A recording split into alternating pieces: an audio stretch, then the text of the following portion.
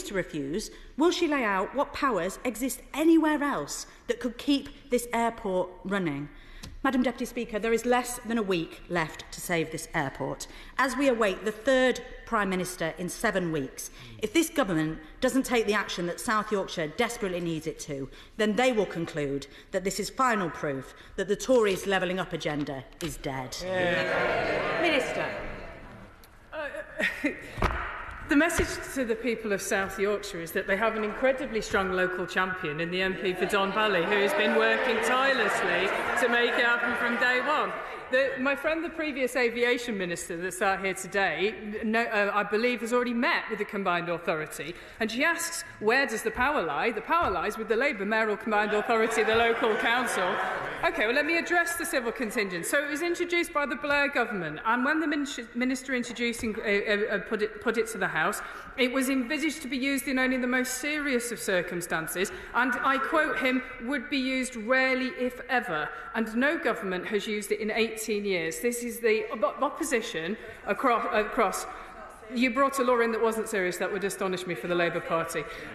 What you're actually doing is you are trying to find a piece of politicking instead of sitting there. Sorry. First go, Madam Deputy Speaker. You are. What? The honourable lady opposite will forgive me. It's my first go, so I'll take it in. The what? I tell you what we need is for Peel Group to sit down with the commercial people, and that's what they promised to do when they sat down with the Aviation Minister on the 19th of October. Nick Fletcher. Thank you, Madam Deputy Speaker. I believe the in question has been raised today to take away from the fact there's an adjournment debate tonight. They have actually shown interest in this for the very first time. We've had a combined authority that has been sadly lacking for over 3 years, and the people will learn the truth tonight about that. I have members on the other side of this room who have only shown an interest in the last fortnight. Certain members on that side of the with hundreds of thousands of likes on their Facebook account who pin their books to their page rather than share the petition to save our airport should sit in disgrace. Shameful, shameful. Now, will the Minister agree with me that if the Combined Authority had done their job properly, we would not be sat in this position now? I think the honourable member for Don Valley gives a wonderful preview of tonight's adjournment debate, and I look forward to it greatly. SNP spokesperson Gavin Newman. Thank you much, Madam Deputy Speaker. I warned many times, the attention was disproportionately on the Heathrows and Gatwicks of the world, the perilous position of regional airports whose COVID recovery is far slower was being ignored. The closure of Doncaster Sheffield is a blow to vital regional connectivity. What is, indeed, where is the government strategy for regional connectivity? Regional connectivity is not just about flights to London, which the current PSO legislation solely supports. They're always first to go when slots are needed for more lucrative routes. Direct regional links with European and global destinations have to be the priority. And I've also said many times that retail is a much higher proportion of regional airports' revenues, but we've seen VAT-free shopping at point of sale abolished, which was to be replaced by a less generous VAT reclaimable scheme, but this has also been abandoned. I would ask that this is looked at again. But at the very least the government must look at arrivals duty-free, which has cross-party support. Will it do so? And finally, Madam Deputy Speaker, what plans does the Minister or her colleagues have to meet with regional airports, including Glasgow and my constituency, to find out and act on what they need rather than what Greater London wants? Minister. I think the honourable gentleman may be able to guess from my accent that London isn't always at the forefront of my mind when making decisions. As you well know, Doncaster Airport doesn't have any domestic internal flights within it. And airlines will set those up as primarily from the private perspective of commerciality. I agree with him on the importance of regional connectivity, and in terms of how communities can best work together to engage what airports want and how regional connectivity works, I would refer him to models mentioned previously where other airports are a mixture of private and local engagement, which then really grounds operations within it. On the position on the VAT, I'm afraid I'll have to write to him rather than commit a snafu at the dispatch box. Michael Gove. The Minister alluded to the Civil Contingencies Act earlier. She knows, indeed the whole House knows, this is a very specific piece of legislation only intended to be invoked in the face of either a military assault, a terrorist attack or an unprecedented threat to the life of the nation. It is frivolous for the opposition to invoke it in this way, and they know that were it to be invoked by her or by any other minister, it would be subject to judicial review and struck down in the courts. Can she remind us, is there anywhere else a combined mayoral authority that has actually constructively acquired an airport, and might the person who have done it been a Conservative who is more interested in delivering for people than in posturing on the floor of this House? Minister. I think it's important to commend hugely the important work that's been happening at Doncaster Airport from the National Police Air Service Fixed Wing, but also from the 2XL, the commercial company that in no small part is a preventative for oil spills and other important environmental protections. I would point out to the honourable gentleman that not only is he correct in terms of the scale of intervention required for the Civil Contingencies Act, but that actually 2XL have confirmation that they can meet their contracts and meet their determinations in a different way with contingency plans, even further lowering it. So I would thank them for their service, but this is not the nature of the emergency that I think that the previous holder of the title of Chancellor of Duchy in Lancaster in 2004 set it up for. Dan Jarvis. Thank you, Madam Deputy Speaker. I should declare an interest as the first South Yorkshire Mayor, and for 4 years I dealt with the complexities of the airport. So I'm trying to be constructive and I'm trying to help the Minister out. She did say just a moment ago that the powers were invested in the Mayor. I'd be grateful if she could say a little bit more about what she thinks those powers are, because I think there is some confusion about that. So I'd be grateful if she could clarify that. More generally, I know that she understands there's huge concern about the potential closure of Doncaster Sheffield Airport and the impact it would have not just on Doncaster but right across our region. There is cross-party agreement about the importance of trying to keep the airport open, but there is also an acknowledgement that time is running very short. This is an important matter, and therefore, can I just appeal to the Minister? We do need to sit down and have a proper meeting that brings together MPs from both sides of the House, all of whom want the airport to stay open. And I can't understand why the Secretary of State or why the Minister won't meet with us. That would seem to be the right thing to do. And even at this late stage, I really hope, on a cross-party basis with a member opposite, we can sit down and work together. The members opposite couldn't have been clearer about that, so we can work together and see what can be done even at this late stage to keep the airport open.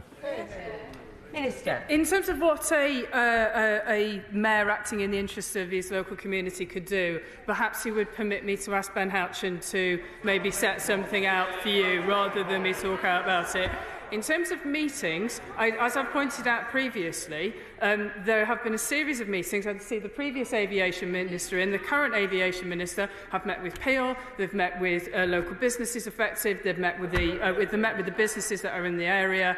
They're continuing to do so, and any cross-party effort is welcome. And I would look forward to, if he can have any word with local leadership to kind of engage them over a longer period of time than they have been engaged. Robert Courts. Thank you, Madam Deputy Speaker, and I declare my interest as the previous aviation minister that's been referred to today. I think once the political bluster is over, actually we're all on the same page in this, Madam Deputy Speaker. We all have the undoubted understanding of the value of regional airports to areas like Doncaster and Sheffield. But would the Minister agree that whilst the government can bring people together, can facilitate conversations, it isn't in the business of owning and running airports. But local authorities sometimes are. and that the coming up with a credible commercial solution to how this airport can be bought and operated is one that must be locally led. Minister. I thank the right honourable gentleman for his expertise that he brought to the previous portfolio. I wouldn't dare to gainsay him, and I would say yes, he's quite correct. Dame Diana Johnson. Madam Deputy Speaker, and can I just say this isn't just a South Yorkshire issue, this is an issue for my region as well, my sub-region Hull and the Humber. But can I just ask the Minister again if she would just reflect on the fact that the emergency services that are based at this airport, including, as we've heard, the National Police Air Service, seems to me that if that is to be disrupted in any way, that might well meet the threshold in terms of the Civil Contingencies Act, and I wonder whether she would look at that again. Minister. The Honourable Lady would be pleased to know that when the Aviation Minister met with Peel on the 19th of October that she raised this very issue, and that she has their assurance that they will work through to ensure that there's no potential disruption for either the NPAS or 2XL should no commercial solution be available. They also were very happy to absolutely commit to meeting anybody with commercial interests and to engage with interested parties to find a commercial solution. Thank you, Madam Deputy Speaker. As has already been mentioned, Doncaster Sheffield Airport has a strategic importance as a regional airport, not only for the South Yorkshire region, but the Humber area, Lincolnshire, and as South Humber is one of the fastest growing industrial areas in the country, we need to make sure that we're protecting Doncaster Airport. Would my right honourable friend or the Minister agree with me that actually what devolved administrations are here to do is to make sure they're thinking strategically and working with business to make sure that they're helping these areas with huge amounts of development and growth as the Doncaster Sheffield Airport has had, to make sure that they are actually working strategically and not in the last few dying minutes of when commercial decisions have already been made? Yeah. Minister. My honourable friend is a lady of foresight and vision, and I couldn't agree with her more. Clive Betts. Thank you, Madam Deputy Speaker. Many of my constituents really value Doncaster Sheffield Airport and want to keep it open. I would hope the Minister would, putting aside party politics, congratulate Oliver Coppard, the Mayor of South Yorkshire, for the efforts he has made on a constructive cross-party basis to engage with Peel, engage with other potential investors and try and keep this airport open. The Minister referred to my honourable friend, the member for Barnsley East, as being partisan. Doesn't she accept it looks very partisan indeed when Minister prepared to meet with members opposite but not members on this side of the House? Will she now correct that and have a joint meeting? Minister. I would love to meet with members on both sides of the House, but I don't hold the aviation portfolio, so perhaps he's slightly misunderstood me. Yeah, I know the Aviation Minister has met with a number of different representatives, and I'd be very happy to pass the request on. In terms of working together, I think Peel have committed to meet with anybody that can move forward with a medium-term viable commercial strategy, and I would encourage both parties to do so. Alexander Stafford. The loss of Doncaster Airport will be devastating across the South Yorkshire region, including in my constituency of Rother Valley. But this is not the first time Peel Group has done exactly the same thing. In the Tees Valley, they did exactly the same, but the Mayor there stepped in to save the airport. Could the Minister outline to me what different powers the Mayor of Tees Valley has compared to the Mayor of South Yorkshire? And if the Mayor of South Yorkshire can't step up to the plate, he should step down. What I don't want to do is mislead the honourable member for Rother Valley. I think he makes an extremely good point, and I will make sure I write to him and get him the proper answer. Alex Cunningham. Thank you very much, Madam Deputy Speaker. I'm absolutely bamboozled by the comments from the other side. Our smaller regional airports are in deep trouble, and Peel will not do anyone any favours at Doncaster or anywhere else. They did, however, a great deal with the Tees Valley Mayor. They got him to part with tens of millions of pounds for the loss-making Teesside International Airport a few years ago. Since then, the Mayor has had to prop it up with tens of millions of pounds more of public money. And the losses continue today as he fails to deliver on his changing forecasts of making it profitable. I'd invite the Minister to look at the numbers. It's losing losing millions every year. So how are ministers going to ensure that regional airports like Doncaster and Teesside can have a sustainable future without the need for further subsidies? Minister. I'm genuinely confused as to what he's asking for the Department for Transport to do. Does he want? He either wants to work to a solution for a Doncaster airport to survive, or he doesn't want it because it's going to require further investment from the local authority. I think what we know on this side of the House much better than the members opposite is how to generate economic growth. You know, policies such as the investment zones that were announced recently, that are currently under examination potentially to be included within the Tees Valley Airport, are the type of thing that attract businesses and drive investment in local communities. Yes, you want it shut down, mate? Bell.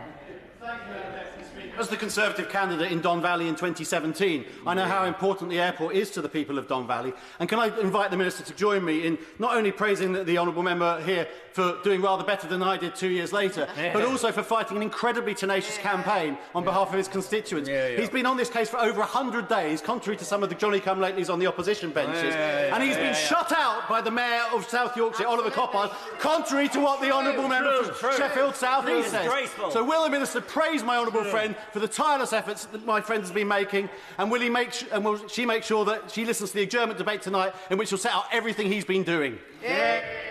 Minister. Thank you, Madam Deputy. Not only am I listening to the adjournment debate, I have the joy and honour of responding to it. And I should imagine once we concluded both today's debate and today's question and tonight's debate, that day 105 update for the member from Don Valley will be an absolute bumper edition. Mike Ainsbury. Thank you, Madam Deputy Speaker. The Minister and I share one thing in common. It's the birthplace of our city, Manchester. And of course, Peel has a considerable presence in Greater Manchester, Merseyside and indeed Cheshire, where my seat is. What leverage has the Minister and the Secretary of State used to ensure that Peel are effectively round the table to help our good colleagues in the likes of Doncaster? And it really would make sense for this place to actually be at its best and work together right across the piece with all parliamentarians and stop the partisanship. Minister. It's always good to have two Wythenshawe people having a bit of a chat across the dispatch box. I agree that we are better in this place when we work together and aren't partisan. In terms of the exact details of the meetings and the engagements that's been had with Peel, I will probably have to write to him because it's within the Aviation Minister's responsibilities. But I would note that Peel services his constituents in Cheshire within the Liverpool airport framework, and there is positive sign for the future if that can be replicated elsewhere. Rachel Maskell. Thank you, Madam Deputy Speaker. It's disappointing that the Minister seems to have no jurisdiction over the matter concerned for the urgent question, but in the light that this is a really urgent issue, may I also say that she needs to get all of the stakeholders round one table and now to resolve this issue, because it will have a significant impact on the local economy across Yorkshire as well, including in York. But most importantly, it seems that this government needs a regional airport strategy in order to address the issues which we're seeing across the country. Minister. I thank the Honourable Lady for her question. I would encourage us to go back to the South Yorkshire Mayor, and I think there is an opportunity for a locally led review with the convening power from the South Yorkshire Mayor, and I'm sure that colleagues across the piece would be happy to engage with that. Paul Blomfield. Very much, Madam Deputy Speaker. Some of the contributions have been disappointingly and shockingly partisan. I think the Minister recognises the South Yorkshire Mayor, with Doncaster Council and others on both sides of the House, is doing everything possible to keep alive the hope of an airport in the region, pressing for an alternative operator, and with some success. But there's concern about Peel winding down key services like air traffic control, fire service, or removing specialist infrastructure like navigational beacons, making the sort of commercial solution that she talks about far less viable. So will she contact the Aviation Minister, it's a shame that neither the Secretary of State nor the Aviation Minister can be here, to urge Peel not to run down the airport in the way that they seem to be doing? Because Peel has form in switching use of airport sites to more profitable activities, having benefited from public funds in enhancing their value. Minister.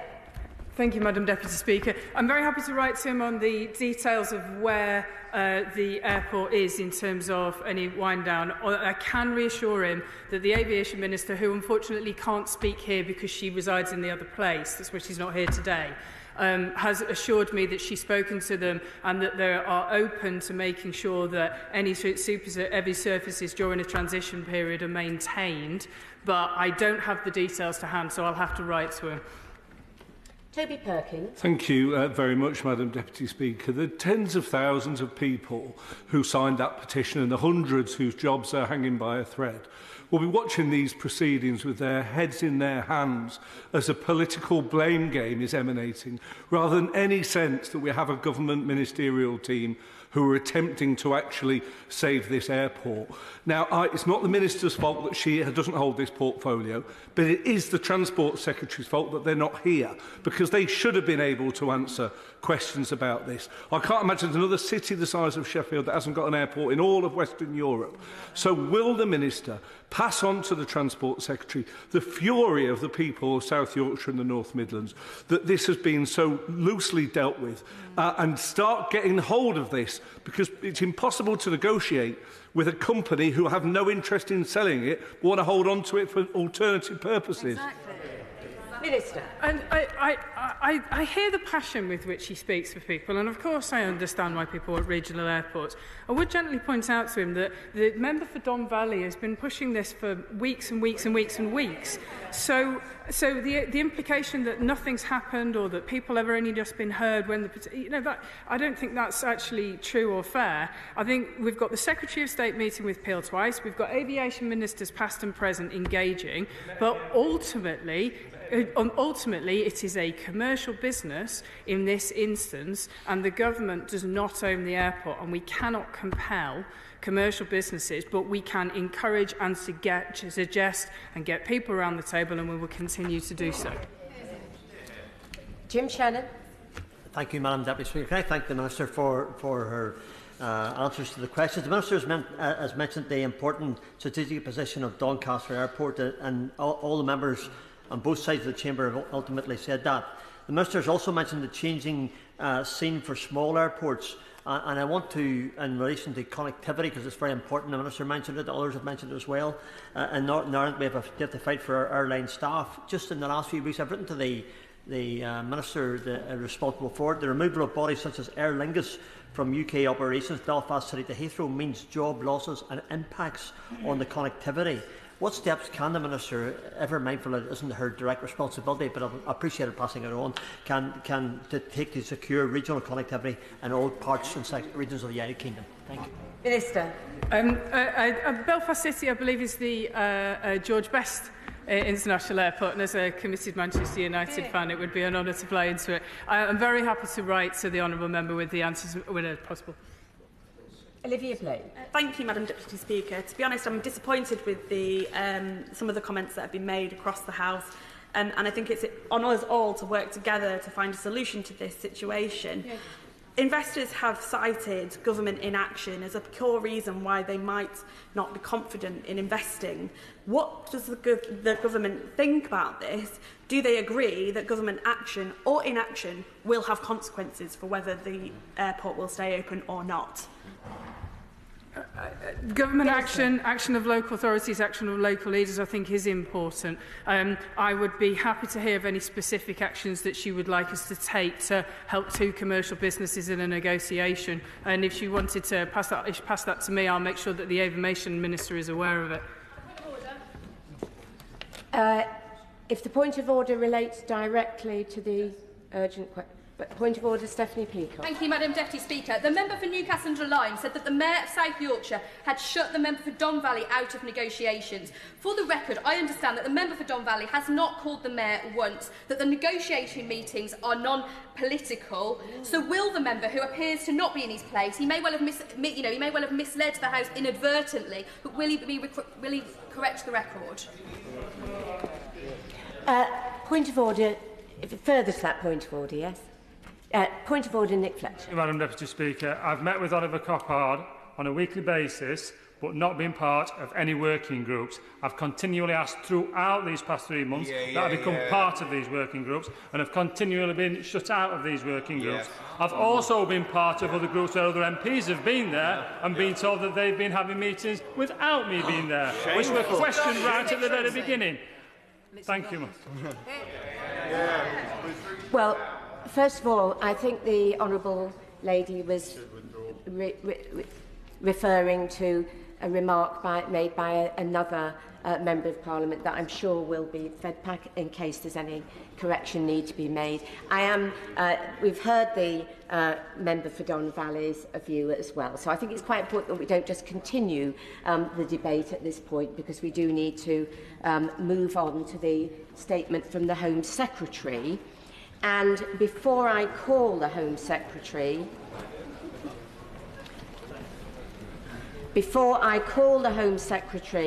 to make the statement, may I remind members that they should not refer to any specific cases which are currently before the courts, and that they should exercise caution with respect to any specific cases which might subsequently come before the courts, in order not to prejudice those proceedings. Statement, the Home Secretary. With permission, Madam Deputy Speaker, I'd like to make a statement about the independent inquiry into child sexual abuse. Last Thursday, the report of the independent inquiry into child sexual abuse was published. It concludes 7 years of investigation into institutional failure across England and Wales to protect and safeguard children from child sexual abuse. I want to thank the chair of the inquiry, Professor Alexis Jay, and her whole team for their fearless dedication and commitment to uncovering generations of horrendous societal, professional and institutional failings. I've written to Professor Jay, and I've offered to meet in the coming weeks to discuss her findings. Above all, I want to extend my profound gratitude to the thousands of victims and survivors who've come forward to share their testimonies and experience with the inquiry. It took immense courage. We will honour that courage by keeping their voices front and centre in everything we do, in overseeing a radical improvement on how this crime is dealt with and prevented. Madam Deputy Speaker, the whole House will be deeply moved by the reasons that victims and survivors gave for wanting to share their story. They wanted their experience to be acknowledged, to be listened to be taken seriously, to protect other children from suffering as they have suffered. Yet they also wanted not to be defined by this experience, and to find, as one survivor put it, life after abuse. Madam Deputy Speaker, they are heroic. Nothing is more wicked than hurting a child, and there is no worse dereliction of duty than failing to protect a child. The report reveals horrific abuse of children. It makes for devastating and distressing reading. It finds that organisations have put their reputations ahead of protecting vulnerable children, either turning a blind eye or actively covering up abuse. And this is inexcusable. I'm a father of 3 children, and this report has made for very difficult reading. I cannot imagine the pain victims have been through. So, Madam Deputy Speaker, I say this on behalf of the government and all governments that come before. To all the victims who have suffered this horrendous abuse, I am truly sorry. The inquiry heard from more than 7,300 victims and survivors. They've investigated abuse not only over the last 7 years, but for over several decades. The report makes a wide range of recommendations, including greater accountability, increased reporting, better redress for victims, an increased focus on bringing perpetrators of these abhorrent acts to justice, and a stronger voice from government on this issue. And the government will take all of these recommendations and the insights provided by brave survivors seriously. Getting this right will mean everyone redoubling their efforts and working more closely together. All of the government, the police, the health and care system, local authorities, schools and all other interested parties. And I'll convene meetings with ministers across Whitehall to drive that change. Our new Child Protection Ministerial Group, set up following the Care Review, will champion children's safety at every level and provide the leadership to oversee reforms across social services and care services. And several government departments have been core participants in this inquiry, and we've been working to respond in real time to recommendations already made during the course of this inquiry.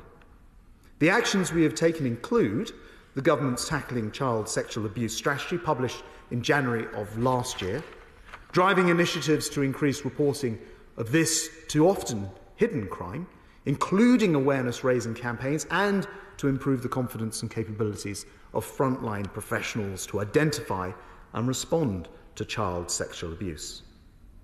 Ensuring that education professionals and safeguarding professionals are better equipped and supported in identifying harmful sexual behaviours and protecting children from peer-on-peer abuse and harm. Targeting offenders by investing in the National Crime Agency, GCHQ, new technology and giving the police stronger powers, and providing better support to victims, committing to a new victims bill and increased funding for specialised support services. The conclusion of the independent inquiry into child sexual abuse marks the end of a vital period of reflection and learning. It also marks, though, the start of the next chapter in how society confronts and defeats this evil. Nothing must be allowed to get in the way, be it inertia, misplaced cultural sensitivities, indifference, self-interest or cowardice from those whose job it is to protect children. In fact, Madam Deputy Speaker, it is the job of every adult to do all they can to protect children. Anything less is a profound moral failing, let alone a professional and institutional failing. Walking by on the other side is never acceptable. Would-be abusers need to know that they will be caught and punished. Victims need to know that it is never their fault and they will be heard and protected. I've laid a copy of the inquiry's report in Parliament. It's only right that the government will now take time to carefully consider its findings and recommendations in full. We will respond comprehensively and in line with the inquiry's deadline. But let me make this promise now. I will use all available levers to protect our children and right the wrongs exposed by the inquiry's findings. I will do all in my power to improve how law enforcement and the criminal justice system respond to child sexual abuse. And I will work with my ministerial colleagues and across party lines to hold organisations to account, bring perpetrators to justice and support victims and survivors with compassion and total care. And where we can act more quickly, we will.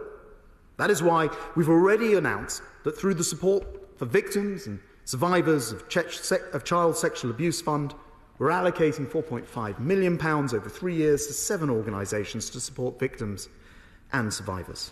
And this fund is only the start in addressing the inquiry's recommendations, but another step towards ensuring that we are providing vital support for children and young people who've experienced sexual abuse, adult survivors and parents and care victims. It's also just one part of more than £60 million a year the Home Office is investing in tackling this crime. Madam Deputy Speaker, child sexual abuse is a terrible but preventable crime, and we must prevent it. We will do so with the recommendations of this inquiry in front of us and in the words of heroic survivors ringing in our ears. And I commend this statement to the House. Shadow Home Secretary Yvette Cooper. Thank you, Madam Deputy Speaker. Can I welcome the new Home Secretary to his post and also thank him for advance copy of this statement?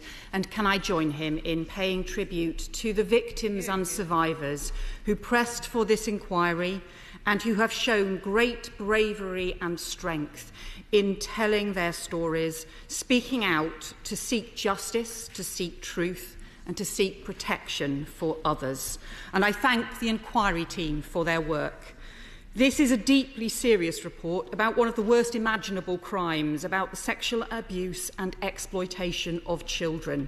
The violence and pain, the terror that they have described, the degradation and violation, and the consequences that they have felt throughout their lives. And the deep failure of institutions and people in power who were supposed to protect them, a failure to listen, a failure to believe, and a failure to act. And institutions who were found through generations to have protected their own reputation rather than protecting children, and who put deference to authority above a basic duty of care to children who they badly let down. So I and my party join with the Home Secretary and the Government in their deep apology towards those who were so badly let down by state institutions who should have kept them safe. We are truly sorry. And the inquiry recommends major changes in child protection and in support for victims. The Home Secretary has rightly committed to oversee a radical improvement in how this crime is dealt with and prevented, and that is welcome. But I have stood at this dispatch box and heard similar promises before, and his response today is not strong enough and does not go far enough, because this is not just a historic inquiry. The report is clear that child sexual abuse is endemic and increasing, and there are children at risk today and basic child protection issues which are getting worse and need action now in advance of the government's full response to the inquiry. Firstly, the report refers to the explosion in online facilitated child sexual abuse, including the grooming and online streaming of the rape of babies and children.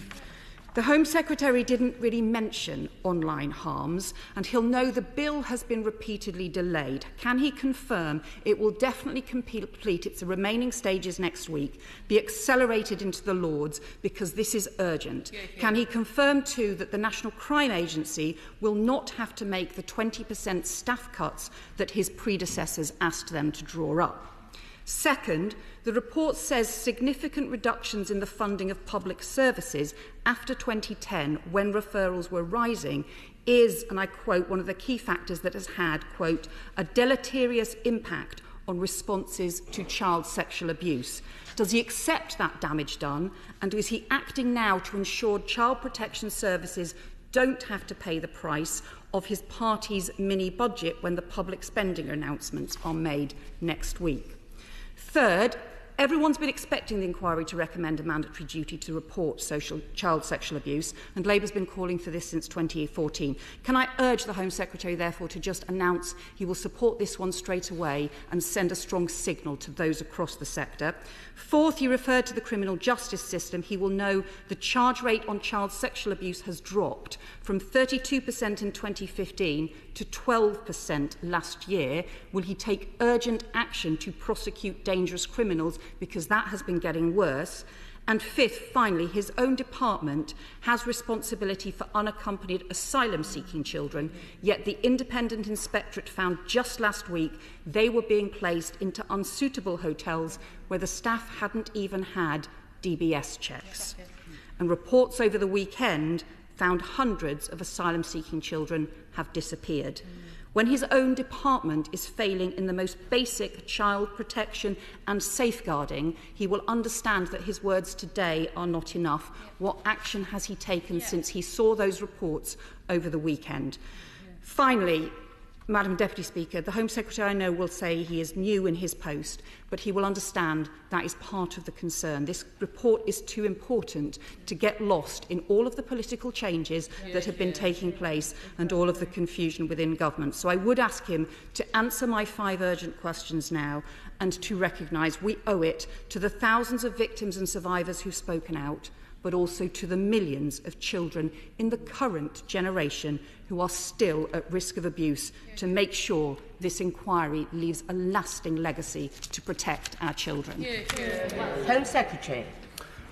Madam Deputy Speaker, I thank the Right Honourable Lady for her response to my statement, and I do repeat the message in my statement. I really do want to work cross-party to do all we can to protect the victims and indeed to drive down this appalling crime. She's raised a number of specific points, and I will, if I may, come back to her in writing because I'll be able to give a more detailed response. 1 or 2 things did catch my eye as she was speaking. In particular, I think it's worth the House understanding or knowing, for those who haven't had the chance to read the report, that there were 2 million pages of evidence presented, 2 million, that there have been 107 different recommendations, a further 20 in this report from Thursday.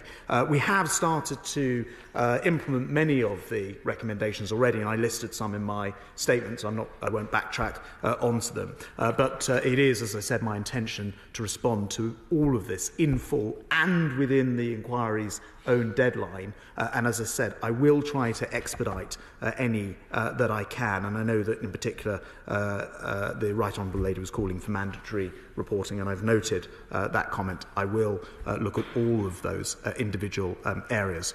I wanted to just say that the picture on things like prosecutions is a little bit more complicated than has been presented in that response. For example, the number of convictions has increased by 39% for indecent images and offences in the last year alone. But I do accept that overall there is still a huge task to be done, and the Online Safety Bill contains some very important clauses. I haven't caught up with the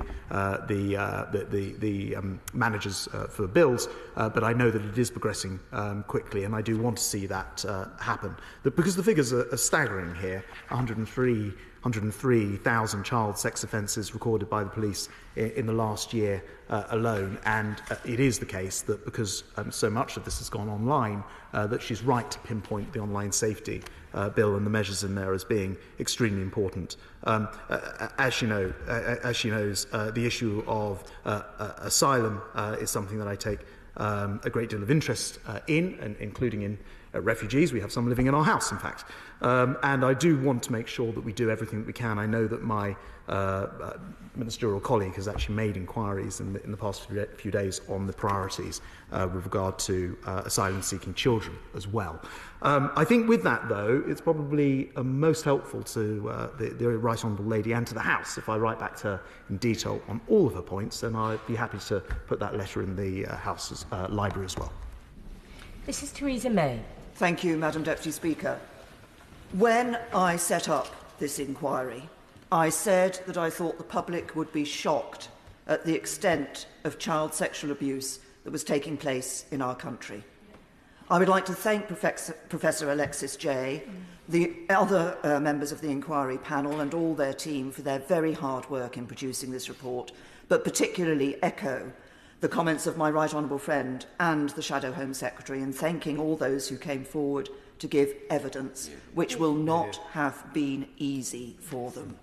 And this report has indeed shone a light on the horrific violence against children that has been taking place in the past, but also sadly takes place today as well.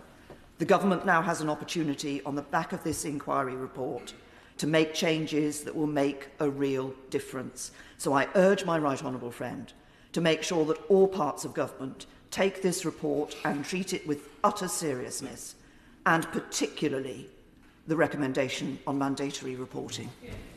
Home Secretary. Madam Deputy Speaker, I thank my right honourable friend for all that she did in setting this inquiry up. 7 years, 725 witnesses, 20 reports across 15 investigations, 24 research reports, and as I mentioned before, 2 million pages of evidence processed. It is extremely important that we take all of this information and make sure that we act on it. I give this undertaking from the dispatch box today to honour the spirit in which my right honourable friends set up the report in the first place. SNP spokesperson Stuart C. MacDonald. Thank you, Madam Deputy Speaker. I too welcome the Home Secretary to his place and, like him, thank the inquiry members and their staff for their incredibly thorough and painstaking work over many years. And like everybody else, I think the most important thing to do is to pay tribute to all those survivors who participated courageously, recounting their own horrific experiences. And they did so seeking acknowledgement and accountability, but also in the hope that children in the future will be protected from the same dreadful ordeal. And so, as the Home Secretary says, it's incumbent on all of us now to work constructively to make those aspirations a reality. Now, obviously, Madam Speaker, there's a lot to consider. So while it's good to be able to question the Home Secretary on the report today, I think many of us here would appreciate the opportunity in due course for a full debate perhaps in this chamber, or at least regular updates on progress in implementing the recommendations of the report. Most of the report and the recommendations are focused on England and Wales, but as the report notes, this is a global crisis, and a similar inquiry is of course ongoing in Scotland as well. And can I therefore just highlight the growing concerns outlined in the report about how child sexual exploitation is being facilitated by modern slavery and trafficking. And there has been a lot of concerning chatter in recent weeks from the Home Office about the future of modern slavery laws. Given sexual exploitation is the second most common reason for children being referred into the NRM, could the Home Secretary just acknowledge the importance of modern slavery laws for protecting children from abuse and commit to making those laws work better rather than tearing them up completely? And also, immediately, can I also emphasise what the Shadow Home Secretary said about the very recent worrying reports of asylum-seeking children going missing from hotels on his department's watch? Because I think we are now talking 3 figures. So can he say a little bit more about what is being done to look into why that is happening and how it can be stopped? And also what progress is being made in rolling out the use of independent child trafficking guardians? And finally, Madam Deputy Speaker, given the time constraints and the fact that the online safety bill is going to be returning next week, we understand what discussions is he having with colleagues about the implications of this report for that bill, including in relation to age verification. Home Secretary. Madam Deputy Speaker, I thank the honourable gentleman. I know that work's been done. I think there was a report 5 years ago, and there's ongoing work now on reports in Scotland, separate to this, but with many cross-cutting themes. He rightly asks about the modern slavery laws, many of which we have my right honourable friend to thank for, and I do want to reassure him that changes that are made for the specific purposes of making sure that potential loopholes are closed would not have an impact on the main purpose, just as he describes. And as I said a moment ago on the online safety bill, and thank you for reminding us it returns very shortly, I am ensuring that the findings, many of which were in the interim report, will be covered in the online safety bill. On his other comments about asylum seekers and hotels, I will return to him, and I'll do so in writing. Sajid Javid. Thank you, Madam Deputy Speaker. Can I first of all welcome my right honourable friend into his place, and he'll know that his role comes with huge responsibility, especially when it comes to protecting our children, and that's why I welcome his statement. I welcome the comments of the Shadow Home Secretary as well, and of course I welcome this final report, and I want to add my thanks to Professor Alexis Jay, the victims and survivors, and her entire team for producing this excellent report. Can I just ask my right honourable friend in particular about the disclosure and barring service, which I think is referenced some 84 times in the report. When I led a commission in 2020 into child sexual abuse and exploitation, there were a number of issues we discovered around the DBS service, but in particular the ability for some people to simply change their name and avoid detection despite being convicted child sexual abusers. This loophole has still not been closed by the government, so can I urge him to work with his colleagues in the MOJ and close this as quickly as possible? Home Secretary. Madam Deputy Speaker, my right honourable friend who has, of course, occupied this post is very knowledgeable on this particular subject, and I thank him for his intervention. It is very concerning about the DBS service, and actually I've asked my ministerial colleague to look into this urgently, and that work is already underway, so I will report back to the House. Chair of the Home Affairs Select Committee, Dame Diana Johnson. Thank you, Madam Deputy Speaker. And can I too pay tribute to all those victims and survivors who gave testimony to the inquiry, and also pay tribute to the Right Honourable Lady for Maidstone for establishing this inquiry in the first place. And we can all agree that victims and survivors have waited far too long for this inquiry and for robust action to be taken against child sexual abuse, and we mustn't waste any more time. So I wanted to ask the Home Secretary whether he could commit within this session of Parliament to bring forward any legislative changes that need to be introduced, particularly around mandatory reporting. Home Secretary. Well, I thank the Honourable Lady, particularly with her expertise in this area, for her point. I do want to say that, as I said in my comments, I want to act as quickly as possible. I think she'll appreciate with the amount of information that's been provided in this report, which was 7 years in the making, and in fact £184 million in the production throughout the 7-year period. There is an awful lot here that we need to look at, consider, and come back to the House and report on. So I'd rather go through that process systematically to make sure that we get it right than make a promise from this dispatch box that I don't yet know that I would be able to fulfil. What I can reassure her and all members across the House is I will be doing that with the utmost speed and determination. Michael Gove. Thank you very much, Madam Deputy Speaker. Can I welcome my right honourable friend to his place and commend him for his response to this report, as well as obviously thanking my right honourable friend, the member for Maidenhead, for establishing it in the first place. The stories of the victims make horrific reading. My right honourable friend will be aware that when it comes to the detection and the tackling of child sexual abuse and exploitation, a critical role is played by children's social workers, the overwhelming majority of whom do outstanding work in the most difficult of circumstances. But we can do more to support them. Will my right honourable friend also work with the Secretary of State for Education to look once more at Martin Neary's report on how we can improve social work education, and also see if more resource can be devoted to ensuring that the work of Frontline, the organisation that brings the brightest and the best from higher education into social work, can be expanded? Home Secretary. Well, my right honourable friend makes an excellent point. I mean, first of all, the report itself is actually very difficult reading. And you start to read some of the testimony, he's absolutely right. I also agree with him about paying tribute to actually the vast majority of frontline workers and social workers who do an extraordinary job. He's probably familiar with the Independent Centre of Expertise on Child Sexual Abuse, which was funded by the Home Office and set up in 2016, which had been helping to provide and strengthen the ability for professionals to identify sexual abuse.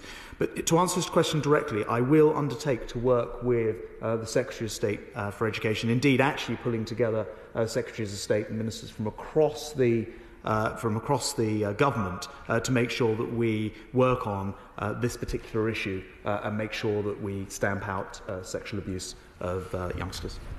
Steve McKay.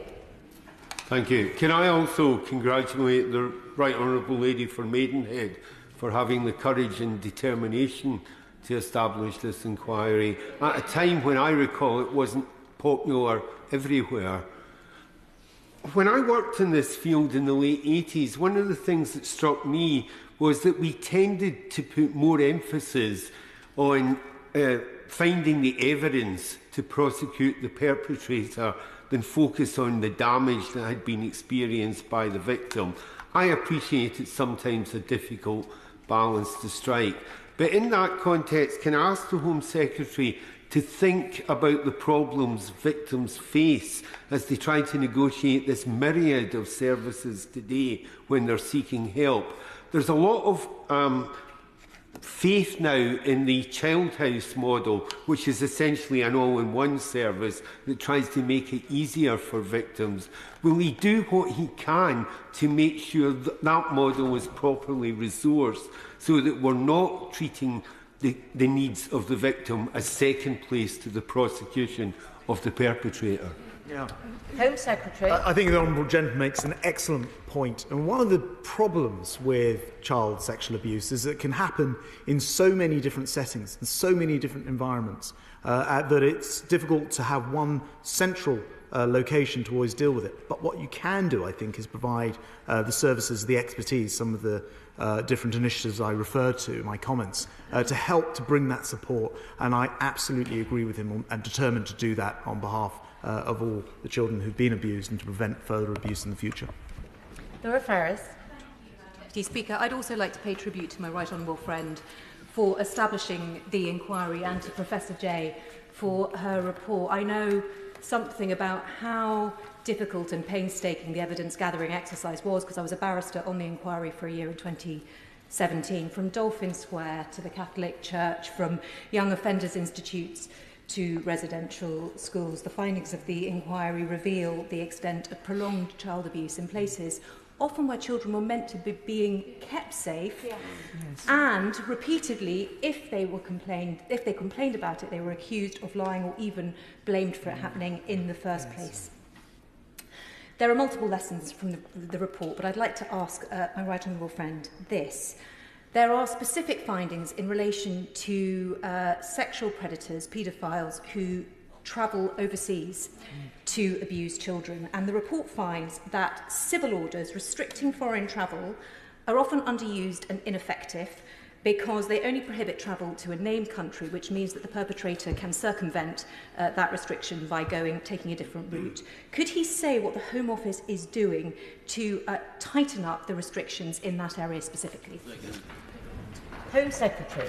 First of all, Madam Deputy Speaker, I pay tribute to my colleague for her work in 2017. It can't have been an easy pieces of legal work to do, and she's absolutely right to say it's never the fault of the victims, and we need to make sure that the response from officialdom is never to disbelieve and never to blame the victim either. She raises a very important point about the narrow scope of those civil orders, and we'll certainly be undertaking to look at those and how they could be operate much more efficiently. Helen Morgan. Thank you, Madam Deputy Speaker. On behalf of my party, I'd like to echo the comments of honourable colleagues from both sides of the House, praising the bravery of the victims and emphasise that we recognise the lasting physical, emotional and psychological damage to the victims. Our thoughts are with them as this report comes out. We endorse all the recommendations of the inquiry and call for them to be implemented urgently.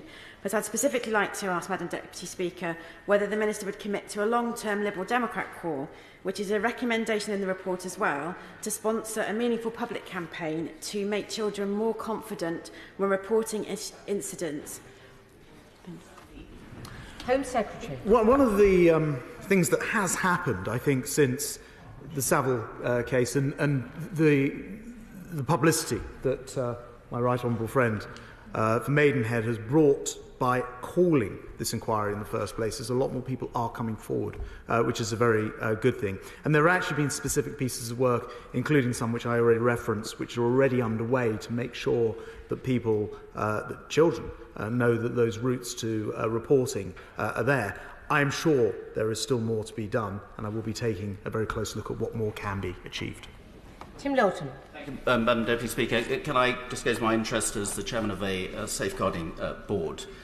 And as one of the 6 MPs, I think it was, who harangued the former Home Secretary, my right honourable friend for Maidenhead, to set up this inquiry, can I absolutely commend the huge amount of work that Alexis Stray and her team have undertaken and the bravery of those survivors who have come forward with their testimonies.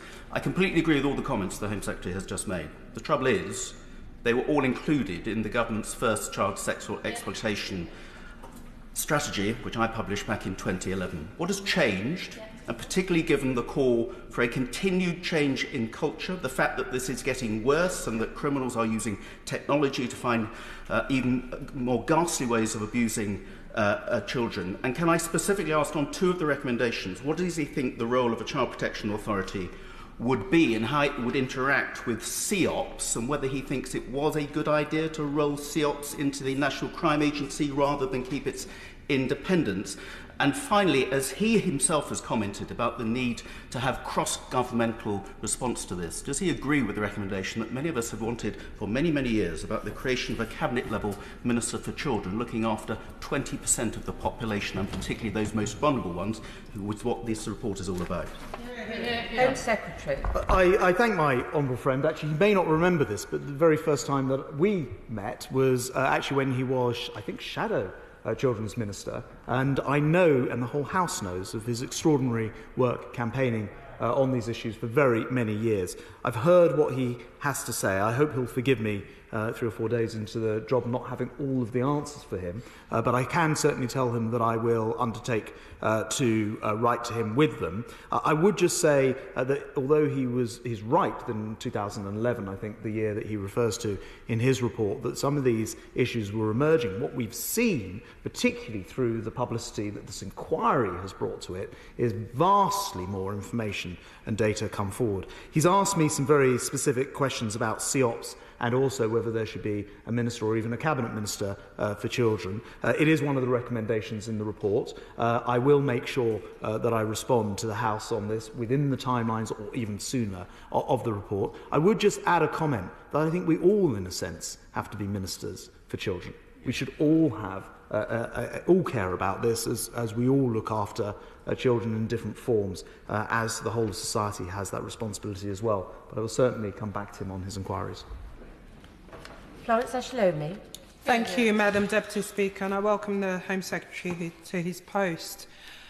If anyone has picked up this report, the findings are very difficult, and you don't need to be a parent to be disturbed by some of those testimonies.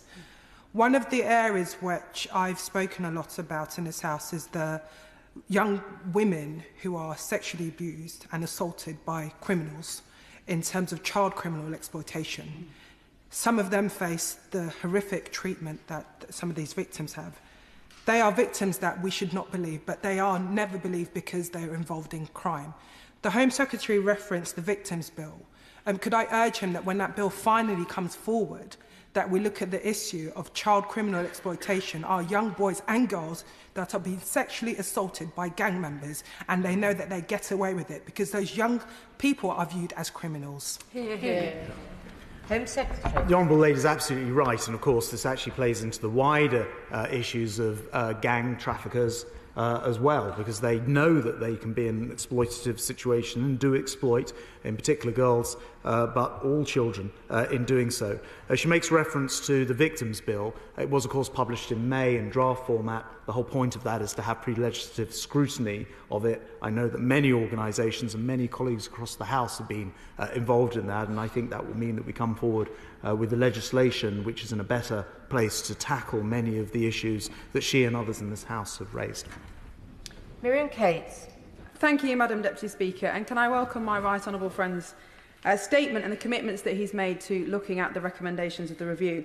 But the problem is, Madam Deputy Speaker, that child sexual exploitation and abuse is getting worse in this country. And in 2020, the Internet Watch Foundation found 153,000 images of child sexual abuse online and reported a 77% increase in self-generated images of sexual abuse. So I welcome his commitments to the online safety bill. But the truth is that it's the proliferation of online pornography, which is increasingly extreme in nature, that is driving up demand for child sexual exploitation. And in fact, I think the word teen is one of the most commonly searched terms on Pornhub. So when will the government acknowledge that online pornography is an enormous public health issue, child protection issue and criminal justice issue that is driving a lot of the child sexual exploitation that we see today? I absolutely pay tribute to my honourable friend. She mentioned some figures. The ones that really stuck out to me were that in 2021 alone, global technologies companies reported more than 29 million suspected instances of child sexual abuse material on their platforms. And to be clear, Madam Deputy Speaker, that's just social media platforms. That's not the whole of the internet. 85 million files, including images of videos of child sexual abuse. So she's absolutely right about the scale of the problem. As she'll know, the online safety bill has clauses in it to specifically deal with some of this. I think she's referencing two parts of this. One are the strictly illegal aspects of it. Those are the Home Office clauses, and then there's the wider issues that DCMS are taking forward in the bill. That bill is active and in front of the House, and she's absolutely right to highlight the necessity of having it complete its passage.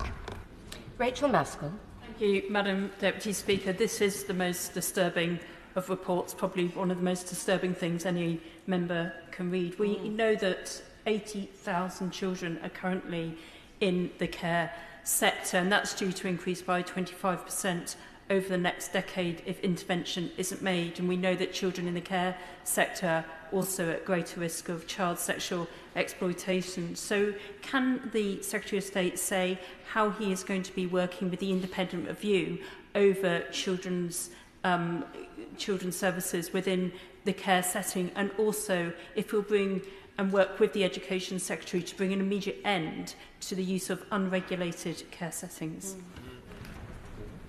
Home Secretary. Madam Deputy Speaker, I thank the Honourable Lady. I can tell her that we're setting up a cross-government group to specifically work on the issues that she has raised, and that will include, with my right honourable friend, the Education Secretary. Bob Blackman.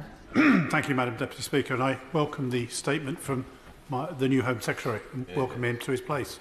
I also add to the congratulations to the Right Honourable Member for Maidenhead for actually starting this process in the first place. Child sexual abuse is not new, it's not old, it's been going on since time immemorial. Young children are abused in families, in institutions, by gangs, by paedophiles who groom them online and then abuse them. The sad reality is, for those of us that have lived through a long political career and have seen and witnessed some of the inquiries that have gone on, know that the one thing that combines all these people is they're thoroughly evil. They need to be brought to justice. And whilst it's good news that more people are coming forward to report historical child sexual abuse, what we do need is to ensure that those currently experiencing it are enabled to report what's going on to them and they're believed and action is taken. So will my right honourable friend undertake to do that as a matter of utmost priority?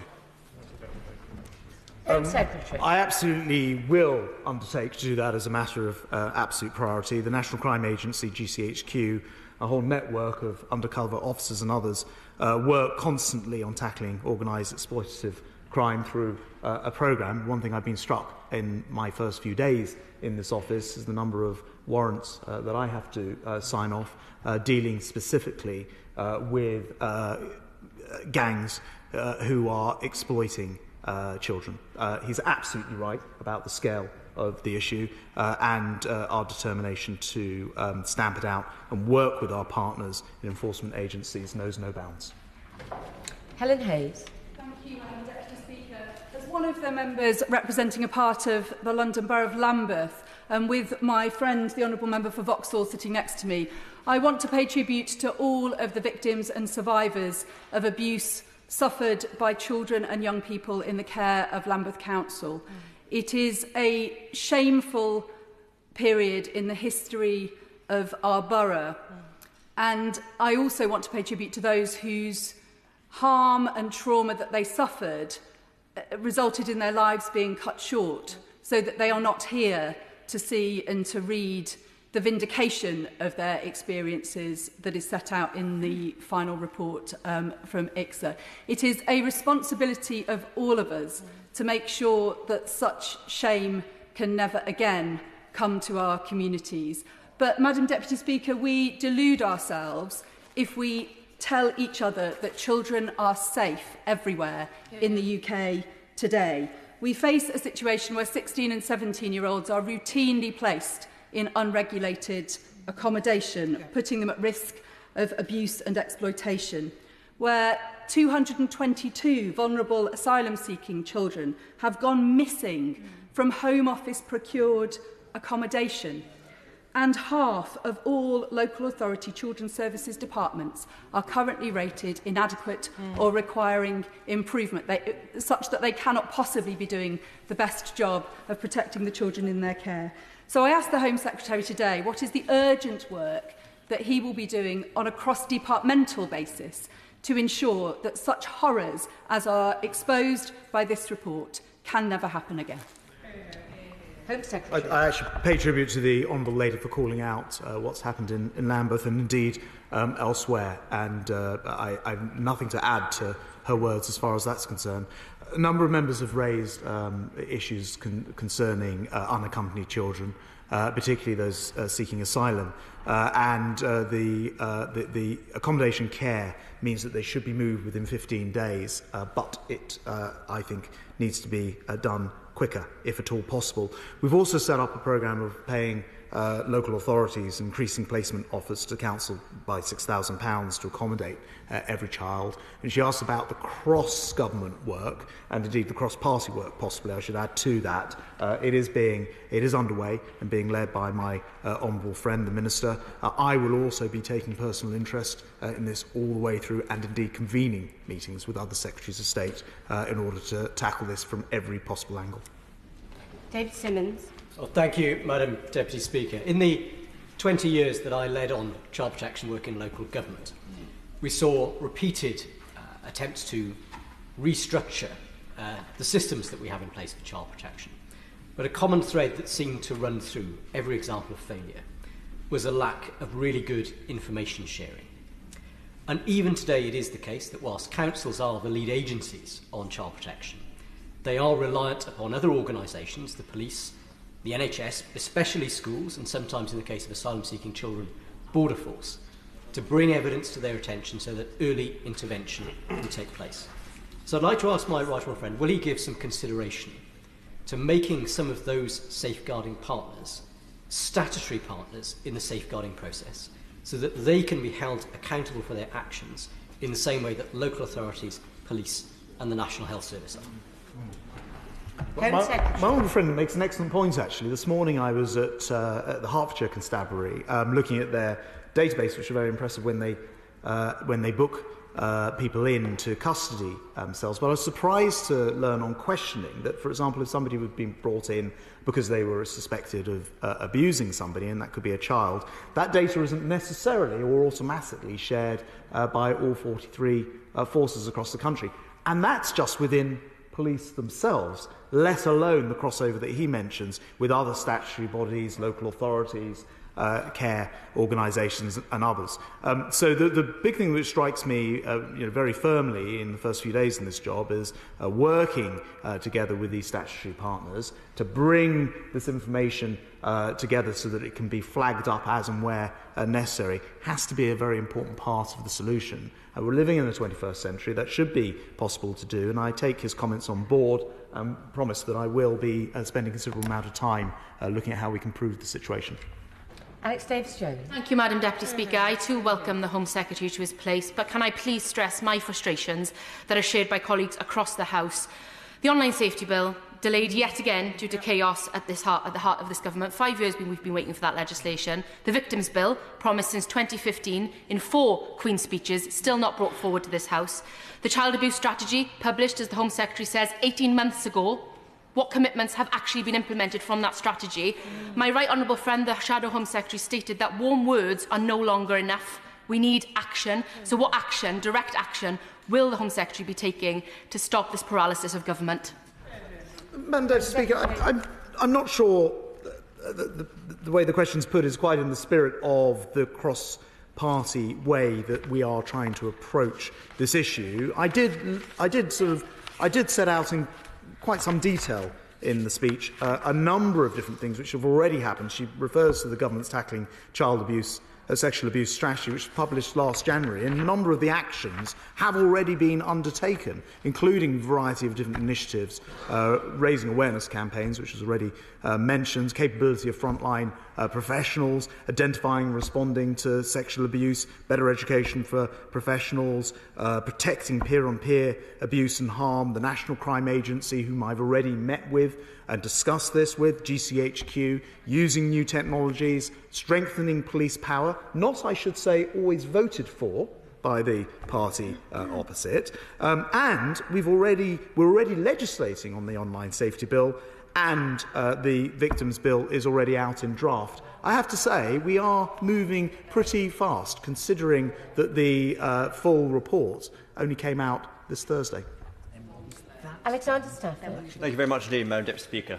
Child sexual abuse has plagued Rotherham for decades. The Lex J report found that over 1,500 girls in my constituency and across Rotherham were raped in a period of 10 to 15 years.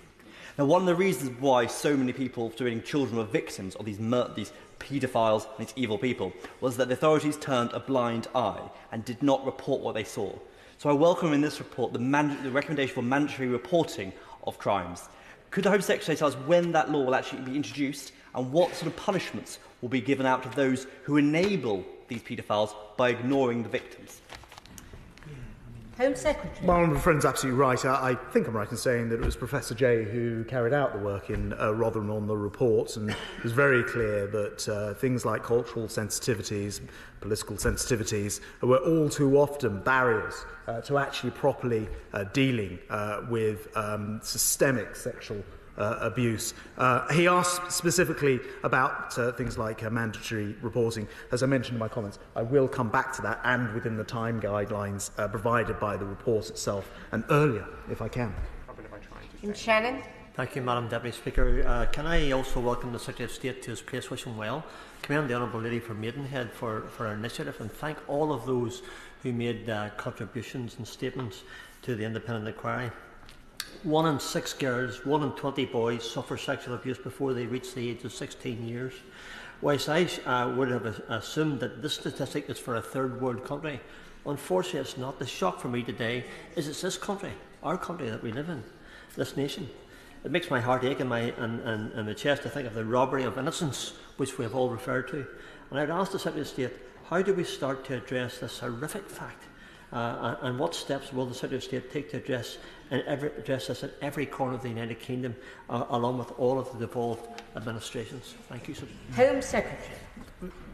The Honourable Gentleman is absolutely right about the surprising scale that until people read this report, or perhaps if they haven't been involved in this subject before, 7.5% of adults in England and Wales are estimated to have been sexually abused before they were 16, for example.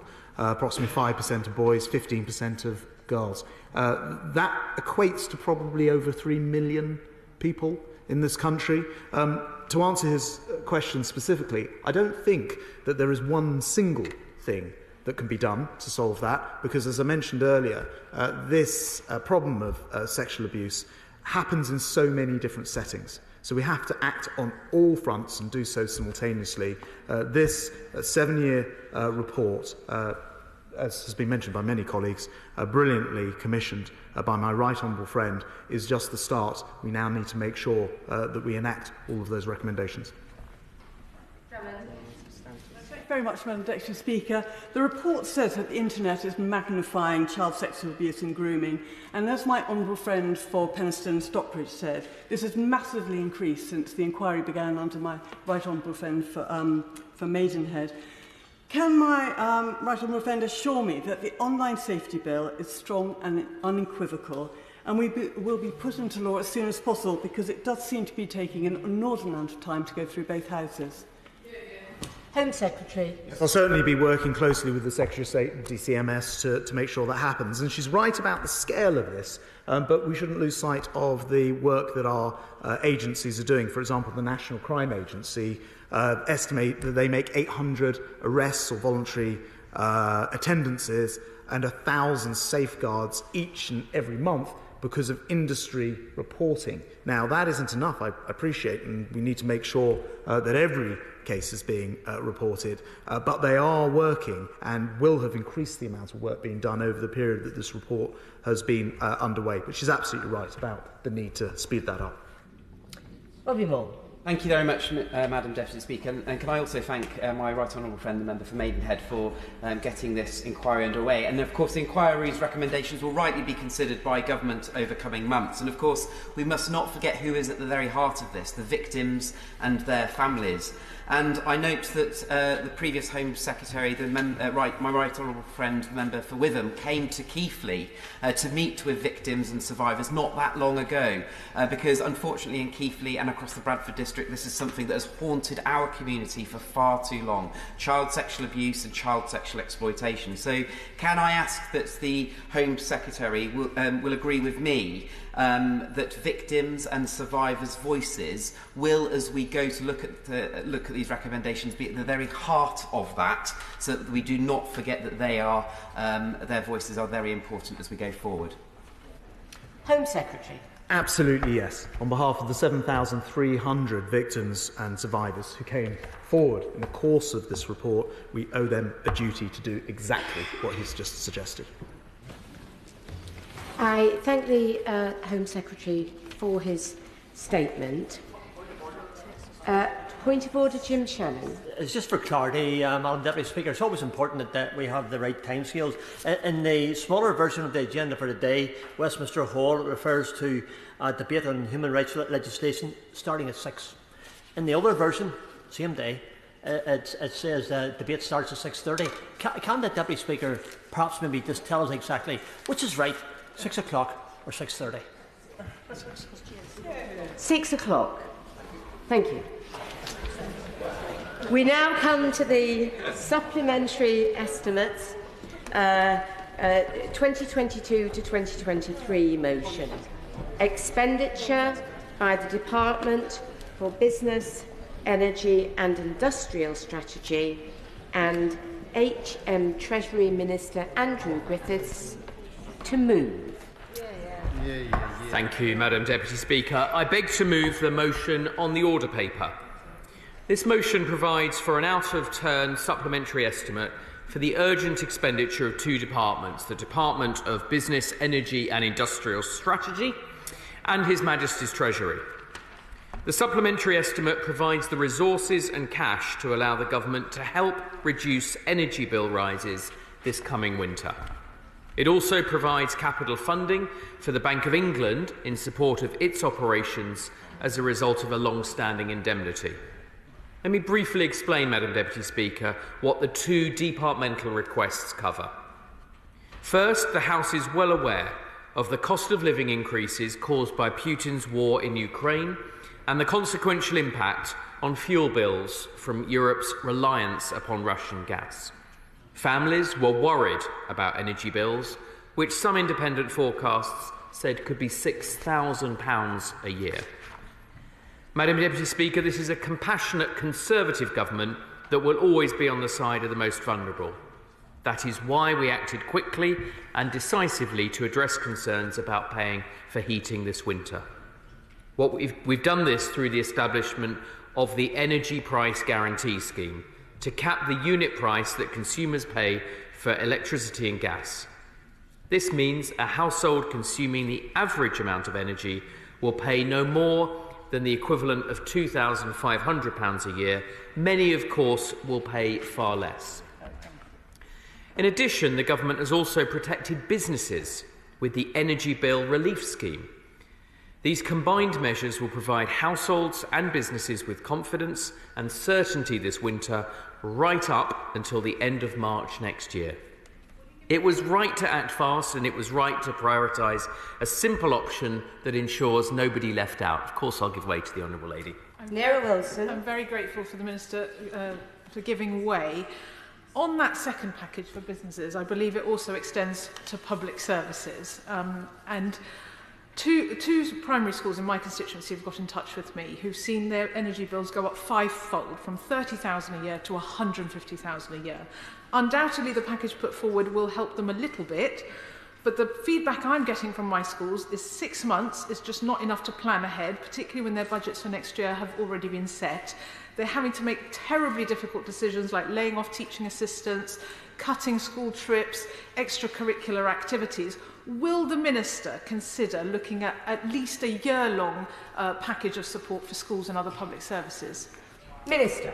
Thank you very much. Well, the Honourable Lady is absolutely right that this package extends not just to businesses but to schools, to hospitals, to the public sector and to charities, to the important third sector. The Honourable Lady articulates well the concern of her local schools. Of course, having as much time and certainty to plan is very important.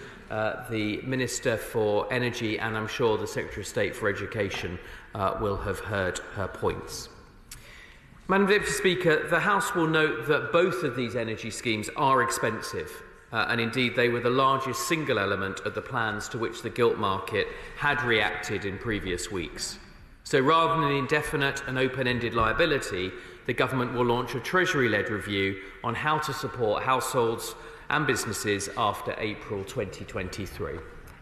Very grateful to the Minister giving way. Can you give the House some idea of how sensitive the 60 billion putative cost until March is to the actual prices of gas and electricity? And is there a possibility that with lower prices it might be considerably less? Well, I defer to my honourable friend on all matters economic, but he's absolutely right that both the government had to act and had to come forward with an estimate, but global gas prices and energy prices are volatile. And so we're proceeding on the basis of a particular set of assumptions. If those change, of course, we will return to this House and give an update on that. I'd like to make way, if I may. The second departmental request relates to capital funding for the Bank of England. For the 13 years since 2009, the Asset Purchase Facility, a subsidiary entity of the Bank of England, has been a policy tool of the Independent Monetary Policy Committee. The APF, as it's known, supported the MPC's objective of stimulating the economy to try and keep inflation at its 2% target. By far the largest element of the APF was so-called quantitative easing, under which the Bank of England has purchased to date a total of £856 billion of gilts and corporate bonds. The Treasury rightly indemnifies the APF and the bank against any losses on these authorised operations. In 2012, the bank and Her Majesty's then Treasury agreed it would be prudent for cash management purposes that any excess cash that sat in the APF would be transferred to HMT at the end of each quarter, whilst if there's a deficit, then the cash is transferred in the other direction. To date, the APF has regularly transferred cash to the Treasury, but in February, the MPC announced it would start unwinding QE, initially by not reinvesting redemption proceeds. Further, on the 21st of September, the MPC announced its decision to unwind 80 billion of its stock of gilts acquired under QE over a 12-month period, including through a programme of active gilt sales, which are due to start soon. This, accompanied by the recent rise in bank rate, means that the overall net position has altered from one of receiving cash over the past 10 years to having to pay out under the indemnity. The outflows requested today are therefore the counterpart of previous receipts in the life cycle of the scheme.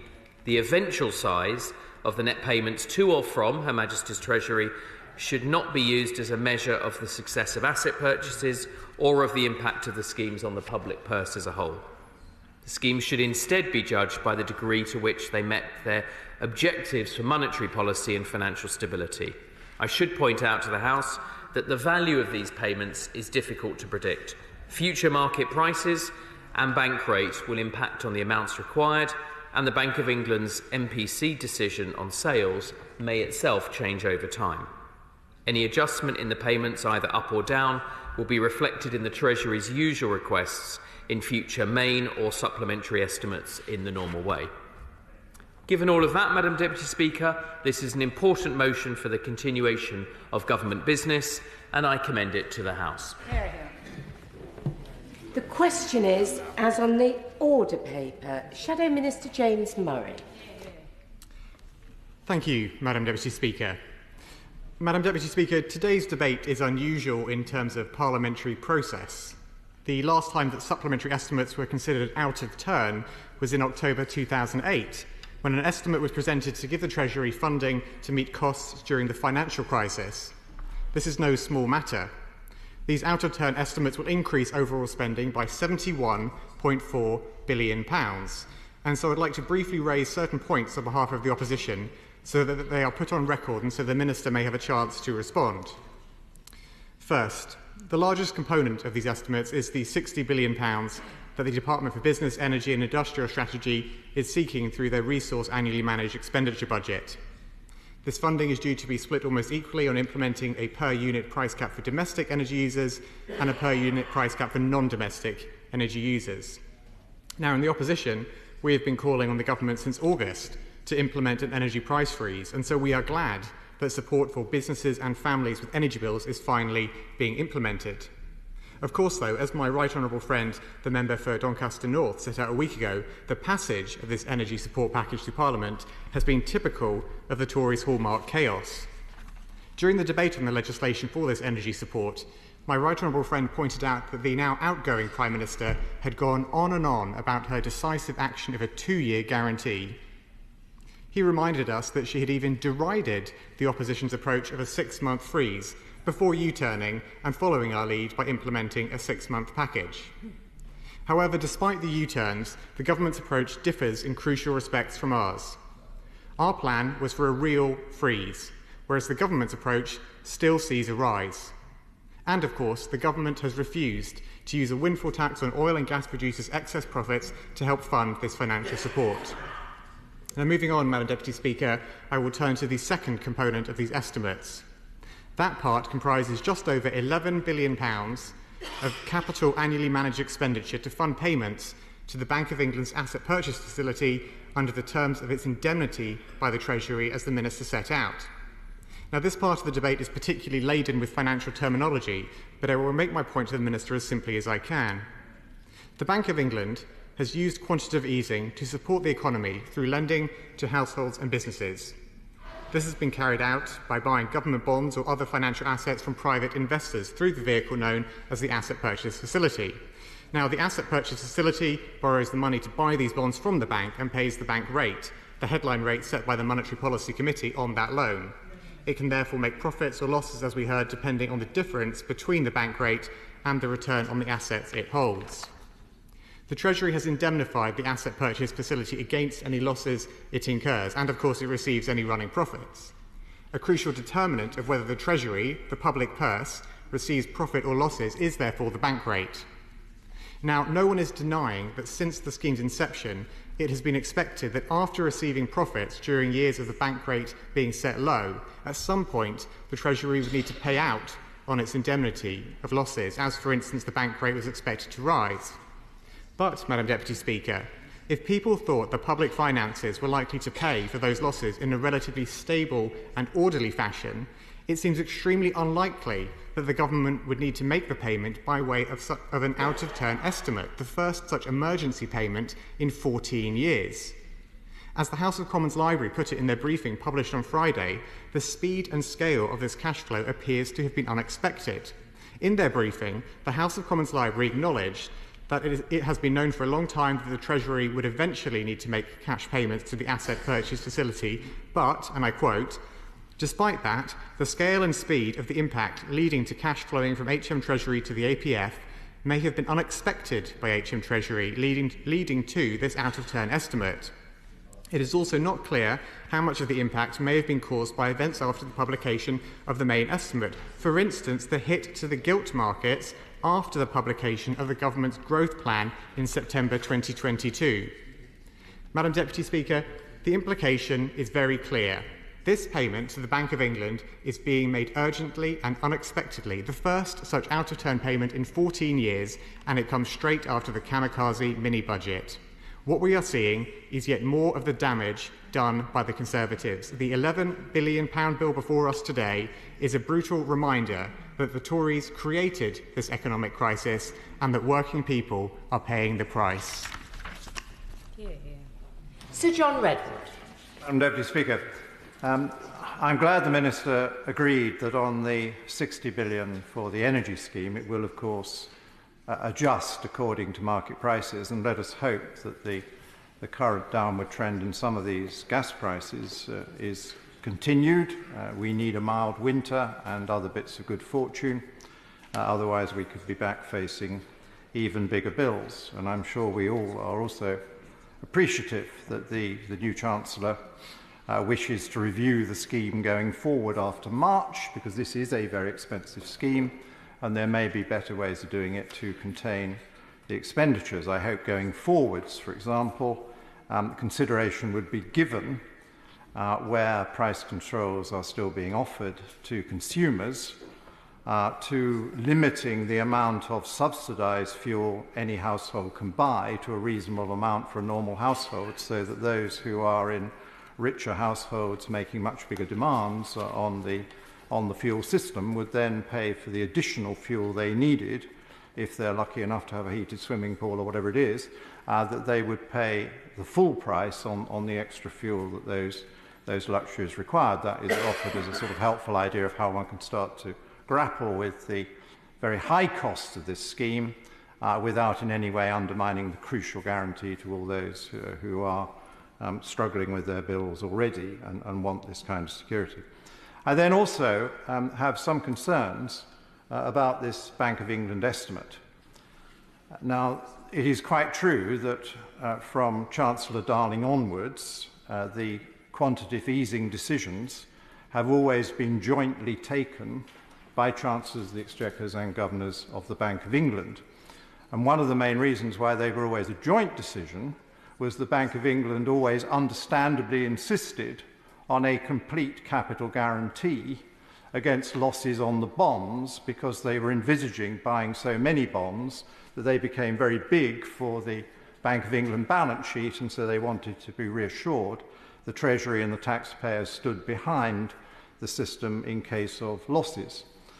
And to the extent that this supplementary estimate is to make good losses on bonds that the Bank of England is selling, I have these questions. One, why does the Bank of England think it must sell bonds at this juncture when the United Kingdom bond market and the American bond market and lots of other bond markets around the world are particularly depressed by the need for a counter-inflation strategy based on high interest rates? Because then you are crystallising a loss which, as I understand it, the Treasury then has to pay for, whereas if you had an unrealised loss, of course, no payments are needed until eventual redemption, and very often the redemption value of the bond is considerably higher now than today's market price in the market. So I can't quite understand why they need to sell these bonds now, and as this has always been a joint policy, where Chancellors have been very heavily involved and have heard Bank of England advice,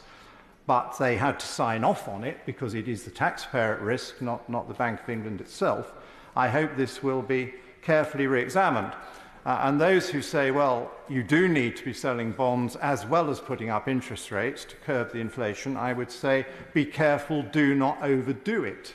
And if the bank really does feel it's got to tighten even more, it can do it by a further rise in interest rates. It doesn't have to do it by selling these bonds, whereas very directly, as we see tonight, the sale of these bonds can realise a loss and then can trigger a cash requirement on taxpayers and the Treasury at an extremely bad time for such a cash requirement, when I think all of us have got much better priorities than paying for bonds that are underwater when we see the current state of the economy and the need to route more money to individuals and companies in the right ways to see off a longer and deeper downturn and to provide some balance in the public accounts. So I would ask the Minister and the Chancellor to think again and to talk again to the Governor of the Bank of England about this, their joint responsibility, and ask, is this really the right time to be crystallising losses resulting in unspecified amounts of money that will have to be paid? SNP spokesperson Alison Thulis. Thank you very much, Madam Deputy Speaker. It is quite odd to be agreeing the spending of such phenomenal amounts of money in a near-empty chamber, and it would be perhaps sensible if this House scrutinises these things just slightly more than this. But those of us here, I'm sure, we will do our best. We will do our best. These are, of course, incredibly significant changes compared to the main estimates passed in this House just in July. And the significance of this and the money that's going to both the energy support package and the asset purchase facility really are eye-watering sums of money. And I'd be quite interested to hear from the Minister, when he comes to his place, the relationship between the money for the asset purchase facility and the disastrous impact of their mini-budget, because all of this, it strikes me, is coming at the very worst possible time. Ordinary taxpayers have been left paying the price for the UK Government's reckless mini-budget, with these government bonds incurring a loss for the very first time since 2009. The ONS has projected the loss to taxpayers just last month at 156 million. And even with the changes that the UK Government have made since the mini-budget and the reversal, there has still been significant damage to the UK's fiscal outlook. And I would ask the Minister what the relationship is with the intervention that the Bank of England had to make during the past couple of weeks, and how that meets with the interventions that are being paid for in these estimates today.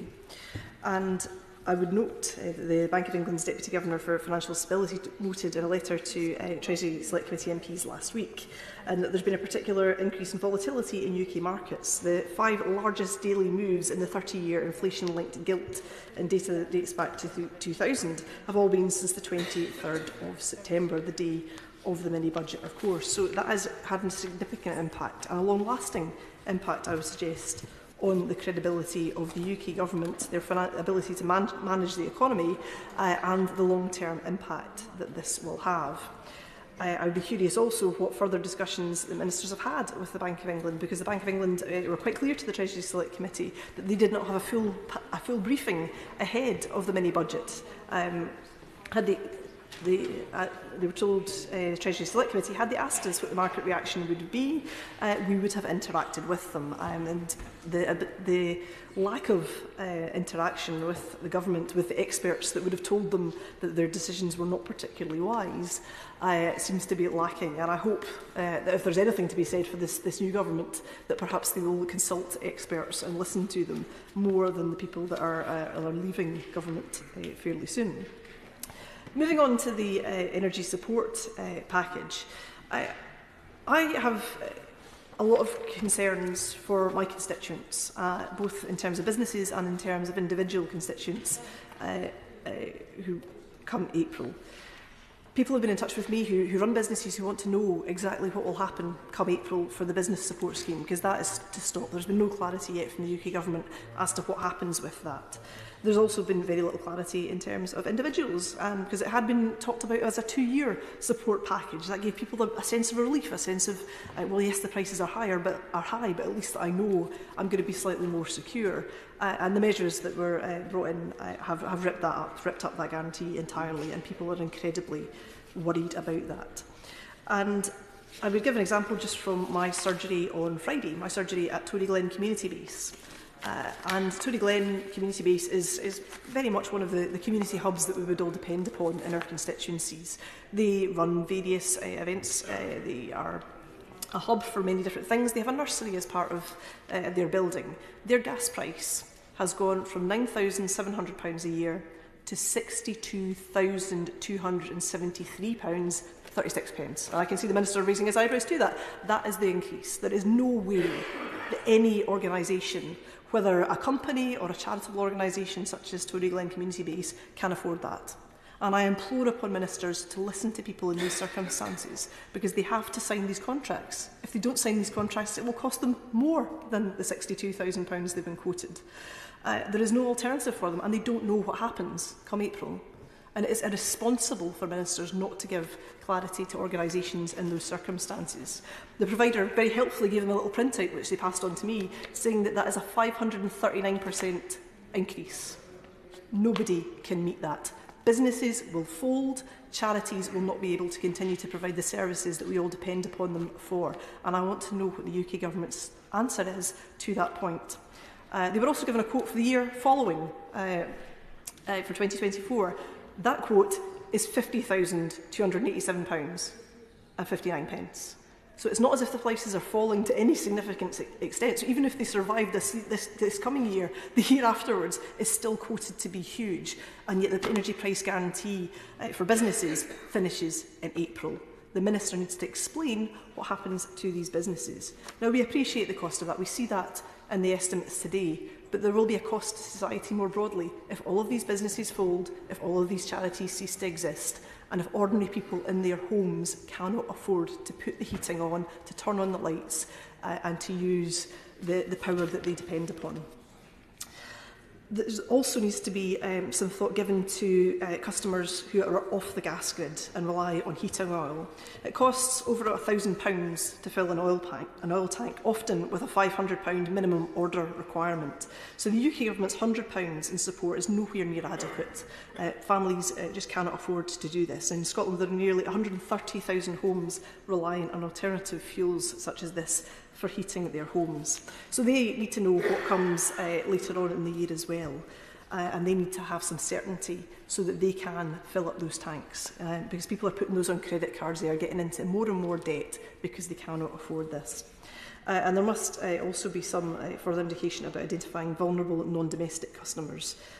Because again, there is very little clarity on this at all from the UK government as of yet. I hope there will be more, but there is not as things stand. So these eye-watering sums of money that we're talking about today, they sound very, very far away from the people that just need those couple of extra £100 to fill up a fuel tank or to pay their bills. But I think we shouldn't forget about that very real impact on those businesses, on those charities, on those individuals of these huge sums of money, and the amount of money that they will also be paying back for years because of the shambolic way the UK government has dealt with this issue. The chaos for many years to come, the prospect of further austerity as a result of their poor choices and poor decisions just now are something that people have not voted for and should not be expected to be paying back. And particularly for people in Scotland who are facing, in many ways, a higher toll due to rurality, due to the cost of fuel in rural areas, and due to unfair grid charging in Scotland, which again the UK government has not done anything to deal with and has not decoupled the price of gas from the price of renewables. These are choices that Scotland has not made. Scotland would make different choices if we were independent, and we would ensure that nobody in Scotland goes to bed cold and hungry. Thank you. Minister Graham Stewart. Thank you, Madam Deputy Speaker. I'd like to thank all members who've spoken in this wide-ranging debate. The member for Ealing North spoke for Her Majesty's opposition. The decision was made by the MPC as part of the bank, and it was their decision on the timing of this, just to deal with that point there. My right honourable friend, the member for Wokingham, as usual, made the most perspicacious observations, not least around the importance of grappling with the high cost to the public purse of the interventions. And he was, as my honourable friend from the front bench said, absolutely right to say that it does very much depend on the prices, and one hopes that we will see the cost coming in lower than the estimate which is before the House today. The honourable member for Glasgow Central talked about the impact of prices on businesses and other organisations in her constituency, and she is of course right. These are very significant prices. They are a result of a global price. She will be aware that the EU is in a similar position to ourselves in terms of looking at how best to break the link between gas prices and electricity prices, and she will doubtless be supporting those elements of the energy price bill which look to decouple that and do everything they can to hold prices down. But she will also observe that the world-leading contracts for difference scheme brought in by this government, now widely mimicked by others, has provided the kind of capital certainty to make renewables in this country investable, thus leading to the transformation of our offshore wind, seeing us go from the pitiful level of renewables as a percentage of our electricity provision left of just 6.8%, I think, left by the Labour Party when it left power in 2010, to more than 40% today. Not only have those CFDs brought forward by this government contributed to that, they have also, right now, we're seeing tens of millions of pounds because of the structure of the CFD paid back into the pot, and thus reducing the costs to businesses and consumers that we would otherwise see. I will give way to the Honourable Lady. I appreciate the points that he's making about contracts for difference, but will you not agree with me that the grid charging regime penalises those generators in Scotland for offshore and onshore wind, making it more expensive for them to generate electricity than a power station that was in the southeast of England? Well, grid charges need to reflect the actual costs involved, and as she'll be aware, we are reviewing and looking at how best to deal with the grid going forward. The grid is fundamental to everything we want to do in this space, and there is room for change, but I'm not sure that I necessarily agree, and I'll wait for others more expert than myself to come forward with the recommendations for ministerial decision around how best to structure that. But removing price signals from the system would not be a beneficial thing. So we need to have price signals in there. That is, that is right and proper. She mentions the issue of heating oil, and I would appeal to her to. I represent a rural constituency with many consumers on heating oil. We looked carefully, and we've shared information to show that the rise in heating oil costs. We looked at from a year ago, from sort of September 2021 to September 2022, and we looked at that, and heating oil has gone up on average by about 147%. And we looked at what's happened to gas prices after the effect of the EPG, and that has gone up by 130%. And that is why the £100 does cover. It does. The numbers are there. You can see what the average family spends. You can see what the increase was. You can make the comparison between gas. The Honourable Lady, and I would understand, given the party that she represents, that she would always say that we should do more. But there's one thing. What she cannot say, and I don't think should say, and I would appeal for her not to say, is that it isn't fair between. You might want to do more overall, but actually I believe, and I think our numbers show, that we are creating something that is equitable between those who are on the gas grid and those who are on heating oil. And it's very important that people in often isolated rural areas who can feel hard done by are not told that they are being unfairly treated compared to others. They are not, and it is important that politicians, even if it suits their political purpose, do not make allegations about such a thing unless there's a basis for it, because they're not serving those people well. They're actually misleading them, and I know the Honourable Lady in particular would never want to do that. Energy is an essential and unavoidable expense for households and businesses. The economic fallout from the pandemic, the ongoing war in Ukraine, has led to unprecedented rises in energy prices. The government will provide crucial support to families and businesses with their energy costs over the winter period. I'm going to press on. I'll give way to the Honourable Lady. I thank the Minister for giving way. I finally won, because he wouldn't give way last week when I had my amendment on communal heating networks. He's just made a very strong political point about fairness. I made the point in this chamber last week that those people living particularly in blocks of flats, both in my constituency, across London and the country, on communal heating networks have faced price rises for heating of over 500%. Yet the package of support they were offered was not equivalent to other households, so there was a fundamental unfairness. Now everybody's subject to the 6-month review, so could I have a guarantee from that dispatch box today that when this government reviews the package for other households, communal heat networks will have equivalent support, which is what they've been promised all along? They were only offered 6 months.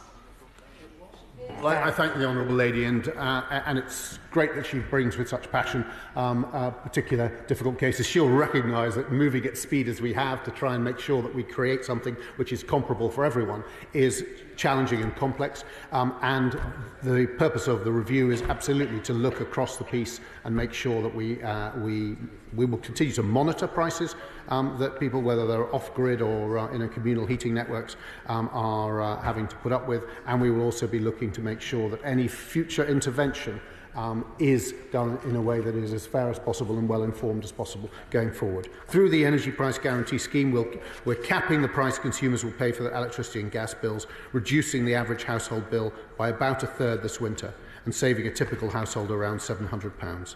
The scheme will run from October to March 2023. This is in addition to the £400 energy discount provided by government for all households through the Energy Bills Support Scheme. And support will be provided to non-domestic energy customers, including businesses, charities, schools and hospitals, through the Energy Bill Relief Scheme. This will provide a discount towards non-domestic energy bills to protect against the significantly inflated wholesale gas and electricity prices non-domestic customers have been impacted by.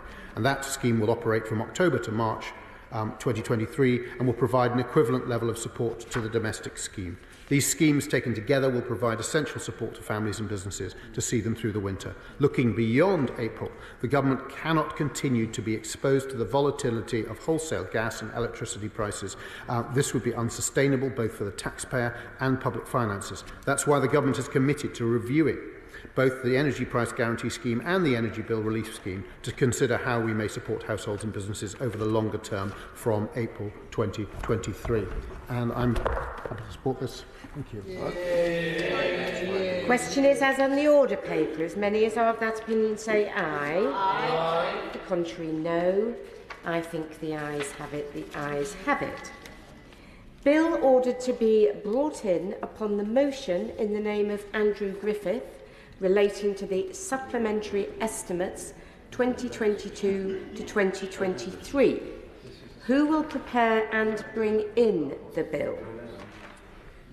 The Chairman of Ways and Means, the Chancellor of the Exchequer, Edward Arger, Richard Fuller, Felicity Buchan and myself.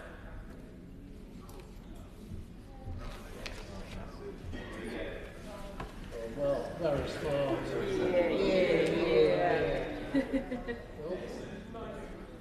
Deals together.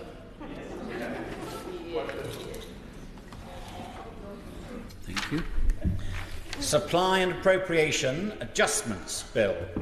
Second reading what day? Now. Minister to move formally. The question is that the bill be now read a second time. As many as are of that opinion say aye. Aye. Of the contrary, no. I think the ayes have it. The ayes have it. The question is that the bill be now read the third time. As many as are of that opinion say aye. Aye. The contrary, no. I think the ayes have it. The ayes have it. Thank you. Stamp duty, land tax reduction, business of the House motion. Minister to move. The question is the stamp duty, land tax reduction, business of the House motion as on the order paper. As many as are of that opinion say aye. Aye. The contrary, no. I think the ayes have it. The ayes have it. We now come to the motion on stamp duty, land tax reduction. Before I call the Minister to move the motion, I should inform the House that I have selected Amendment A in the name of Tim Farron. I call the Minister to move the motion on stamp duty, land tax reduction. Minister Richard Fuller. Thank you very much indeed, Madam Deputy Speaker. I beg to move the resolution. The former Chancellor of the Exchequer announced cuts to stamp duty land tax on the 23rd of September, with a motion moved following debate on the economic statement to implement this on a temporary basis. This resolution now confirms the House's agreement to that motion, allowing the Government to introduce a full bill to implement the changes permanently. The Government's changes to stamp duty increased the nil rate threshold for all purchases of residential property in England and Northern Ireland from £125,000 to £250,000. For first-time buyers, the nil rate threshold has increased from £300,000 to £425,000, with the maximum property price for which first-time buyers' relief can be claimed increased from £500,000 to £625,000. Madam Deputy Speaker, this resolution is simply a procedural requirement It is needed to allow the government to introduce a bill amending stamp duty land tax legislation. We will come on to the substance of the bill in the second reading debate in just a moment. Furthermore, there will be an opportunity to discuss the line-by-line detail of the bill during the committee stage debate at a later point. Can I have the dossier? Oh, I'm so sorry. Tim Farron. Thank you, Madam Deputy Speaker, and I appreciate the contribution from the Minister. The amendment in my name and that of my honourable and right honourable friends talks about a particular element of this proposal which is of great concern not just to me but to many members on all sides of the House and different parts of the country. And that is the, I expect, unintended consequence of this proposal on communities already suffering under the weight of excessive second home ownership and indeed the explosion of Airbnbs eating up the long-term rented market. There is obviously a debate to be had which we'll have next about the proposal in itself, about the stamp duty cut, for which there are arguments that I fully understand. What I am concerned about is that this cut will apply to all properties and would apply to those people buying their second, third or 22nd or 23rd home. And my concern is not because I'm consumed by the politics of envy, but because I am consumed with concern for my community and for many like my community. What we have seen since the pandemic has been an explosion of a problem that was already difficult to start off with in terms of an addition to the second home proportion in communities like mine. And the former Chancellor, soon to be new Prime Minister, to whom I give my congratulations, my right honourable neighbour, the member for Richmond in North Yorkshire, he made an error, I would say, at the beginning of the pandemic when he created the temporary stamp duty holiday, which saw an immediate result in communities like mine, so that within the first few months of the pandemic, 80% of all house sales in my constituency were into the second home market. I hope and assume that was not the former Chancellor, the new soon-to-be Prime Minister's intention, but that was the consequence. Furthermore, we saw a 32% increase in the number of holiday lets in the period of time of the pandemic, up from a huge number to start off with, of course, in a place like mine in the Lakes and the Dales. This is the collapse of the long-term private rented market into the Airbnb market. Now, there are lots of things through various means where I will be trying to get the government to do new things on bringing in new categories of planning use to control excessive second home ownership and the collapse of the long-term private rented sector into the Airbnb sector. What my aim today is to stop the government making it any worse. And if my amendment is not passed to this motion, then the government's proposal in the next debate will be to do some good things, but to accidentally do some bad things too.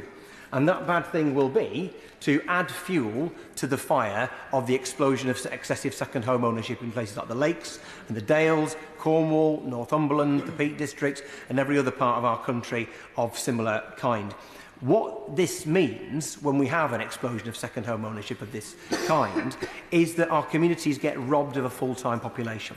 You see people forced out of them, unable to find or to afford a home to raise their family in, to see, as a consequence, the footfall and the demand for local services like the local pub, the local post office, bus services, and then also local schools massively reduced. So you see schools closed, you see communities hollowed out.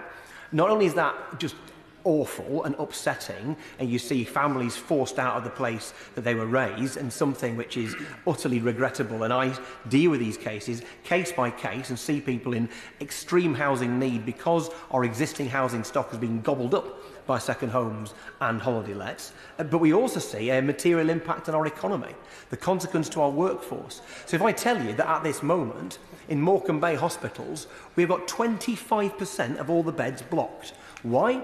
Because social care is in crisis. Why? Because there's nowhere available for anybody who works in social care to be able to live in our communities. If I then tell the Minister that 63% of all hospitality and tourism businesses in the Lakes last year had to operate below capacity. Why? Because they couldn't find the staff.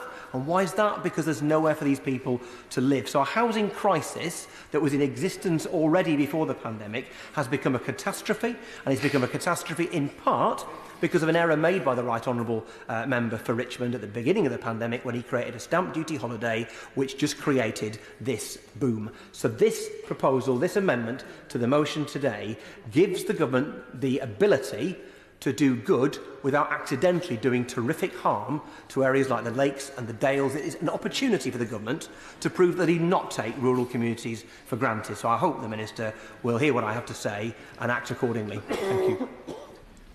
So the original question was as on the order paper, since when an amendment has been proposed as on the order paper. Mr Murray first. Yes, James Murray. Thank you, Mr Deputy Speaker. Mr Deputy Speaker, the last time that in this House we debated a stamp duty cut was in the summer of 2020. And during that debate, my honourable friend, the member for Liverpool-Walton, made clear that we do not oppose the principle of additional support for homeowners and buyers and action to stimulate the housing market. The same principle applies today. But at the time, my honourable friend rightly questioned why the government's plans include such significant support for second homeowners, landlords and holiday home buyers. Why have the government today designed a scheme that gives so much help to second homeowners? We estimate, Mr Deputy Speaker, that this bill means subsidising second homeowners to a tune of £300 million a year. That is not only a very significant amount of public money, but it is an amount that will be paid out each and every year. How can the government justify that spending? What's more, any benefit the stamp duty changes may have for first-time buyers or for the housing market in general will pale in insignificance when compared with the havoc the government's kamikaze mini-budget unleashed on our economy.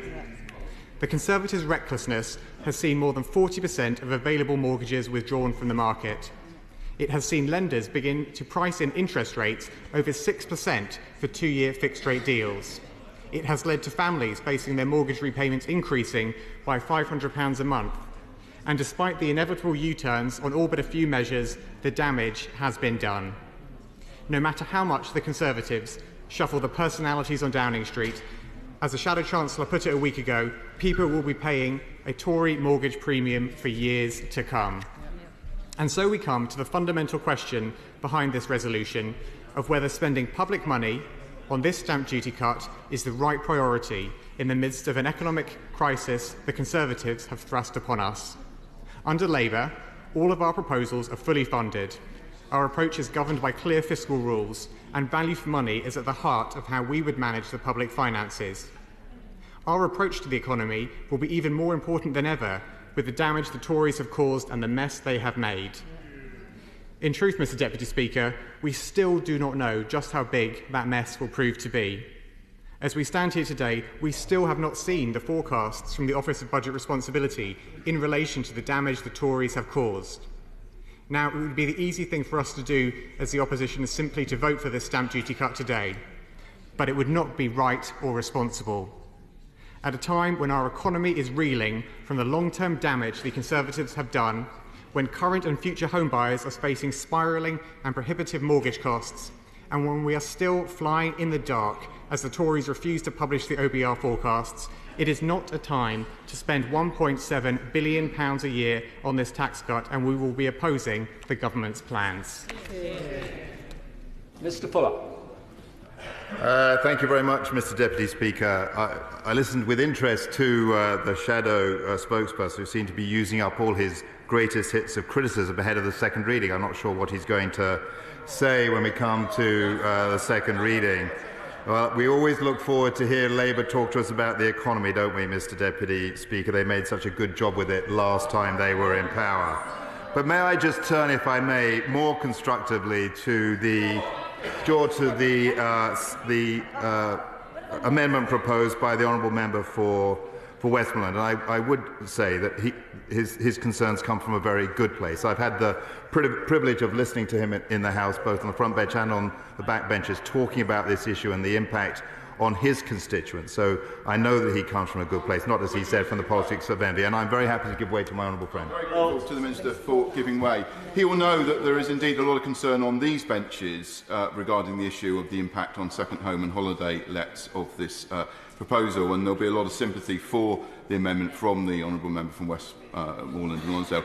Last week, the Chief Secretary gave me an assurance that the Treasury were looking at this issue. So can he reaffirm that this is indeed the case, that the Treasury understands this as an issue, and that we'll look at how we may be able to address this as the bill progresses through the House? Well, my honourable friend is absolutely right, and he echoes some of the points the honourable gentleman made earlier, which is there is a broad range of opportunities to address this issue because it has such wide-ranging effects. But today's purpose of the amendment essentially would create a separate schedule of rates in the stamp duty land tax system for those purchasing an additional property. This would mean that purchase of additional property would not be included in the scope of the resolution or the ensuing bill. Now, the government already has the higher rates for additional dwellings introduced in 2016, which applies a 3% surcharge to the standard residential rates of stamp duty, and this surcharge will continue to apply. This means that whilst the government's changes to stamp duty will ensure around 43% of transactions will pay no stamp duty land tax, none of those will be purchases of second homes or investments in buy-to-let properties. The government has taken meaningful action to support local communities on the issue of second homes, so I can give my honourable friend his assurance that he requests that we should continue to look at that. I'm very happy to give way to my honourable friend.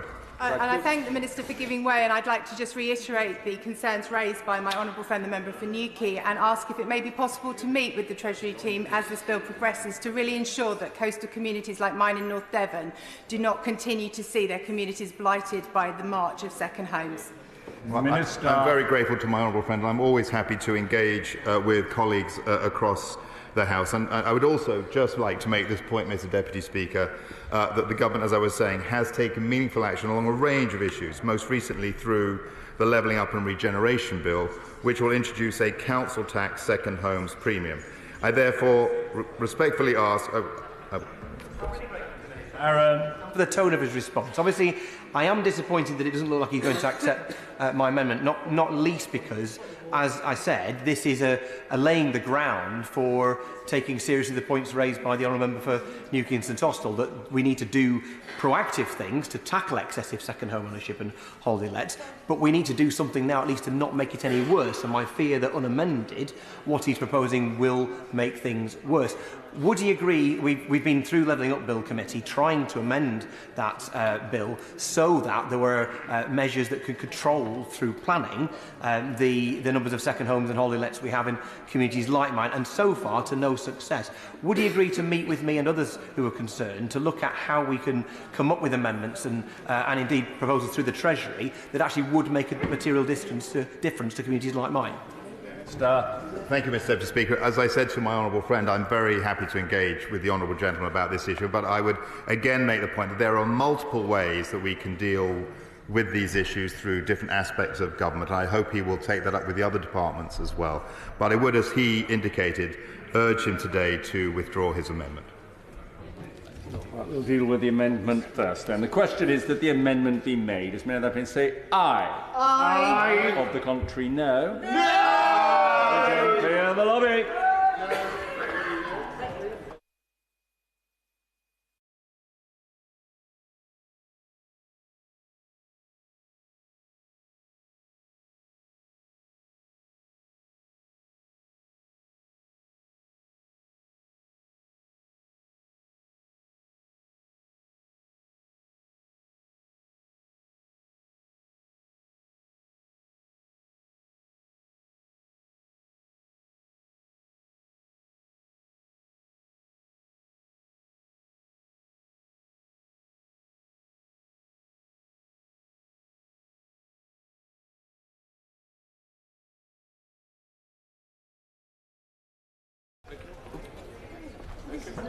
Order.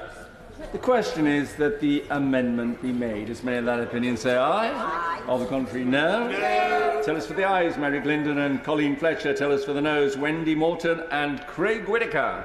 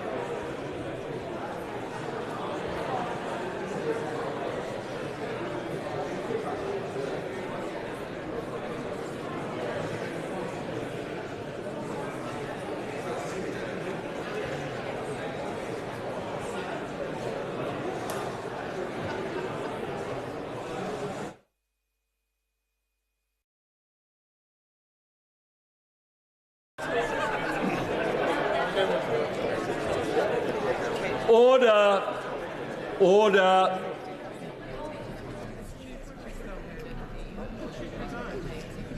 The ayes to the right, 165.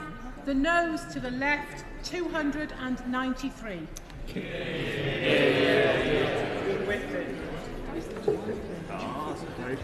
Thank you. The ayes to the right were 165. The noes to the left, 293. So the noes have it. The noes have it. They're not. We'll now come to the main question. The question is the motion on stamp duty land tax reduction. As many of that opinion say aye. Aye. Or the contrary, no. Division, clear lobby.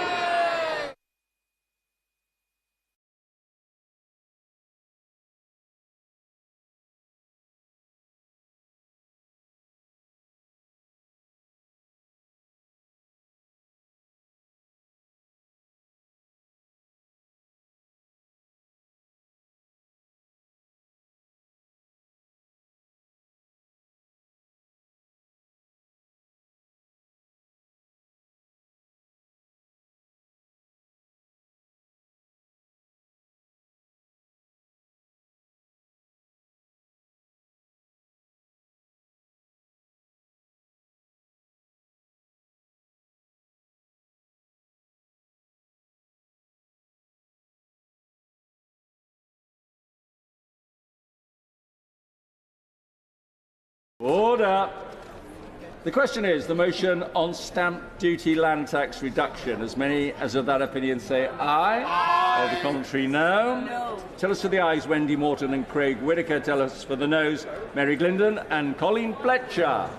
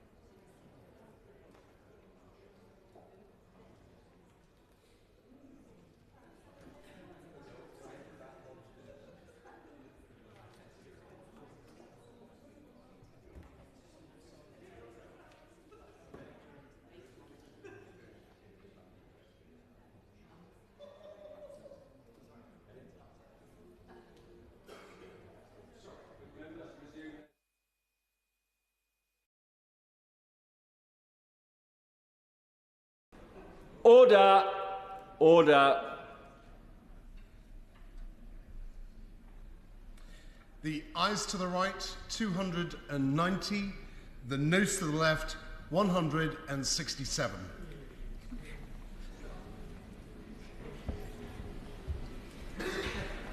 Thank you.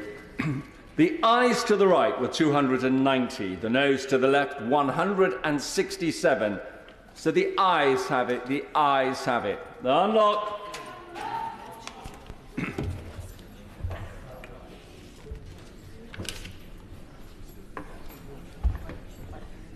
Bill ordered to be brought in upon the resolution. Who will prepare and bring in the bill? The Chairman of Ways and Means, the Prime Minister, the Chancellor of the Exchequer, Edward Arger, Andrew Griffith, Felicity Buchan, and myself, Mr. Deputy Speaker.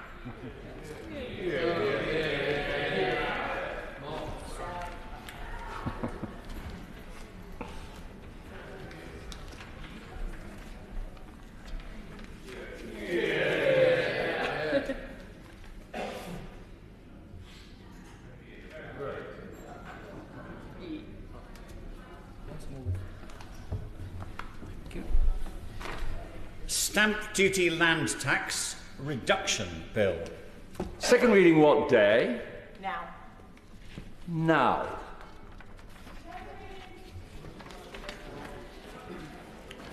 We now come to the Stamp Duty Land Tax Reduction Bill, second reading, and I call the Minister to move second reading, Felicity Buchan.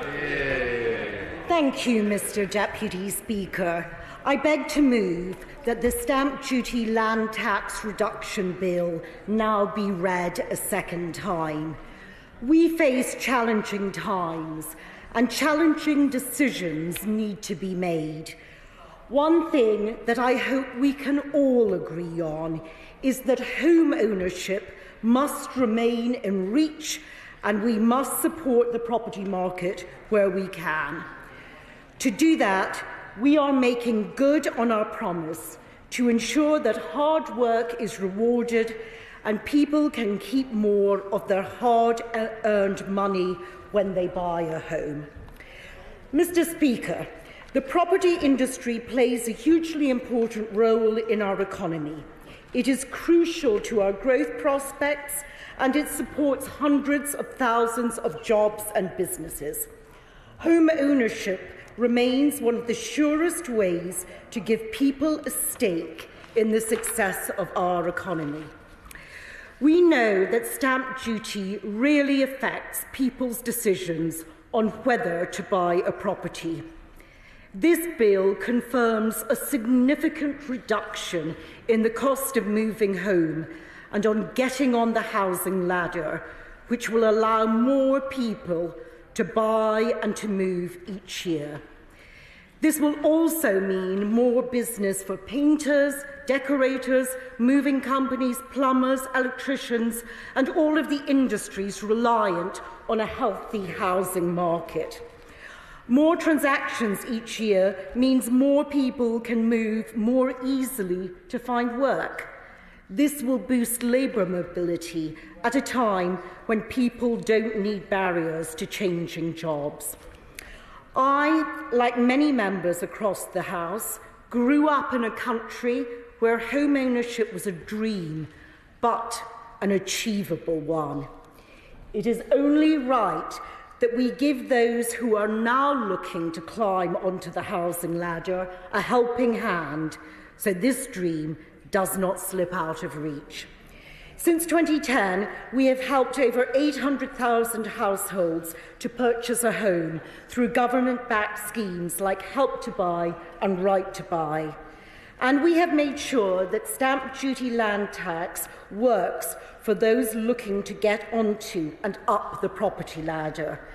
Firstly, in April 2016, we introduced the higher rates of stamp duty for those purchasing additional properties, which forms part of the government's commitment to first-time buyers.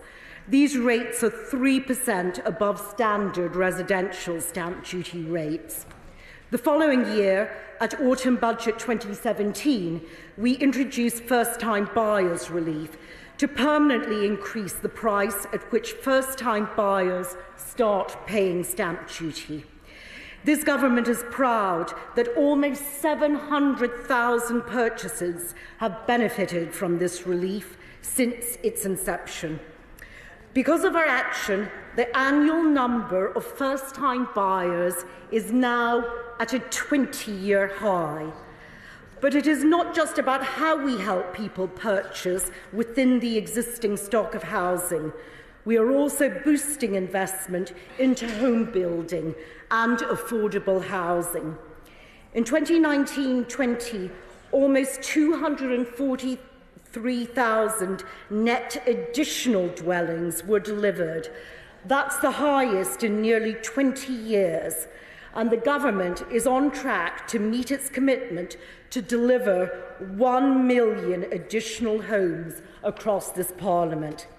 At the Spending Review 2021, we also announced £11.5 billion for the Affordable Homes Programme to build 180,000 more of the affordable quality homes this country needs, including tens of thousands for social rent. Mr Deputy Speaker, the government's cuts to stamp duty land tax were implemented on the 23rd of September with immediate effect. And we have introduced the Stamp Duty Land Tax Reduction Bill to confirm this change. Stamp duty applies to purchases of property or land in England and Northern Ireland, with land transaction taxes devolved to Scotland and Wales. Devolved administrations will receive Barnett consequentials for this change in the usual way. The provisions in the bill before the House will increase the nil rate threshold, which is the level at which stamp duty starts to apply. The bill will double the threshold at which people start paying stamp duty from $125,000 to $250,000, saving a family purchasing an average priced home £2,500. As I mentioned a moment ago, in 2017 the government introduced first-time buyers relief. This applied a higher nil rate threshold for purchasers who have never previously owned a property as part of our commitment to supporting first-time buyers. This bill will expand the generosity of this relief to ensure that those purchasing their first home pay no stamp duty on purchases up to £425,000. That's up from £300,000. The maximum purchase value for which first-time buyers can claim the relief has also been increased from £500,000 to £625,000. Mr Speaker, these cuts to stamp duty will mean that an estimated 43% of transactions each year will pay absolutely no stamp duty whatsoever.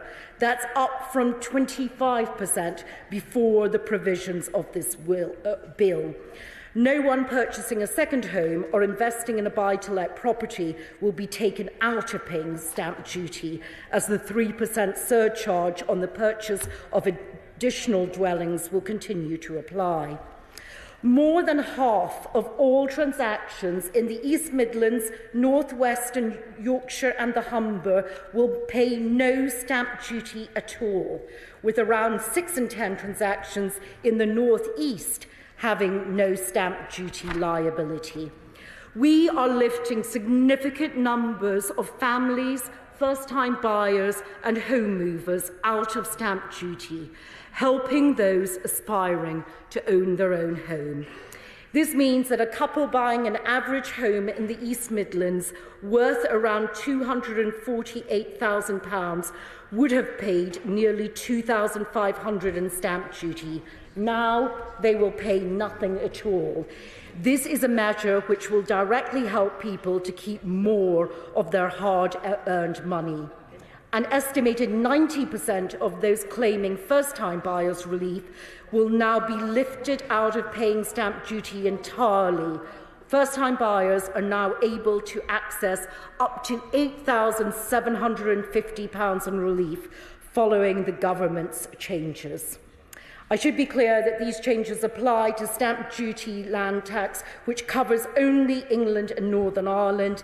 These changes mean, through the usual block grant adjustment, an additional £100 million for the devolved administrations in Scotland and Wales. Mr. Deputy Speaker, the United Kingdom has always been a nation of homeowners, and under our plans, it will continue to be so. We are cutting stamp duty for hard-working people and supporting them in getting onto and up the housing ladder. This bill will reduce the upfront costs of moving. It will support the hundreds of thousands of jobs reliant on a healthy property market. And it will help give people who who aspire to home ownership the means to make it a reality. For these reasons, I commend this bill to the House. Question is the bill be now read a second time. Mr. Murray. Thank you, Mr. Deputy Speaker. Mr. Deputy Speaker, yesterday was 1 month since the previous Chancellor delivered his mini-budget. Since then, we have had a month of utter chaos. A month of the most extraordinary U-turns. A month in which the Conservative Party recklessly inflicted damage on our economy. Damage that the British public will be paying for and that will take years to fix. Yet the Conservatives are clinging on to power, putting their party interest before the country's. And so we are here today debating one of the very few remaining pieces of the former Chancellor's mini-budget. As honourable and right honourable members will know, the current Chancellor, I assume, Mr. Deputy Speaker, he is still in post as we speak, U-turned on almost all of his predecessor's plans. One of the measures he decided to keep was lifting the cap on bankers' bonuses. It is particularly hard to understand why he chose to do so, when even bankers themselves do not seem to have been advocating for it. In fact, it is something with reputational damage I know many of them fear. But nonetheless, lifting the cap remained a priority for both the previous and current Chancellors. As we know, Mr. Deputy Speaker, the current Chancellor also decided to keep the legislation that reversed the national insurance rise and repealed the health and social care levy. Now, we are glad that the government finally followed Labour's position that we set out over a year ago, that raising taxes on working people in a cost of living crisis is wrong. Of course, the decision to reverse the national insurance rise was itself a U-turn by the current Chancellor, the outgoing Prime Minister and their colleagues on the position they held just last year. At least by doing the right thing, the Right Honourable Member for South West Surrey avoided doing a U-turn on a U-turn in this particular instance. And of course, Mr. Deputy Speaker, the current Chancellor decided to keep the changes to stamp duty that were announced on September 23rd and that we are debating today. Under these changes, which are the subject of the resolution we've just debated and the bill now being read for a second time, the nil rate threshold for stamp duty payments on residential properties is increased effectively by removing the existing lowest band. There are consistent changes to the higher rates for additional dwellings and changes to the threshold and limits for first-time buyers' relief. Now, Mr. Deputy Speaker, before I go address the substance of the proposed changes, I would like to ask the Minister about the process of the legislation coming before us. In the business of the House statement on Thursday, October the 13th, the Leader of the House of Commons said that we would today be debating a resolution relating to stamp duty land tax reduction, followed by all stages of the stamp duty land tax reduction bill. 4 days later, the current Chancellor confirmed the stamp duty changes would proceed. However, during her next business of the House statement on October the 20th, the Leader of the House then said that today we would no longer be considering all stages of the bill, only its second reading. That most recent statement by the Leader of the House did not set a date for its remaining stages, and so I ask, what message does that send? Now, Treasury ministers will know that across the country, families and businesses are crying out for stability. In the housing market, as in many parts of the economy, certainty is prized. That is why, when the stamp duty cut was announced, it took effect straight away. It had to be in place immediately to avoid giving people reason to delay their home purchases as they waited for an announced change to come into force. Indeed, in the policy paper, Mr. Deputy Speaker, published alongside this announcement on September the 23rd, it confirmed that no consultation had been carried out on the measure precisely because, and I quote, It would not be in the public interest to consult, as this may have an adverse effect on the housing market if buyers delayed purchases during the consultation period. Yet now, the remaining stages of the stamp duty reduction bill have been delayed. This last-minute flip-flop of parliamentary business sends a message that it is open to the new Prime Minister and whoever his Chancellor might be to change their mind over these stamp duty changes. By delaying the bill's remaining stages, the government has introduced yet more uncertainty into the housing market, which frankly is the last thing anyone needs. Now, I do not know what the Minister will be able to say that will give home buyers any confidence in this matter, but I would urge him to try and give home buyers and the housing sector whatever assurances on this he can. Mr Deputy Speaker, I fear the government has learnt nothing from the mistakes it made 2 years ago about uncertainty when it comes to stamp duty. As honourable members may remember, when stamp duty was last changed in the summer of 2020, the legislation was rushed through Parliament earlier than planned. This happened after someone thought they were being clever by briefing the press about the plans of the then Chancellor, the now incoming Prime Minister, 3 months ahead of them being implemented. In that debate, the former member for South West Hertfordshire and former Chief Secretary to the Treasury, David Gauke, was quoted as having said that this trailing of plans months ahead would be hugely counterproductive. He said that even 2 days of speculation over such plans would be unhelpful. So this concern is nothing new. It is crucial that stamp duty changes are not left hanging. Decisions either way must be executed swiftly and with certainty. These last-minute changes to parliamentary business seem to be yet another reminder that the Conservatives are not fit to govern. Now, Mr Deputy Speaker, as I said in the last debate, it would be easy for us as the opposition simply to vote for this stamp duty cut today. But it would not be right and it would not be responsible. At a time when our economy is reeling from the long-term damage the Conservatives have done, when current and future home buyers are facing spiralling and prohibitive mortgage costs, and when we are still flying in the dark as the Tories refuse to publish the OBR forecasts, it is not a time to spend £1.7 billion a year on this tax cut. Mr Deputy Speaker, there is so much else the government could be doing to support the housing market and to help people get a secure and decent home they can afford. Beyond restoring financial stability, they could go further and adopt some of our plans to introduce a mortgage guarantee scheme, to raise stamp duty on foreign buyers, and to give first-time buyers first dibs on newly built properties. Those are some of the plans we need after 12 years under the Tories, during which home ownership rates have fallen. Compared to when the Conservatives came to power in 2010, there are now 800,000 fewer households under 45 who own their own home. At the same time, nearly 1 million more people are renting privately. Some of them may once have been hopeful that the government would deliver on their commitment to ban no-fault Section 21 evictions. But that promise was made over 3 years ago. That promise had been pushed into the long grass. It was rumoured 2 weeks ago that it was about to be dropped. And now, with a new Prime Minister coming through those revolving doors, its fate is anyone's guess. The only safe conclusion is that the Tories cannot deliver the security, stability and affordability that people need. Mr Deputy Speaker, although this debate is focused on the stamp duty changes the government is seeking to approve, it cannot be taken outside the context of their disastrous mishandling of the economy. After 12 years of failure, the Conservatives have shredded any claim they might once have thought they had to economic competence. We are suffering an economic crisis created in Downing Street. The damage has been done and working people are paying the price. They can rearrange the personalities in Downing Street, but they have inflicted damage on our country and they have no mandate to govern. It is time for the British people to have a say on our country's future. It is time for a fresh start, with a government ready to sort out the Tories' mess, ready to grow the economy for working people, and ready to build a fairer, greener future. Mr Deputy Speaker, it is time for a general election. John McDonnell. Thank you, Mr Deputy Speaker.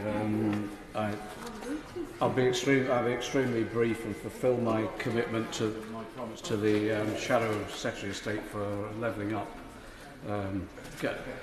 The reason I'm rising to speak is because I met a group of constituents at the weekend and I said I'd use this debate to actually identify and explain the situation that they're facing in my constituency, because I listened to the Minister and I listened to in many ways, the well-intentioned sentiments that she brought forward, but it doesn't reflect the reality of what my constituents are facing at the moment.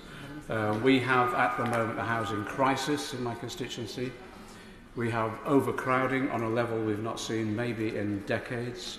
We have homelessness, and the access to housing is no longer via council housing, because our council housing stock has mainly been sold off, and there has been, well, I don't think any new council housing been constructed directly by the council itself.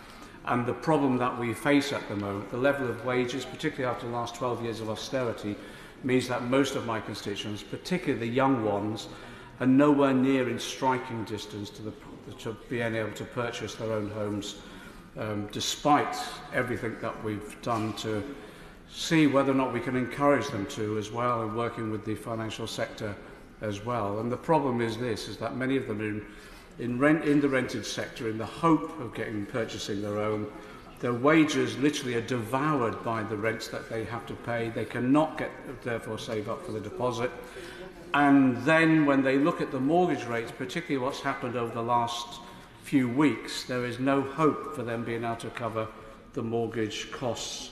So to be frank, this legislation is no help to my constituents whatsoever, I'm afraid.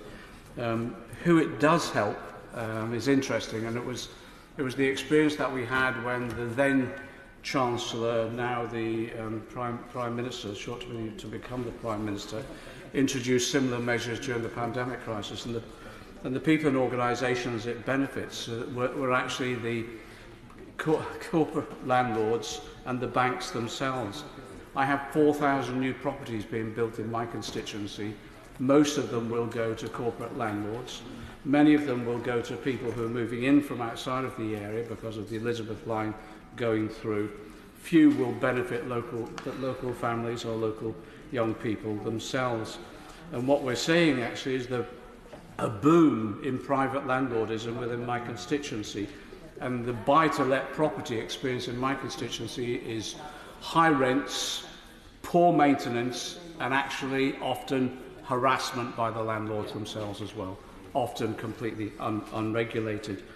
And what will happen here is, although there's much been said by the Minister and by the Government about this helping first-time buyers, the actual lifting of the doubling of the threshold will actually benefit all, and it will benefit largely landlords. And yes, the banks that will be lending to those landlords as well. It will also, as my own friend also mentioned, it will benefit also second home purchasers too. What I find, and I raise in this debate as well, what I find extraordinary is that landlords can have 100% offset of their mortgage interests against profits still, and we've still not tackled that as an issue. That's for incorporated landlords. What we saw between 1919 and 2020 is 41,700 landlords incorporating themselves to be able to benefit from what I actually think is a tax avoidance scheme. My honourable friend in the earlier debate on the front bench mentioned the cost of this project. On the estimates that was done on the day of the mini-budget a few weeks ago, the cost was $1.655 billion. I have to say, I find it hard to see how that fits in as a priority which is compatible with what the new Chancellor is saying about a new wave of austerity having to be forced upon us because of the mismanagement of the economy in recent weeks. The opposition front bench are going to oppose this legislation. I fully agree with them. This is not the time for this sort of measure. And indeed, there could be measures in which we can assist first-time buyers, but that's more about housing supply, and it's more about financing people to get on that ladder as a result of reducing the costs of property overall. But there could be another way if the government is insistent on proceeding with this legislation. So that we can protect the first-time buyer measures. What we could do is make sure that we pay for them and offset them by actually having an excess profits tax on those landlords and those banks that are making profits out of these measures that the government has brought forward. Finally, I want to fulfil the debt I gave to my constituents at the weekend and just say, for my constituency, this will not help people. What we need is a new council house programme. What we need is a reduction in interest rates, and what we need actually is investment in housing on a scale we've not seen before, but housing which is accessible and affordable to all. Otherwise, I'll have more people homeless, I'll have more people in overcrowding, and yes, in my constituents, more people in beds in sheds trying to survive this next winter. I just make the plea for the government to drop this legislation now. I'm hoping that the incoming Prime Minister will not see this as a priority, and when we go into the budget next week, we'll have a more rational debate about housing policy overall. Farron. Thank you, Mr. Deputy Speaker. The housing crisis across this country is huge, and it is more than just an issue of supply. In my communities, as we mentioned in the earlier debate, we have a catastrophe which has emerged, especially over the last 2 years, whereby I have never seen such appalling need. The average house price in my constituency is something like 12 times the average household income. So the simple fact is that any benefit that this proposal will bring will help a fraction of 1%, if we're lucky, of those people who might be in the market, who might want to buy a house but currently aren't able to do so. So it seems to me not a very good use of public money. We are still in the throes of a Conservative government now seeking to do its best to counter heroically the impacts of a Conservative budget. And this seems to be one of the surviving elements of that disastrous budget, and doesn't seem the best use of money, given that the majority beneficiaries of this cut will be wealthy people who don't need a stamp duty cut. What it will do, as we said in the previous debate, is fuel a second home boom, which causes enormous damage, is already doing huge amounts of damage to communities like mine. And I ask myself the question, why is it that this is one of the few sort of survivors of the disastrous mini-budget? And I can only come to the conclusion because the people who are damaged and offended by this part of the budget are people in rural communities, and this government feels that they can take those people for granted. And I want us to put on the record that they will not be taken for granted. When you see, again, that the average house price in my community is spiralling towards £300,000 and people's income significantly less than £30,000 per household, never mind per individual, when we see that there are things that the government could be doing to actually address the affordable housing crisis, it's all the more frustrating when you see a blunderbuss waste of public money like this being done instead. So the government is talking about, through planning reforms, changing the law so that developers don't need to provide any affordable housing if they create or build developments that are smaller than 50 homes. Well, most developments in a community like mine are smaller than 50 homes, so a carte blanche for developers to never build another affordable home in the Lakes or in the Dales, or I imagine in communities not dissimilar to yours, Mr Deputy Speaker.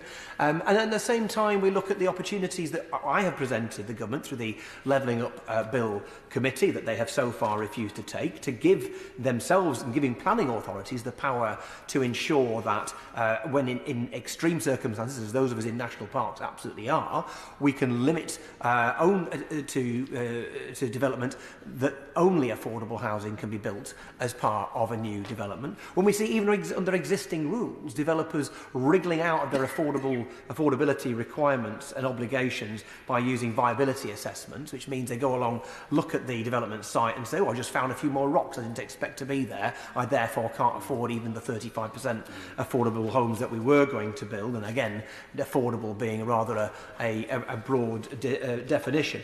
You'll see there's a whole range of things the government could be doing with new stock, and indeed a whole range of things the government could be doing with existing stock. Why won't they accept my proposal made in this place, made in Bill Committee, and I'll be making it again as well, to change planning law so that second homes and holiday lets become separate categories of planning use, so we can actually keep a lid on the number of second homes and holiday lets in communities like mine. So it is very hard to support a proposal which is the kind of sole straggling survivor of a disastrous mini-budget, and one suspects the only reason it's survived is because the people who are hurt by it are people who live in communities the government think they can take for granted. Well, they can't, and they mustn't be allowed to do so.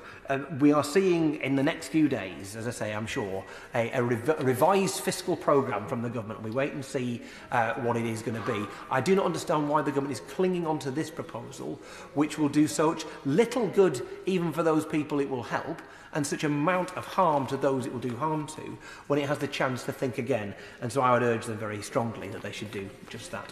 Very much. Wind-ups. Tulip Siddiq. Thank you, Mr Deputy Speaker. I'm grateful for the opportunity to wind up on behalf of the opposition and wanted to start off by thanking the member for Westmoreland and Lonsdale for his speech. And I agree with him wholeheartedly that there's very few people who will actually benefit from this legislation, and it doesn't seem like the best use of public money.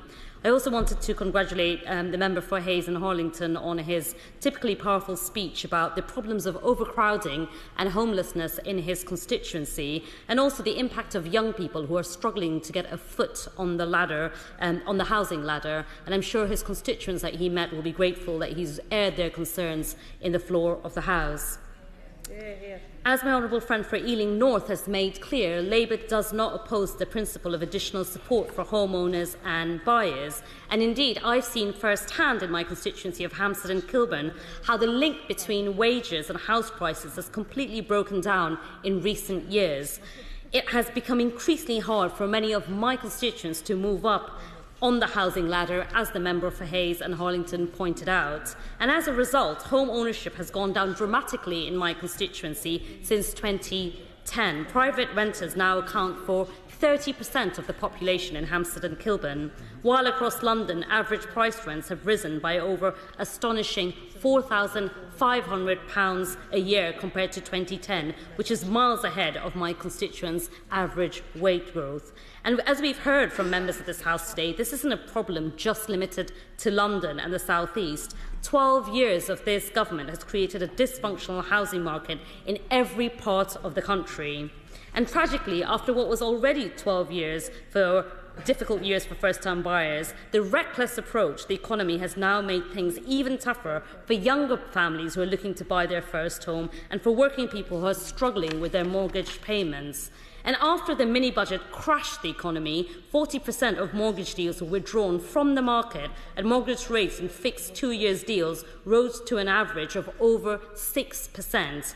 It's important to not forget the real-life consequences of the decisions that are made in this House.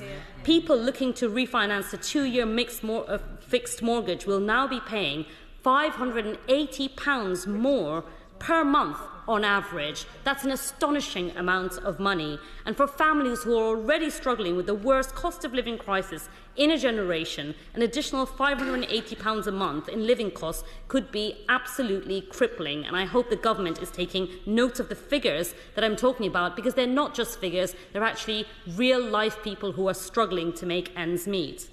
Indeed, Oxford Economics estimates that if interest rates remain at the levels currently being offered, thousands of families could be facing negative equity and mortgage arrears. And while the Bank of England has forecast that the number of households struggling with their mortgage rates will hit a record high next year. And what is the government's response to the chaos they have caused in the housing market? Even more uncertainty. As my honourable friend for Ealing North said, the government's last-minute decision to only give the bill its second reading today sends a message to the housing market that Treasury Minister are once again preparing to do a U-turn. And I would be interested to hear from the Minister today whether he believes that this time next week a stamp duty cut will still be government policy, or whether the government will once again follow Labour's advice and drop this ill-thought-out proposal. My honourable friend for Ealing North was completely right to point out that this plan will do very little to help people take their first important step onto the housing ladder, and that it's just another government handout for wealthy landlords and second homeowners. And on this side of the House, we are the true party of home ownership, and that's why we've committed to a target of 70% home ownership across the UK. We will achieve this by looking at the reform of the planning system to increase house building, because if you keep inflating demand without increasing supply, house prices will only rise. And this will mean giving first-time buyers first dibs on newly built homes and an end to buy-to-let landlords and second homeowners getting in first. On this side of the House, we will provide additional help for first-time buyers through our mortgage guarantee scheme and introduce a higher stamp duty for foreign buyers to prevent overseas investors buying up property and pricing out British households. And finally, we will review planning regulations so that speculators can't prevent communities from getting shovels in the ground and building the homes they need to thrive. If this government was serious about support for first-time buyers, these are sensible and costed policies that it should also adopt for themselves. But this government is not serious about home ownership, and as we have seen in recent weeks, this government is not serious about fiscal discipline. After the damage that the government caused to our economy with their disastrous mini-budget, the country cannot simply afford a £1.5 billion handout to rich second homeowners and buy-to-let landlords. And that's why I want to echo the point made by my honourable from Ealing North that it would not be fiscally right or responsible to support the stamp duty cut today. Because we are the party of responsible home ownership, but we are also concerned about economic competence and fiscal responsibility. Our proposals to support first-time buyers are fully funded, and the government has refused to even publish the OBR forecasts for their plans. Our proposals will help first-time buyers to get on the housing ladder, while the government's proposal will only help the rich. Our economic plan would provide stability and security, while the government only offers economic incompetence and uncertainty. And the Minister was very worried that we were using up our big hits for this debate. He doesn't need to worry, because we are saving our big hits for the election campaign, which we hope will be very soon. Minister. Mr. Deputy Speaker, I would like to thank members for their contribution to this debate. And at the start of the debate, my honourable friend, the Exchequer Secretary of the Treasury, has set out the critical importance of the bill and the government's cut to stamp duty land tax. This bill is important to home movers and to first-time buyers, important for jobs and businesses connected to the property industry, and important for our economic growth. Stamp duty land tax at high levels can reduce a household's willingness to move.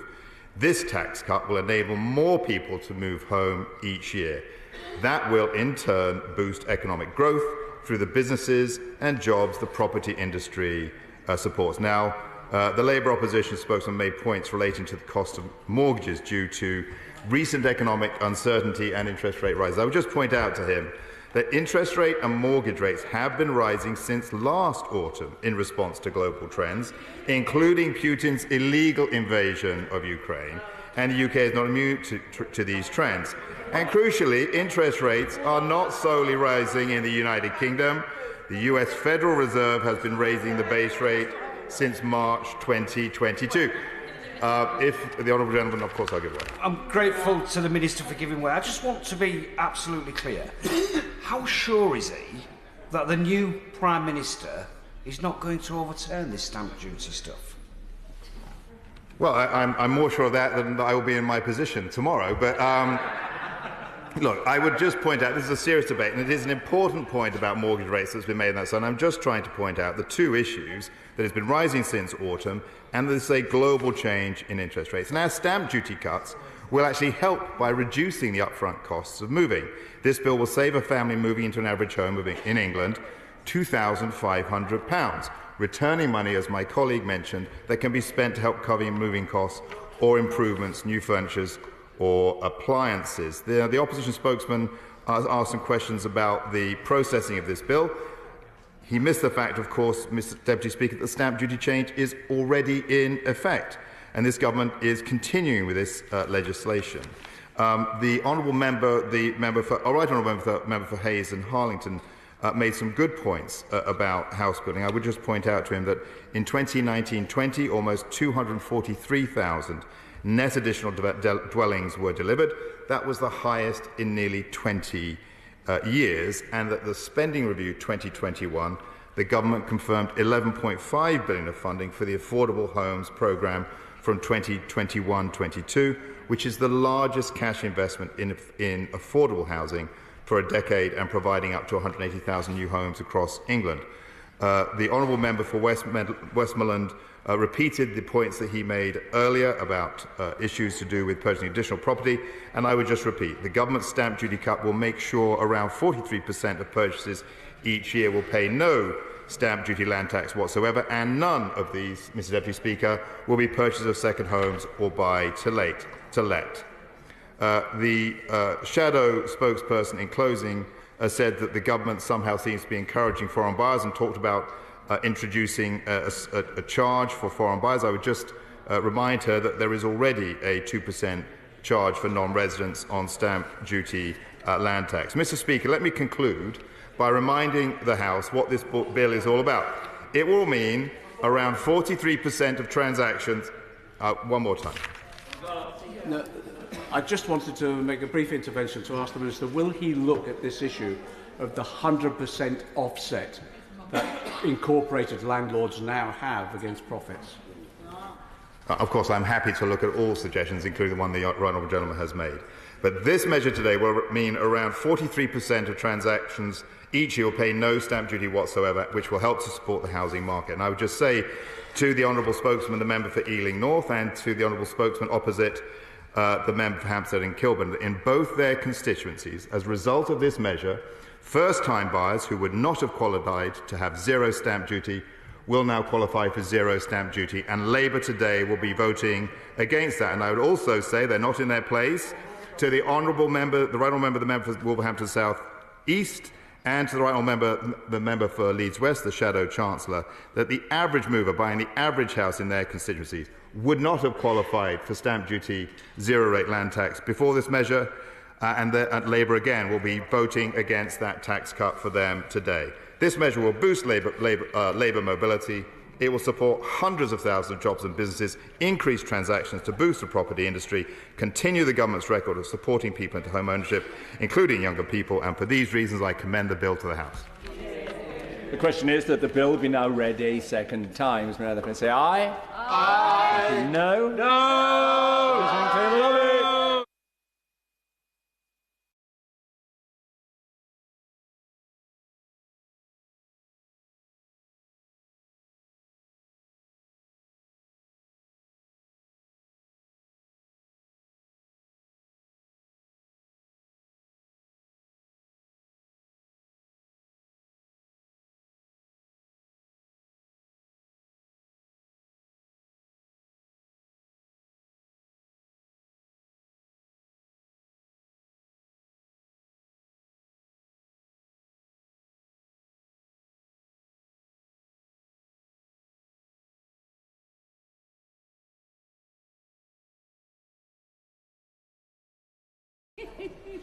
I'm moving slowly, don't worry. Okay. The question is that the bill be now read a second time. Does Madam say aye? Aye. Or the contrary, no? No. Tell us for the ayes Wendy Morton and Craig Whittaker. Tell us for the noes Colleen Fletcher and Mary Glendon.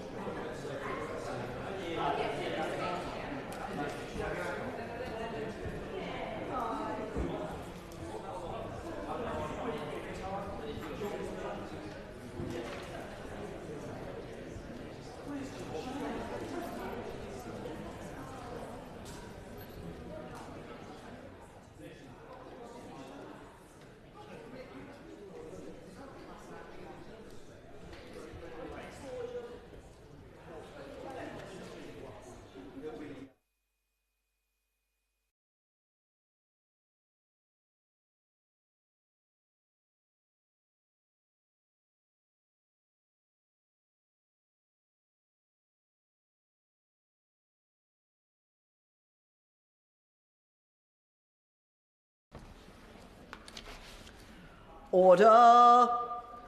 Order. The ayes to the right, 288. The noes to the left, 152.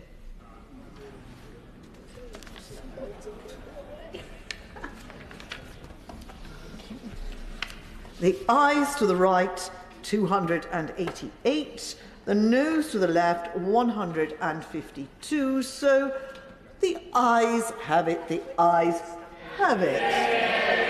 A lot.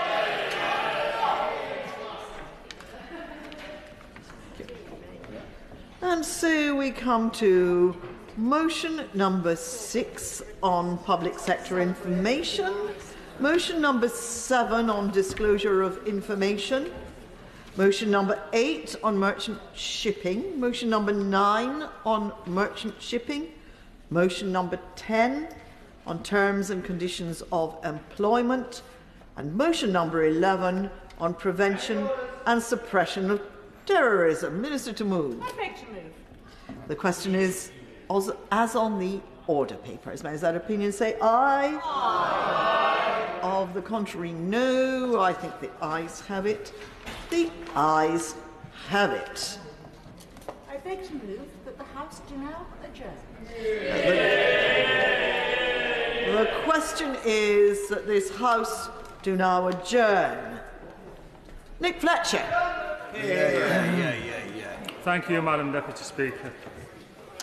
On July the 13th this year, Peel shocked my constituency with the announcement of the potential closure of Doncaster Sheffield Airport. This is the reason for the debate. Let me tell the House the story.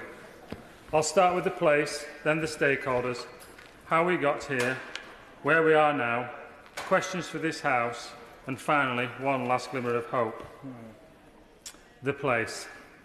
Doncaster Sheffield Airport was originally RAF Finley. I remember going there as a very young boy, back of a Ford Escort, sat between two older brothers, legs sticking to black vinyl seats. Not a pleasant journey, but oh, when I got there.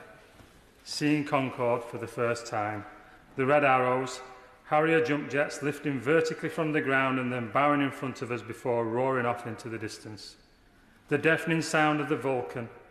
What wonderful memories. Sadly, Finley closed in 1996, but to the joy of the people of Doncaster and beyond, the airport reopened in 2005 as Doncaster Sheffield Robin Hood Airport. Silly name, but that's for another day. I was fortunate enough to fly from there the second day it opened. It was a wonderful place, and you can see why it is now so dear to me and my constituents. Now I have briefly talked about the place, I want to talk of the stakeholders. We have the employees who are to lose their jobs, the businesses that will no doubt have to move, and the public who love our airport. Peel, the landowners and operators of Doncaster Sheffield Airport, the Combined Authority and its elected mayors, past and present, Doncaster Council and its mayor, central government, and me. Let us talk people first. The airport has won many awards. It is a great building in a great place with a great car park, but it's the people that make it. The friends of Doncaster Sheffield Airport, the staff of DSA, the contractors that make it all work, the firefighters and security who keep all safe. The businesses on site and in the hangars nearby, 2XL, Yorkshire Aero Club, to name just a couple, TUI and their staff, and the public from across the region. All these have been amazing and have kept me going through their continued works to keep the airport open in tough times. The tens of thousands who have signed petitions, a Facebook page of 15,000 people. Great people, all wanting to save the airport. To all of them, I say thank you. Now let me talk of the two key players, Peel and the Combined Authority. Peel is a huge landowner across our country. Board members include John Whittaker, Steve Underwood, Robert Huff. Peel owns Sheffield Airport. They closed that and built houses on it. They also own Teesside Airport and would no doubt have closed that if it had not been saved by Mayor Ben Houchin. Peel has a precedent for doing this. The Combined Authority. Oliver Coppard is Mayor of our Combined Authority. Oliver has been in position since May this year. Prior to this, it was the Right Honourable Member of Barnsley. Oliver has devolved powers and monies. What does this mean? Let me explain. When people are asked do they want more powers locally, every time people will say yes. Why wouldn't they? And this is what's happened here. In 2018, under the leadership of the Right Honourable Member from Barnsley, South Yorkshire became a combined authority with an elected mayor. This means powers move from the central government, this place, to the combined authority now led by Oliver. Our mayor has powers over economic growth, education, infrastructure, transport. He also has a substantial amount of money he can use to drive growth. This is gain share money and is set out as £30 million a year for 30 years, a total of £900 million. He can borrow against this too. So they are the key players, Peel and our mayor. DMBC. Doncaster Council are the local authority where the airport sits. They have compulsory purchase powers and obviously deal with planning. The council is led by an elected mayor too. Government. Where does government sit? Well, if these powers are devolved, there are only so many levers it can use. The use of the Civil Contingencies Act 2004 has been raised by members. I too have written to the Secretary of State on this issue.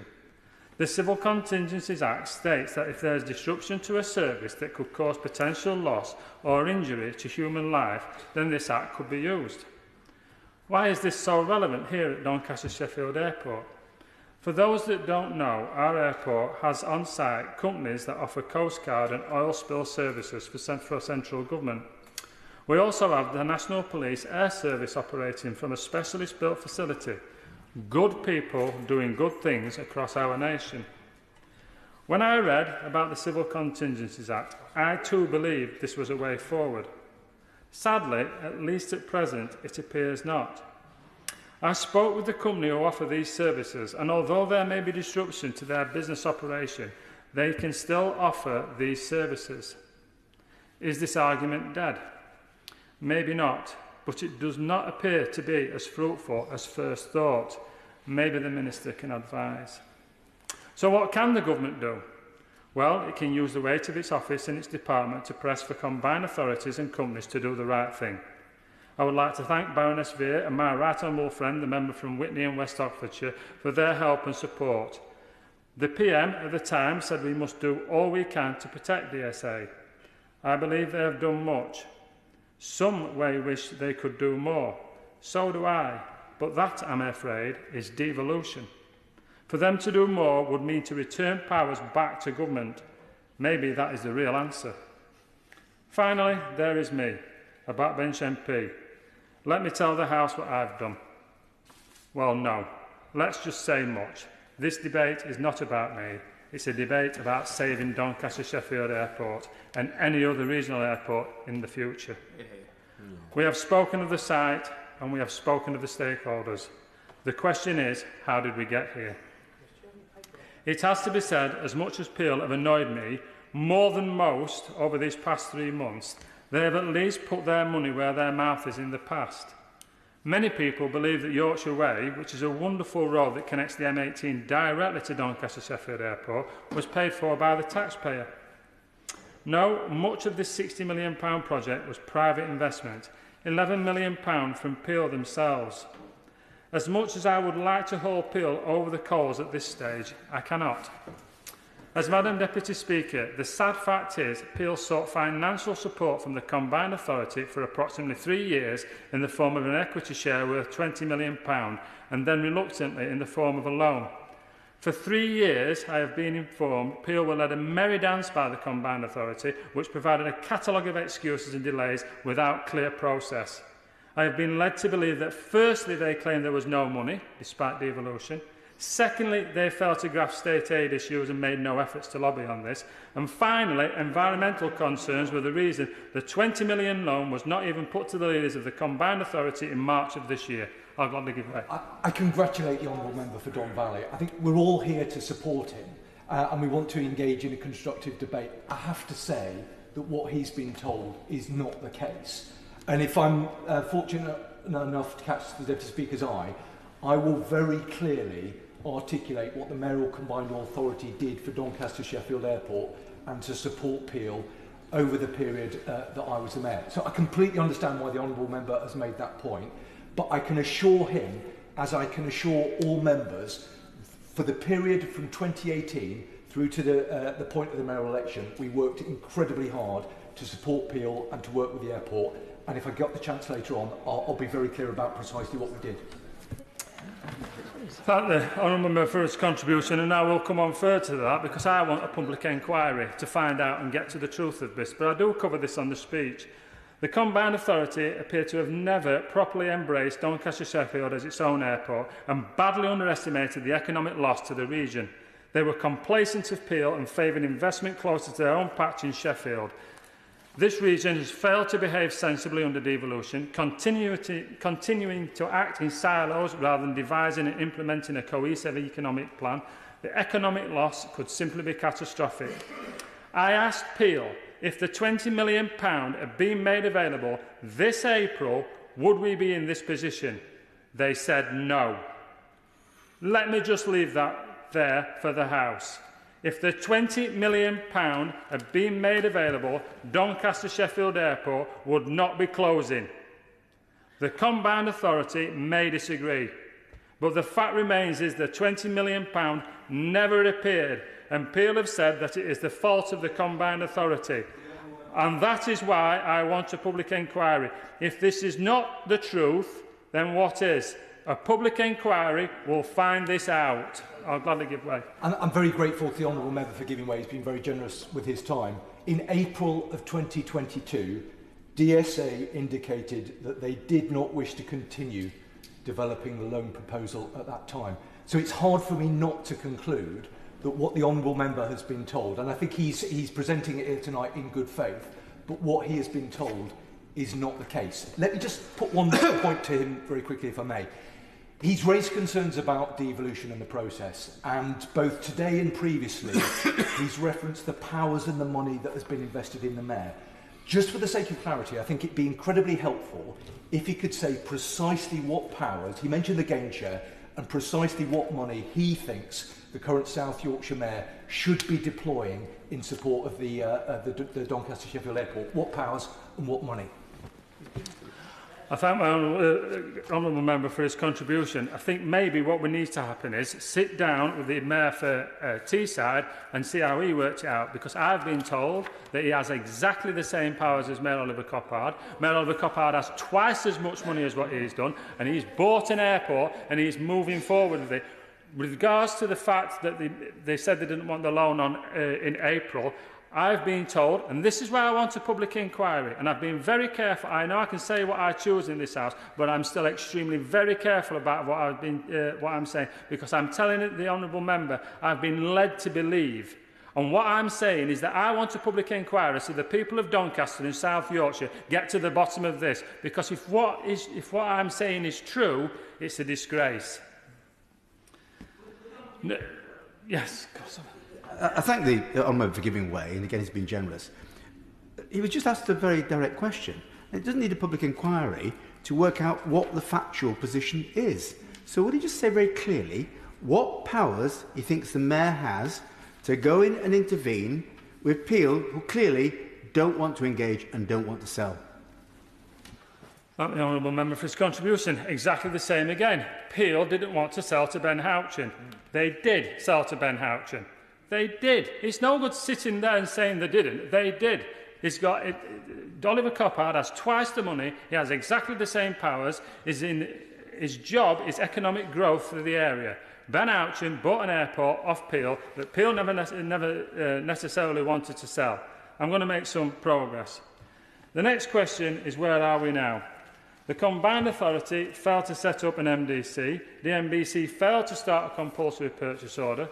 They both say they can't, but it's the threat that counts in a business deal. That is why I have championed the Civil Contingencies Act myself. It may not be viable, but it's the threat that counts. I've tried to work collegiately on this. But to be fair, they did on week 10. Friday before the announcement was to be made, the Combined Authority came up with a deal to cover Peel's losses for 13 months. And although this is not a Ben Houchin move, at least it was something. Peel do not lose any money. They get the local council, the Combined Authority, and the government on side, and they get me off the back. 13 months from now, no buyer found, the airport's still making a loss. Well, at least they've tried. Local jobs saved through a cost of living crisis, the airport supporting the local economy through this period, businesses on site given time to get their contingency plans in good shape, but no, they still say no. Madam Deputy Speaker, there is something Peel are not telling me. Again, a public inquiry is needed. Why would Peel want to annoy a local and central government, their customers, their staff, the local people and me, have their losses covered and still say no? There is something people are not telling me. Again, a public inquiry is needed. On the last week of the initial 6-week consultation, the combined authorities' big idea was to put the airport on the market themselves. Now, these are the people that are in charge of economic growth for South Yorkshire. 5 weeks after me, a backbench MP who had wrote to Virgin, BA, Ryanair and numerous other airlines, our devolved authority in charge of economic growth went to the market. I really cannot get my breath.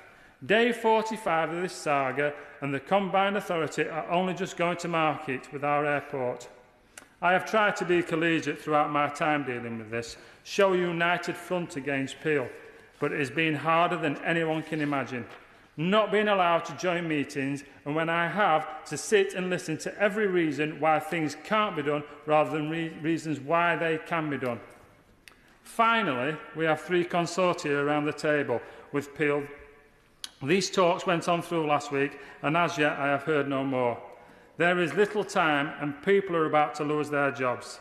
I have to ask if the combined authority had gone to the market in week 1 instead of week 5, we would have stood a better chance. I'm sure we would. My honourable friend, thank you for being so generous with your time. And can I just say, as a fellow South Yorkshire MP, how grateful I am, and I know many of us are in this House, for all the work that you've done, championing the airport, working tirelessly. Sorry, apologies, Madam Deputy Speaker, that my honourable friend has done on behalf of the people of South Yorkshire trying to rescue this airport. Does he believe that the economic and social value of this airport has been underestimated by local authorities and the combined authority? And if so, why does he think that is? I thank the honourable friend for her contribution. Yes, massively. I genuinely believe that the combined authority, the word there is combined. Doncaster, Rotherham, Barnsley and Sheffield, combined, coming together. And I do not think the combined authority leaders, past and present, have told the leaders of those councils how important it is for the entire growth of this area and beyond. They've not sold it. They should have sold it. If they had sold it, then we wouldn't be losing our airport. As I said, we need a public inquiry to find out these reasons why. But I'm afraid the silo working that I've spoke about earlier is typical of Labour councils up and down the country. I'm grateful to him giving way. He said a moment ago that the current mayor had twice the money in terms of comparison to Mayor Ben Houchin in Tees Valley. I'd be really grateful, and I'm sure the House would be most illuminated to hear the facts that underpin that, because that is not my understanding. Come back, though, to the crucial point around powers. What powers is it that the honourable member thinks is invested in the mayor that he's not using? Just go to the money first. Pardon. The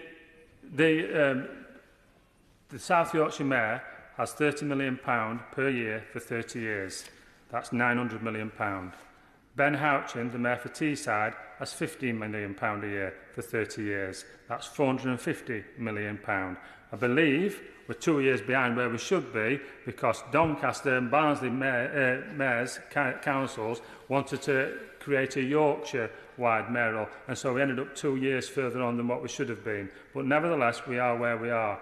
With regards to the powers, I've said again that we've got powers for setting up MDAs, we've got compulsory purchase powers, we have the community asset powers, we have all these different levers to be used, and unfortunately, none of them have been used.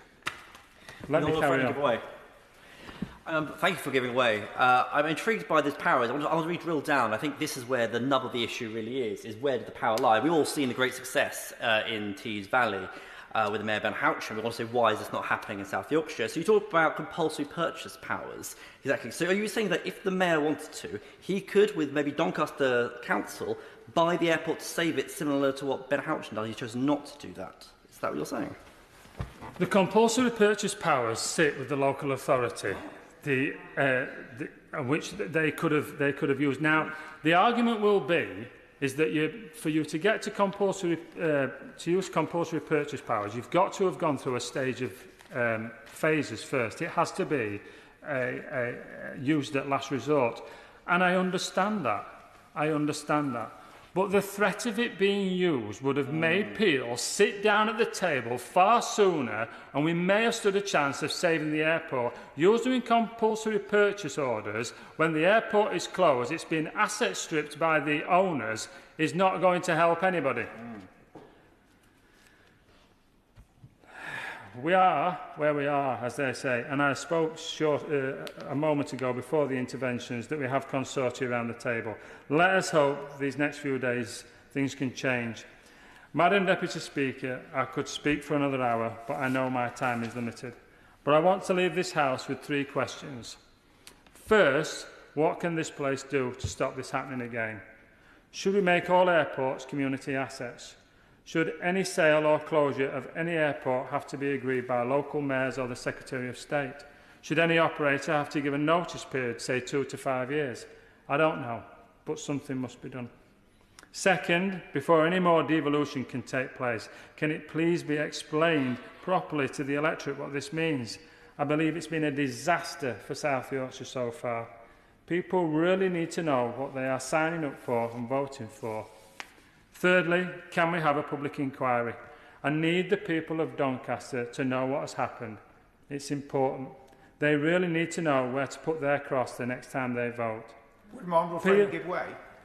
I'd like to thank my honourable friend for giving way and securing this important debate just before he winds up his excellent speech, in which he's actually clearly laid out what the issues are, the work that he's been doing to solve them, and also some solutions. Can I just say, as an MP that represents West Yorkshire, my constituents have lobbied me as well, because it's a regional airport that they use. So on behalf of them, more power to your elbow, and well done on everything that you've been doing, my honourable friend has been doing, to campaign for this important regional airport, Madam Deputy. I thank my honourable friend for his contribution. It just proves the airport is used by people from all across the north of England and is such a fantastic asset. Peel have been stubborn, I believe desperately so, and their board, mainly John Whittaker and Robert Huff, will have to live with what they are trying to do, with what their legacy will be. But Madam Deputy Speaker, I am told John Whittaker is a good man, and he can stop this at the click of his fingers. The question is, will he do the right thing? I hope so. But Peel are a business, and businesses make profit. So although I don't believe greed is good, Peel are doing what businesses are supposed to do. They're making money. Sadly, I believe our elected mayors have not done what they are supposed to do. They have been left wanting, absent at first, then slow, and in the words of local business leader, chaotic. They have shown no vision and now only champion our airport when it's probably too late. Just look at the difference between our mayor's social media account and Ben Houchen's. Our South Yorkshire mayor tweeting childish memes when the people he represents and who voted for him are losing their jobs and South Yorkshire is losing its future. While Ben Houchen's media is littered with success stories of investment, jobs and giving an inspiring future for the next generation. No, if we lose our airport, Peel need to be held accountable, but the combined authority should be dissolved. It is not working, and it's not working for Doncaster. Our combined authority mayor is buying trams for Sheffield, while Doncaster gets second-hand buses and a closed airport. It's simply not good enough. And where is our Doncaster mayor? Nowhere to be seen. Well, my friend, give way. If, as reports appeal, are planning to sell the site or get rid of the site and build housing on it, could you confirm who exactly is going to benefit from the council tax rates? Will the South Yorkshire Mayor themselves directly be getting money from the ratepayers who buy in those houses, and will Doncaster Council? And does he think there's anything weird about that sort of way of doing things? I think my honourable friend has made a point there, and as I say, as part of that public inquiry, I'm hoping that these sorts of items can come out. I've always said throughout our campaign, keep the faith. I'm so saddened here. I know we can't keep an airport open because people are fond of it, but Doncaster people really are, and I am too. I therefore want to try and end with a note of optimism, that we still do have a glimmer of hope. The consortium appeal are still in the room, and the combined authority offer is still on the table. And I want them to know, if they save our airport, I will be their champion, and so will the good people of Doncaster. It's a great airport, and with the right owner, and with the right support, I know it will be viable. I therefore ask Peel one last time, do the right thing. Reverse this ridiculous decision, accept the combined authorities' offer, give the sale the time it needs, and let us turn Doncaster into the aerotropolis its founder, John Whittaker, once dreamed of. Ed Miliband. Thank you, Madam Deputy Speaker, and I speak as the constituency member for Doncaster North. I want to start by paying tribute to the honourable gentleman for securing this debate and his efforts to help save the airport, which he has talked about today. I also want to pay tribute to my friend, the honourable member for Doncaster Central, the Mayor of Doncaster, the South Yorkshire Mayor and their teams, as well as all of my colleagues, including our Shadow Transport Secretary. I also want to mention, Madam Deputy Speaker, Mark Chadwick of the Save DSA Facebook page, who, as the honourable gentleman has said, has run a brilliant campaign, and also the local trade unions who organised a rally on Saturday. Madam Deputy Speaker, it's 1 minute to midnight as far as the airport is concerned, and I think we in this House owe it to those workers who are at risk of losing their jobs and the whole community to work together and do absolutely everything we can in the days that we have left, not to point fingers, not to play the blame game, but to do absolutely everything in our power to try and keep the airport open. And that is the focus of my remarks today. Because I heard on Saturday from the workers at the airport, from people who'd worked there since 2005, since it had opened, and the uncertainty, the anguish, the sense of pessimism that they felt. And I think they are expecting us in this House to leave no stone unturned in seeking to keep the airport open. Now let's get the position clear. Responsibility for this decision lies with Peel. They have taken the decision. They have refused, Madam Deputy Speaker, the offer of a 13-month subsidy from the South Yorkshire Mayor to cover their losses, to keep the airport open when while a buyer is found. Indeed, looking at the situation, one can only reach the conclusion that they are determined not to sell because they want to use the land for other purposes. So I have to say to the House, the problem with the idea that the airport should somehow be purchased by the South Yorkshire Mayor has one flaw at its heart, that Peel are refusing to sell. And the issue of the CPO, the compulsory purchase order, of course is important, but the point about CPO is it will take at least a year to go through that process. The airport will not... Of course I will, yeah. I don't know if the honourable member's ever done a business deal. I really don't know. But the thing that you do, the thing that we do, is we put as much pressure on, using every lever possible. And we put it on from day one. And that way, when you've got the people in the room, you've got them thinking, is this going to happen? I've kept my mouth quiet all the way through this, not wanting to say the things that I've wanted to say, because I've wanted to show a united front with the honourable members on that side of the House and with the Mayor. But it's just been like watching child's play fall out in front of my eyes. I mean, it's just... We use the levers that we've got, everything that we've got. We pile the pressure on, and hopefully they will sit down and talk to us. But if the thing, I honestly, truly believe if I had started this campaign on day one, this would have been swept under the carpet because nobody on that side of the House wanted it. I honestly don't think that when he looks back at this debate that kind of partisanship does the honourable gentleman any favours. Of course the Council has talked about doing a CPO and has discussed it with him, but has tried to explain the time a CPO takes. Now, look, I think our focus needs to be on Peel. And we need a united message from this House that they can still do the right thing, because there are credible bidders, and I urge them to accept the generous offer that has been made by the South Yorkshire Mayor as they are considering these bids from credible buyers. And I do say that if they do not do that, their name will be mud in the city and region forevermore, and it will be deservedly so. But I also want to make an appeal to the government through the Minister who is on the front bench. And I know it's not her area of responsibility. She's already answered one set of questions today about this. But I want to explain a little bit of the background, Madam Deputy Speaker, about the legal advice that we commissioned around the Civil Contingencies Act. The reason the Right Honourable Member for Doncaster Central and I commissioned this legal advice is because of the national dimension of the services run from the airport. The National Air Police Service, Search and Rescue, Maritime and Coast Guard Agency, Airport Fire Service, oil spill disbursement work and military activity. Now these are national activities, Madam Deputy Speaker. That's why we think the Civil Contingencies Act is engaged.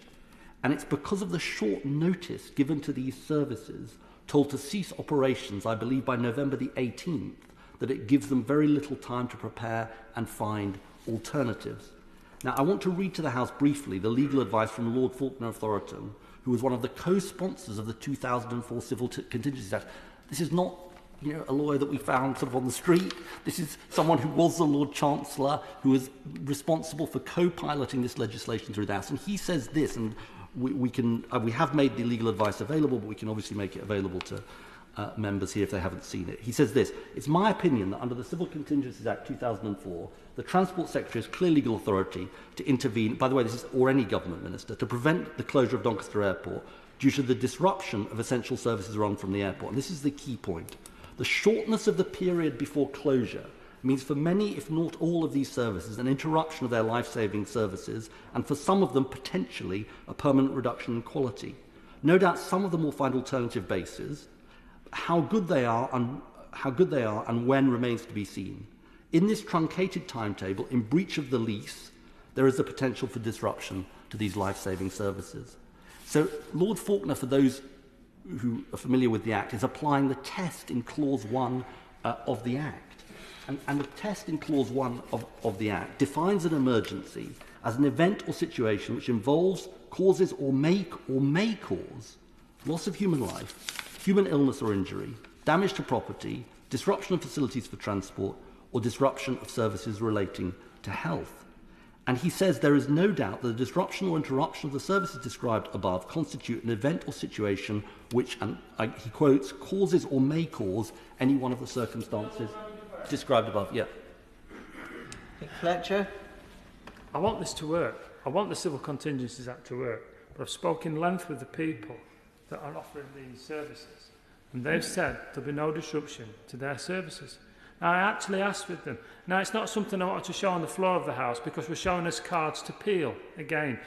The Honourable Member keeps on, the Right Honourable Member keeps on pressing this point. I've been through this. I've wrote to the Secretary of State. The Secretary of State's written to me back, and they said that they can't use it. Now, it's a Labour peer that's passing advice to a Labour Member of Parliament. Now, but I still backed it. I still went to the Secretary of State. I've tried this. I think we're taking away the argument that the reason why that we're here is that a £20 million loan never appeared, and that is why we're losing our airport. Now, we've got this consortia around the table. We've got Peel around the table. What we need to be doing now is pressing as much as we can for that to make a decision, for them to make a right decision. Going on about a Civil Contingencies Act, which we've gone through many times, it's not helping. honourable gentleman, because he keeps sort of wanting to play the blame game. There'll be time, if we don't succeed, there'll be time for him to do all the finger pointing. There'll be time for him to put it on his election leaflet and to try and blame the Labour Party. But don't do that now. Don't do that now while we're trying to save the airport. If he wants to do that, let him do that. But don't do that now. Let's work together to try and save the airport. Now, would it require boldness and commitment to use the Civil Contingencies Act? Yes, it would. But, and I have to say, he says that he's got clear advice from government. The Secretary of State won't even meet me. Madam Deputy Speaker, I've been in this House 17 years. I've never had the experience of a Secretary of State refusing even to meet me, or indeed other members of Parliament, or indeed the South Yorkshire Mayor over issues as important as this. So look, what I say about this is the government's position has been it will do everything it can to save the airport. Lord Faulkner is happy to make himself available. Let's get round the table with the Secretary of State. Maybe her advice will be there's nothing that she can do, but why not have the conversation? There's nothing to fear from the conversation. It's almost like the government thinks that somehow they will be culpable if they have the meeting and engage. They won't be culpable if they have the meeting and engage. They'll be culpable if they don't have the meeting and don't engage. And I'm afraid that's what they're doing. So, look, I'm going to end my remarks, because other people want to speak, by appealing to the Minister, who I know from another life she had when she was the Parliamentary Private Secretary to the President of the COP, and we had good relation. No, she did very well. I mean, we had a good relationship. Look, courtesy and commitment demands that we get round the table with the South Yorkshire Mayor, with members of Parliament, to leave no stone unturned. Maybe we won't succeed, but let's try and work together on this, because time is incredibly short, and we owe it to all the workers, we owe it to the community to fight all the way until our options have run out. Responsibility lies with Peel. I appeal to Peel to do the right thing, but I also appeal to the government to get round the table with us and see whether there is a way forward. Alexander Stafford. Thank you very much indeed, Madam Deputy Speaker, and I thank the Honourable Member for Don Valley for not only securing this important debate, but also for his tireless work over the last 105 days to save our airport. And it really is our airport across South Yorkshire, Barnsley, Doncaster, Rotherham, Sheffield, but of course we've heard for the Honourable Member for Huddersfield, near Huddersfield, for West Yorkshire, and across the country, the Honourable Member for Bassett Law notice here also showing support here how important it is for Nottinghamshire. It is a community asset. It's a community asset because it's something close to our heart. The Honourable Member for Don Valley has already mentioned, talking about Concorde, about the Vulcan. This is such an embryonic, important part of our history and our culture. But it's also about the jobs and economic and social value that it brings to our region. And I think, clearly in this debate, there's going to be many things we all disagree with. Clearly there already are. But we all agree with one thing. We want to save the airport. We want to make it work. We want to try and make it work. And no one here wants to play the blame game. Well, I think everyone, and I also believe the honourable members on the other side of the House, also want to push levers to put the pressure the honourable member for Don Valley was talking about on Peel. Because let's be honest, Peel are the ones ultimately at fault here. They're the ones, as we've seen in Sheffield itself, we've seen actually in Manchester, in Tees Valley, where they want to close airports and build housing estates, industrial estates, and get the rent. Let's be honest about what they're trying to do. However, we as members, elected members, want to get around and try and stop them doing that. In some places they have been successful, Peel being successful, and we've seen that in Sheffield, but in other places they have not been successful. And I think this is a very crucial point. It's not a partisan point. To look at a case study. I was a geographer at school, and we would like case studies, give an example of something. And the case study we have is Teesside and the Mayor of Tees Valley, where Peel in a pretty much similar situation. And yes, obviously we have more money in South Yorkshire than they do there, but pretty much the same situation. Peel wanted to sell the land for their airport and build houses industrial park. Now, I've looked at this quite intensely about why Ben Houchen has been so successful. And I do not believe it's just because he said, I want to save an airport. But he clearly did and has done. That wasn't his game. His game was, I want to make the Tees Valley a better place. Yeah. Better jobs, better community, better society. And the airport is part of that. And I think we do not have the same approach. We talk too much, I'd say, about the airport in isolation. Saving the airport. Of course it's important. What we should be talking about, how the airport in South Yorkshire is integral to the prosperity of South Yorkshire. how it fits in with the wider plans, where there's free ports, industrial zones, how it fits in with the bus franchising, which I know the members know I'm a big advocate of, how it fits in the wider communications plan. We cannot just see the airport in isolation, because ultimately that might fail. We need to see it in how it combines the whole of our regions together. And ultimately, of course. I'm interested in what he's actually asking for. He must accept that in Teesside, the airport there, is costing an awful lot of public money. Now, presumably he is happy, is he, for the Mayor of South Yorkshire, if Peel agreed, to put just as much money in, maybe £20 million out of the £30 million a year. He then argues for franchising. Does he accept in the end there are choices that have to be made? It's not an unlimited budget the government's given the Mayor. He presumably wants everything to be spent out of this 30 million when it clearly isn't possible. So is he saying, open check to Peel, you can have what you want? Because that's what he seems to be saying in this instance. I thank the Honourable for his intervention. Actually, he's brought my speech on a few words. What I'm asking for, frankly, is vision. What I'm asking for from the South Yorkshire Mayor is a vision of South Yorkshire. I want to know where South Yorkshire will be in 5 years' time, in 10 years' time, in 20 years. I want to know what my children are going to experience when they're growing up in South Yorkshire. And I don't want them to have bus franchising here or just an airport there. I want to see South Yorkshire is going to be a better place. And this is how we're getting that. And we're talking about how much money here or bus franchising. Ultimately, we need that feed into the wider vision. Because after all, the whole point, I believe, of a South Yorkshire Mayor, or any Mayor, devolution, I still have my great reservations about the Mayor, the mayoralty, because I don't see that vision coming. And we talk about not being non-partisan. I will give a credit over to what's happening in Manchester, but as well as in Tees Valley, as well as in the West Midlands. The mayors there have visions of what they want their regions to look like. I do not know what our mayor had vision for our region. I know he does probably want to save the airport, and I know we talk about bus franchising, but that's not a vision. And in order for the airport to work, it needs to be part of the wider vision of prosperity, how Sheffield is linked to Doncaster, from Barnsley down to Rotherham, how each part of it has that in it. And then, when the Mayor has set out the vision, and I hope it's a very good vision, he then should use the levers, the powers available with him, to make that vision a reality. And say to the people of South Yorkshire, I have my vision, this is where the airport fits into it, and these are the levers I'm going to use, the power given to me by the government, the £900 million given by the government to make that vision happen. And he may or may not say we need to save the airport, but I want to see how that fits into it. I want to see how he's going to use it all together. We've already heard about various civil contingencies acts, we've heard about the £20 million loan and lots of things, but this is too piecemeal. The failure here is not necessarily the failure of the airport. The failure here is a vision. The failure here is the South Yorkshire Mayor Authority.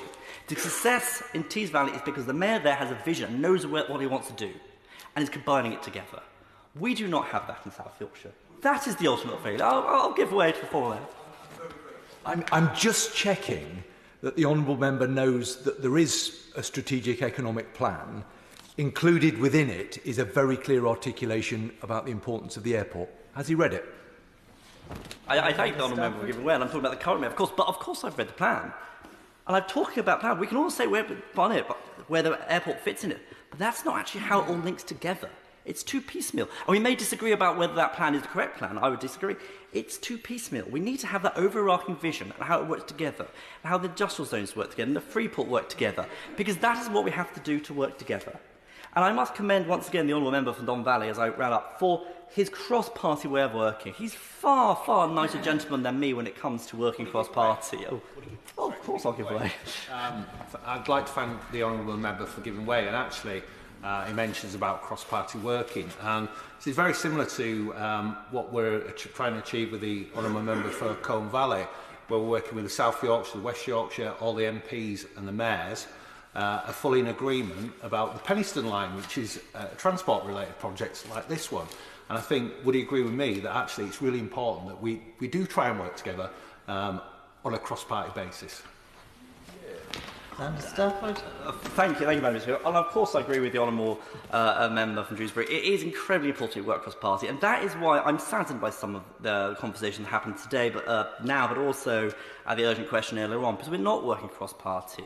And I think there's too many red herrings being thrown about, civil contingencies or this law or this stuff without working together. We need to unite together to pull all those levers to save our airport.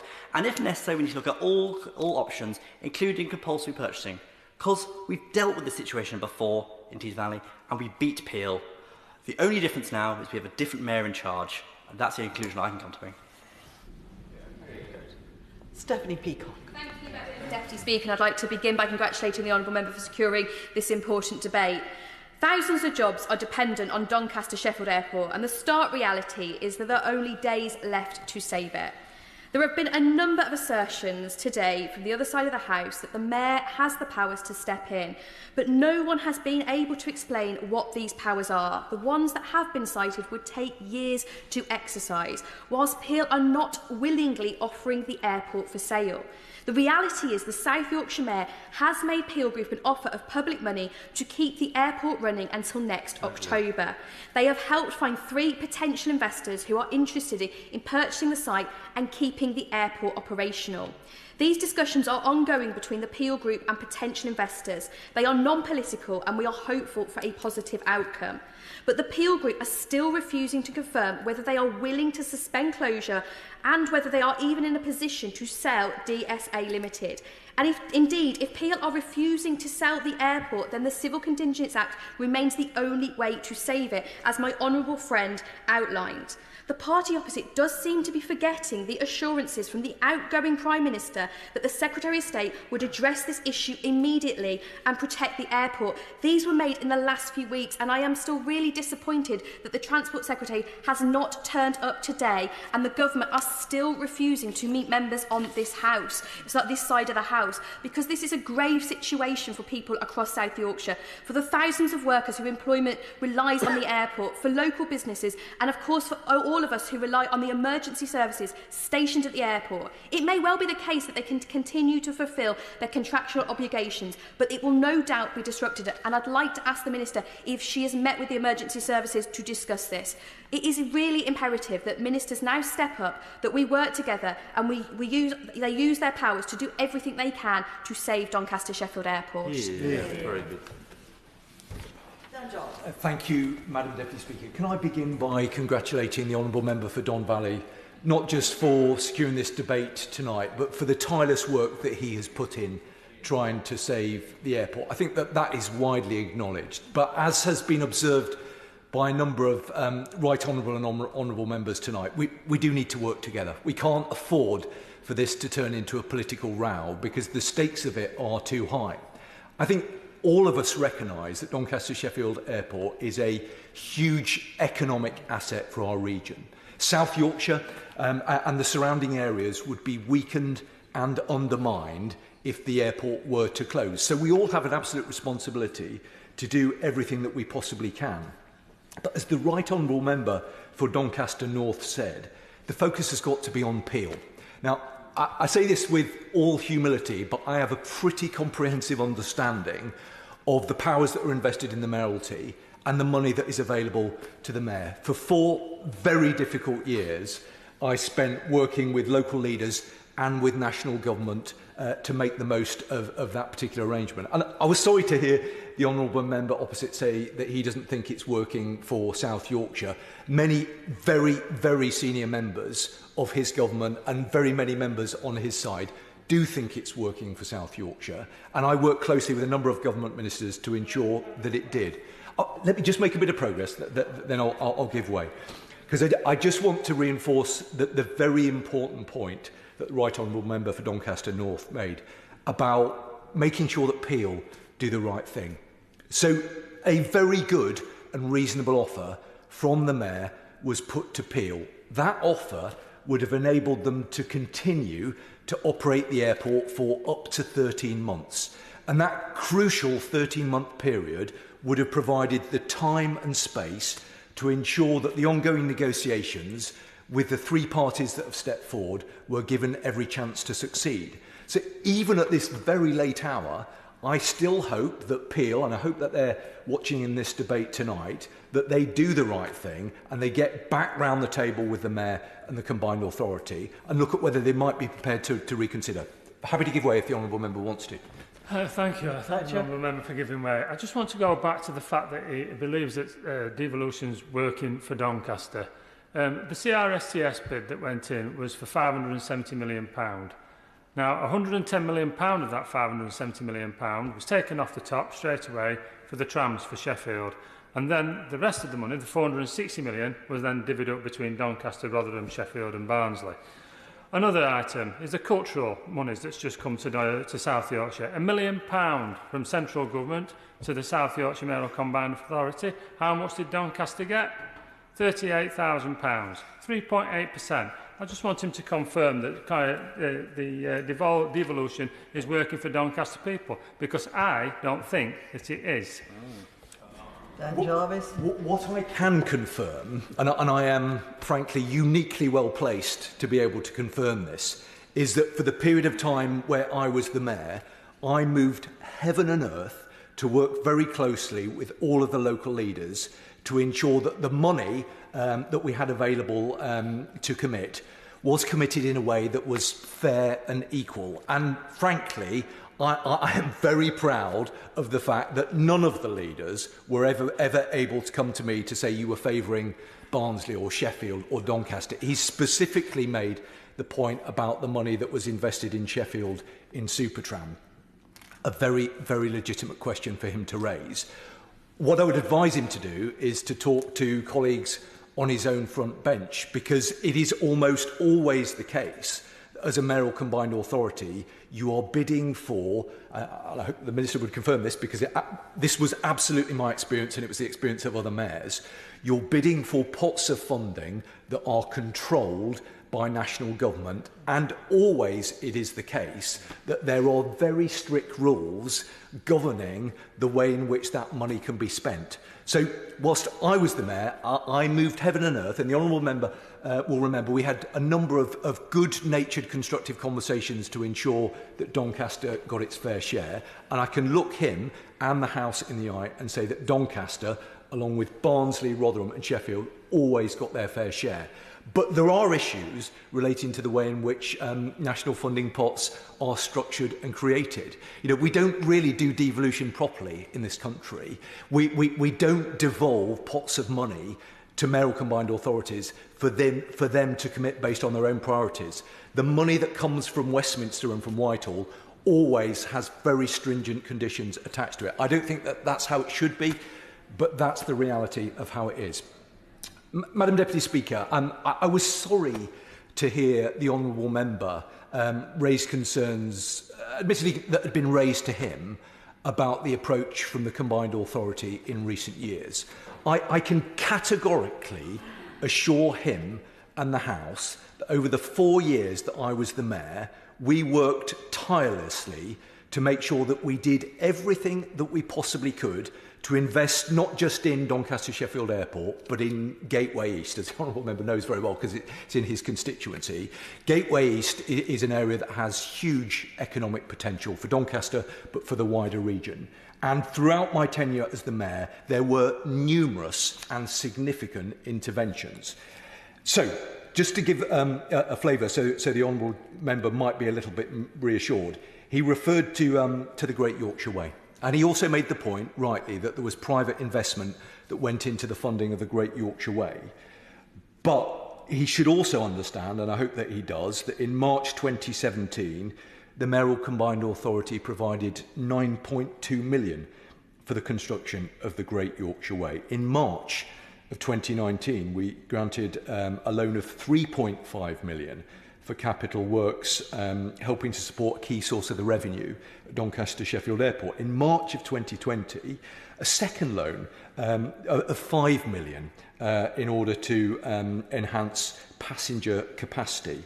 In June of 2020, the MCA agreed to extend the £3.5 million loan period for the car park enhancement and defer all interest payments until 2024 to support the airport through the pandemic. The pandemic was clearly an incredibly challenging time for airports right around the world. And then in November of 2020, discussions about a significant equity investment began.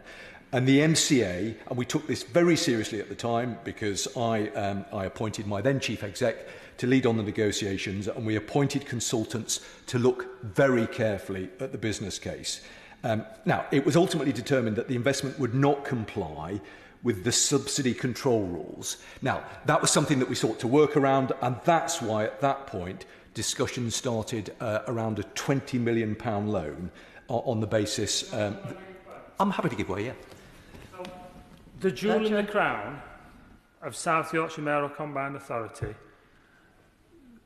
the one thing that can actually set the entire of South Yorkshire alight and bring investment into our area, and the Honourable Gentleman, Right Honourable Gentleman, has just come forward with, you've given £8.5 million loan in the last 5 years.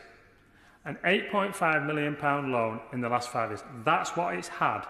8.5 million in 5 years, the jewel in the crown for 1.8 million people's economic growth, economic future, and we've had an £8.5 million loan. The Mayor has just spent 24 million, I believe, just on some new trams. I am lost for words. I am sorry, I am lost for words. Well, the honourable member's got his maths wrong. I mean, the first thing I said was that there was 9.2 million that had gone into supporting infrastructure, and then I'm not giving way. I'll make a bit of progress.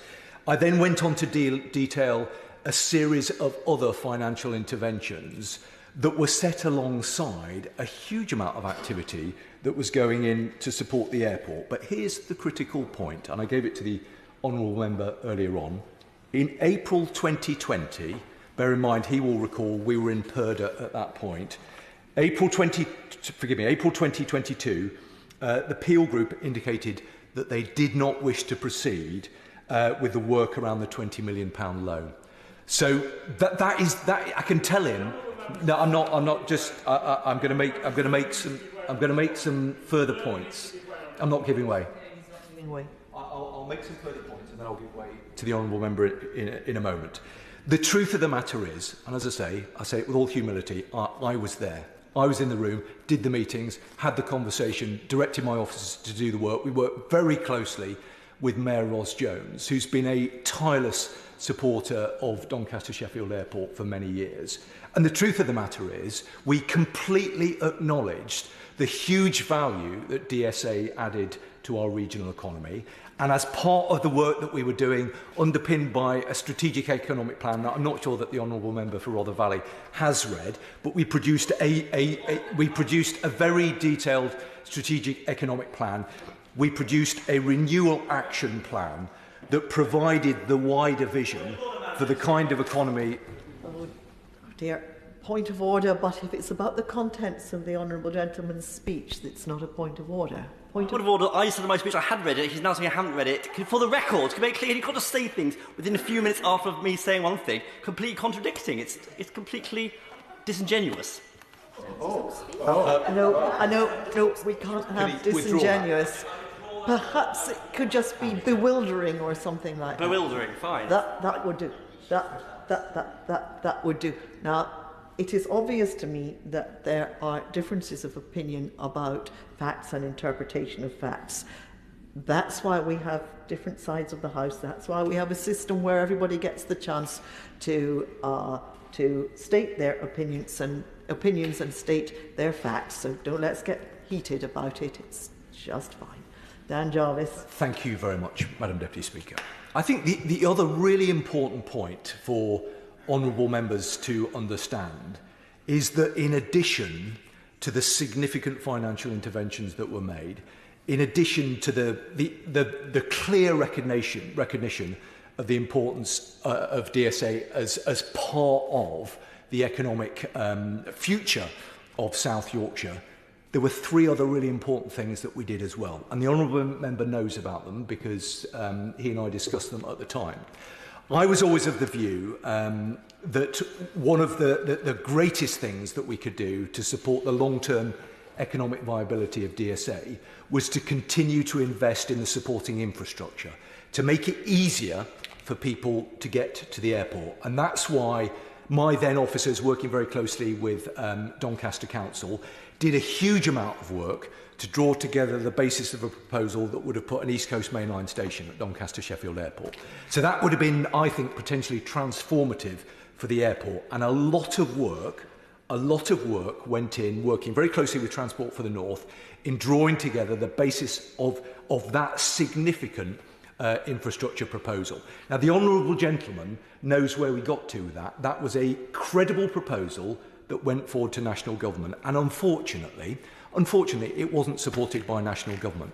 Additionally, we also looked at what measures we could do to better enhance inter-regional connectivity.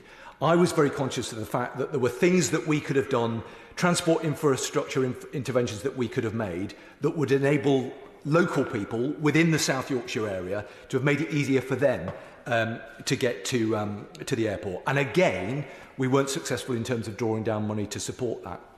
The third point, which the honourable gentleman for Don Valley is very familiar with, is that we put a lot of time and a lot of investment into developing a Freeport proposal for the Gateway East site. Now, I'll let the House into a bit of a secret. Not everybody in South Yorkshire was necessarily in favour of Freeport proposals, because it came potentially with a range of measures that weren't universally popular, let me say. However, the decision that I took, working closely with the Mayoral Combined Authority, was that as part of a process to support Doncaster Sheffield Airport, as part of a process to make it more economically viability for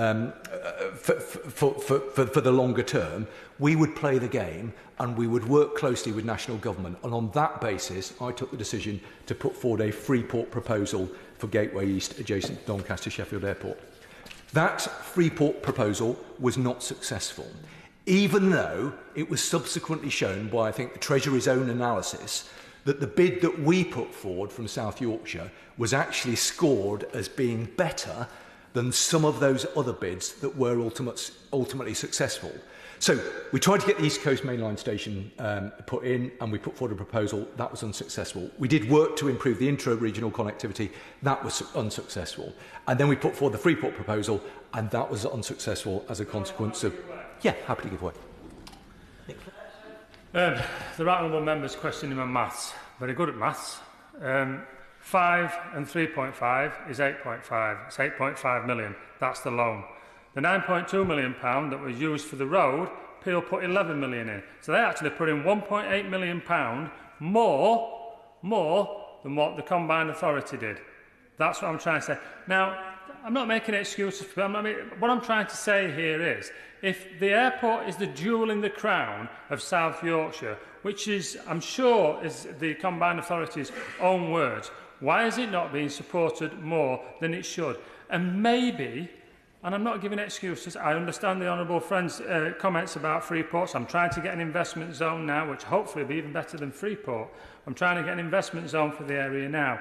But if the Combined Authority are not seen to invest in its own infrastructure, in its own jewel in the crown, then what does that say to the government? What does it say to them? Are you prepared to invest in your own? Well, no, we're not. So what's the point? We've got to have a vision. And I think the honourable friend from Rother Valley has said exactly the same thing. That is what we've been lacking. Silo working, it's become Sheffield is trams and Doncaster is planes. And I'm afraid that's just not good enough. I would really recommend that my honourable friend spends a bit of time with the honourable member for Sheffield South East, just to get a bit of a sense of some of the realities of local government finance. The reality is that the amount of money, the amount of revenue that the Mayor has to expend at any one time is very limited. The honourable member mentioned the 30 million of gain share. There's a very strict split around capital and revenue. So, and as the honourable member for Sheffield South East made the point, there are a range of other financial commitments that the Mayoral Combined Authority has to service. There are other infrastructure investments that have to be made. And the job of the Mayor is to look in the round and work out what money is available and where that money can be best deployed. And that's why, and because the honourable member didn't mention the 20 million, that's why the sum of 20 million is a very, very significant commitment by the Mayoral Authority. But as I said to him previously, in April 2022, when we'd gone into Purdah and I was no longer was the Mayor for a couple more weeks, Peel Group indicated that it didn't wish to continue with developing the loan proposal at that time. So that was an offer that was there in good faith and had been worked up between senior officers in the Mayoral Combined Authority and senior officials within Peel Group. and they took the decision that they didn't want to continue those conversations. That's the reality of it. Happy to give way. I'm for giving way. And let's say, what shares my disappointment at what sometimes I see in South Yorkshire is an intention by parts of South Yorkshire to see having a row with other parts of South Yorkshire as the way forward, rather than working collectively together, as is in instance the Manchester authorities appear to be able to do. This isn't about Doncaster Airport versus Sheffield trams. Sheffield is a major city. You go around European major cities, they have a light rail system. Sheffield needs and wants a light rail system. And it shouldn't be about, well, we can have one or the other and we're going to fight each other over the scraps. It should be arguing collectively together for extra money for infrastructure that we each need in our areas to make the totality of our areas together. That's why Sheffield MPs are here supporting Doncaster Sheffield Airport tonight. So, I'm getting confused about who's intervening on whom. The Honourable Gentleman has the floor. The Honourable Gentleman has intervened upon him. Have I just let the Honourable Gentleman intervene upon the Honourable Gentleman intervening?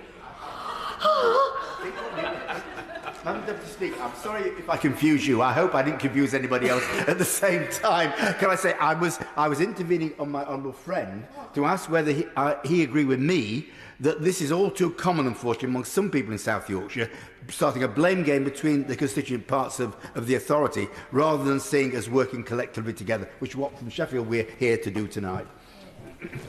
Dan Jarvis. Thank you. So I completely agree with the very important point that my honourable friend has just raised. The truth of the matter is that every member of Parliament in South Yorkshire wants Doncaster Sheffield Airport to stay open. We all do. And that's why I think collectively we are frustrated that we haven't had the opportunity to meet with a government minister around the table to voice our concerns in that kind of forum. It's a good thing that we're having this debate here tonight, but let's be honest about it. It is only a quirk of fate that we're able to have this elongated discussion. It's only because the business has ended sooner than would normally have been the case that honourable members have got the opportunity to put their concerns on record. I mean, I've been in this House now. Yes, happy to give way. Yeah. I'd like to thank the right honourable gentleman for giving way. I'd just like to correct him on one point where he says the MPs for South Yorkshire. MPs for West Yorkshire are also very concerned about that, and that's why I've been supporting the honourable member for Don Valley and Rother Valley in their campaign as well. There seems to be quite a number of pointing of fingers at the mayor, pointing of fingers at the government, but actually the one that we need to be focusing on here is Peel Holdings, yeah? Okay? And what I'd like to ask the right honourable gentleman is, how do we get Peel Holdings to the table so that this can be discussed and actually resolved? I'm very grateful to the honourable gentleman. I think he does make a really important point, and I completely recognise and I'm grateful for the support that has come from honourable members outside of South Yorkshire. I know there's very strong support from members in West Yorkshire, North Yorkshire as well, and further afield, North Nottinghamshire and the East Midlands as well. I don't think that there is anybody in this place who doesn't want to see the airport remain open. So I think that's why I'm just trying to express a bit of frustration that given the importance of the asset for the region, given the overwhelming cross-party support there is, I can't honestly understand why the Secretary of State or... I'm not having a go at the Minister because I know that this doesn't sit within her brief and that the minister responsible is in the other place. I'm not in any way having a go at the Minister. I just think those people who've been around for a while will understand that ministers really do have a duty and a responsibility to sit down and meet with their colleagues. And that's why I'm just genuinely frustrated that there hasn't been an opportunity. And I think even at this late hour, I still think there would be merit for members across the House, further afield than South Yorkshire, West Yorkshire, North Yorkshire and the Humber and wherever, frankly, to get round the table in the department with the Minister, the Secretary of State, so that our concerns can be voiced in that forum. I think that would be a really constructive gathering because in the end, we all want the same thing. None of us want to see the jobs go. None of us want to see South Yorkshire's economic potential undermined by the loss of this strategic asset. All of us want to see a regional airport strategy that works in the best interest of our regions. I have never been one of these people that has pitted the north against the south, because I think that is a completely kind of unhelpful metric that sometimes people... the Minister's looking around, I'm not for a moment suggesting anyone here is doing that, but sometimes in the context of a conversation about levelling up, the north is pitted against the south and vice versa. I did note that there is an airport in Kent that closed a number of years ago that is about to reopen, and the government rightly are supporting that proposal. I think that's the right thing for the government to do, and I want people in Kent to have the best access to these facilities, but I also want people in South Yorkshire and in Doncaster in the north of England similarly to have access to this kind of infrastructure and these kind of facilities. We're going to have a new Prime Minister very shortly. He's a Yorkshire MP. There is a big opportunity for him to do something significant. The new Prime Minister knows his way around the Treasury. He knows what the art of the possible is, and there is a big opportunity for him still at this late hour. I will give way, yeah. Just want to clarify what my honourable friend said. You said there's a chance for the Prime Minister to do something. And apart from having a meeting with members around in this room, what is this something which keeps being alluded to that the government is what you want the government to do? I'm still trying to... Is there a lever which the government isn't pulling that you're wanting? Because I think on our side we're saying the South Yorkshire Mayor, we want to maybe compulsory purchases. So what does the honourable member believe the government should be pulling? Well, thank you, Madam Deputy Speaker. I think that the Right Honourable Gentleman for Doncaster North made very clear the option around the Civil Contingencies Act does provide a mechanism. Well, the Minister laughs. The legal advice that underpins the excellent work that the Right Honourable Member for Doncaster North and the Right Honourable Member for Doncaster Central have done is from one of the most kind of preeminent legal minds in our country, described by the Honourable Member for Don Valley as a Labour peer. The truth of the matter is that this is someone who's highly, highly respected within... Well, the Minister Chancellor's from a sedentary... I think we're trying to be constructive here. And I think the proposal that was brought forward was absolutely one that was worthy of merit. And I hope very much that officials in the Minister's department have looked at it closely, have taken legal advice. The letter that I think many of us co-signed from the Right Honourable Gentleman and from the Right Honourable Lady for Doncaster Central invited the Minister in a really sensible, grown-up, constructive way to meet with us to have a conversation about it. And we've never had that meeting. And that's very frustrating that we haven't had the opportunity to sit round the table and actually have a grown-up conversation. The Minister's yawning and looking at her watch. People's jobs are on the line and government ministers won't get round the table and meet with us. Well, we won't have this conversation from a sedentary position. The Minister will very shortly be addressing the House and we'll be able to answer all these questions very shortly, I think. Dan Jarvis. I will take the hint, Madam Deputy Speaker, and I will draw my remarks to a conclusion. Along with other honourable members, it was put to the Secretary of State at Transport Questions just recently that we thought there was merit in having a grown-up constructive conversation. The Secretary of State said that she didn't want to do that. I think that is a great shame. Can you imagine what it feels like tonight if you work at Doncaster Sheffield Airport and you can see the clock ticking down and you are hours, days away from losing your job, and government ministers won't even sit down with members of Parliament to hear their concerns? Will the Minister... I'm happy for the Minister to give way if she's happy to arrange an urgent meeting with members from across the House. In my time in this House, I can never remember a situation where a matter of such importance as this hasn't led to a ministerial meeting. Happy to give way to the Honourable... Thank you for giving me. I just want to quickly go back and then we'll address the point that you're talking to at this moment in time. I believe that the loan, or the £20 million loan, was withdrawn around about the 12th of March and never actually made it to the Cabinet meeting which was going to sign it off. That's when it should have been signed off. Now, I believe there's no record of it in the minutes. Now, as I say, this is only what I'm led to believe. No record of it in the minutes. It wasn't there, and I don't believe the Mayor for Doncaster actually raised it either. So I think that's an important part, and maybe we can look at these minutes and see if it was there. And this is why I'm asking for a public inquiry so we can actually get. I also think the member, we're trying to be collegiate here. I've tried continually all the way through this, and I will continue to do the same.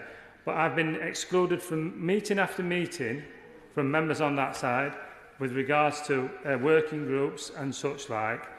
And the Civil Contingencies Act, I've spoke with the Minister and the Secretary of State several times. Dan Jarvis. Thank you, Madam Speaker. I'm mindful of your advice to draw matters to a conclusion. I just say to the Honourable Member, we're trying to save the airport here. So he may want to kind of sort of dig into the minutes, but as I've said to him previously, the offer was on the table, and in April of 2022, Peel indicated that it didn't wish to continue with developing the loan proposal at that time.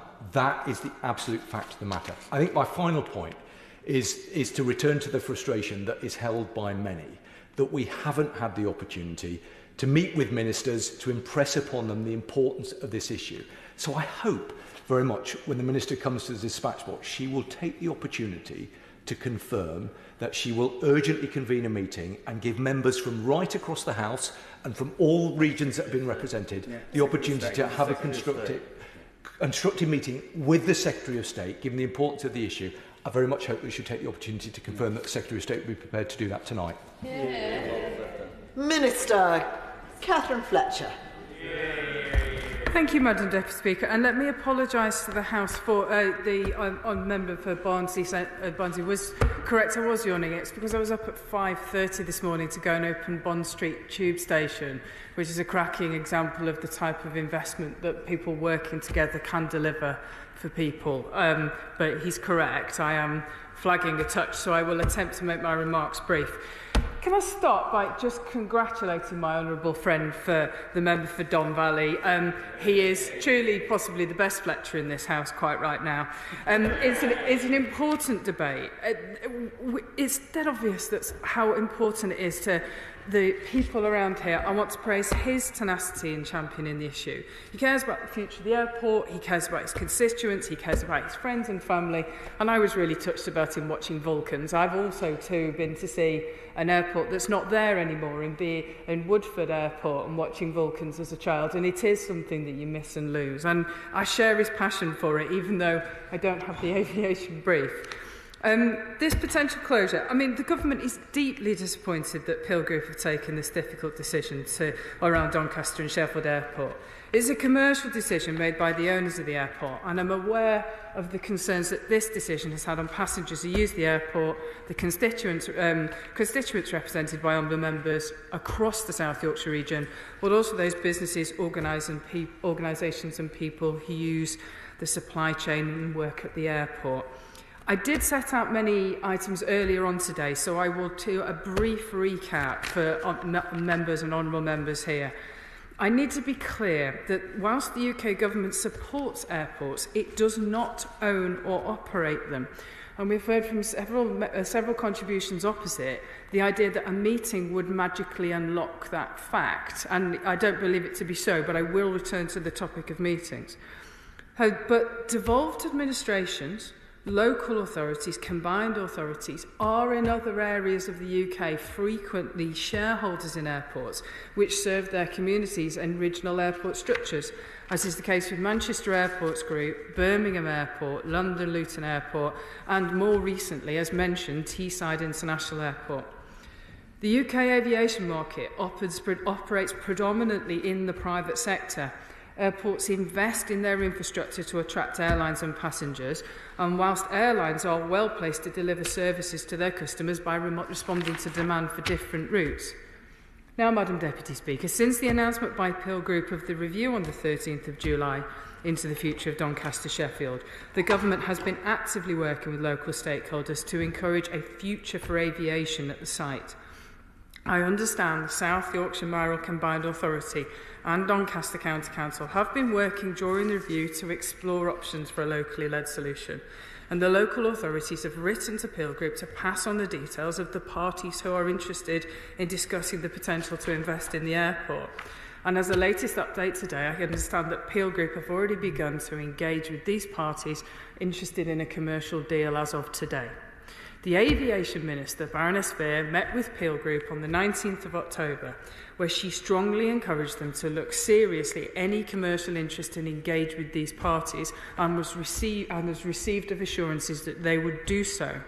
The Aviation Minister has been strongly encouraging Peel Group to consider the local and combined authorities' offers of financial bridging support if they require time to take further forward discussions with any investors.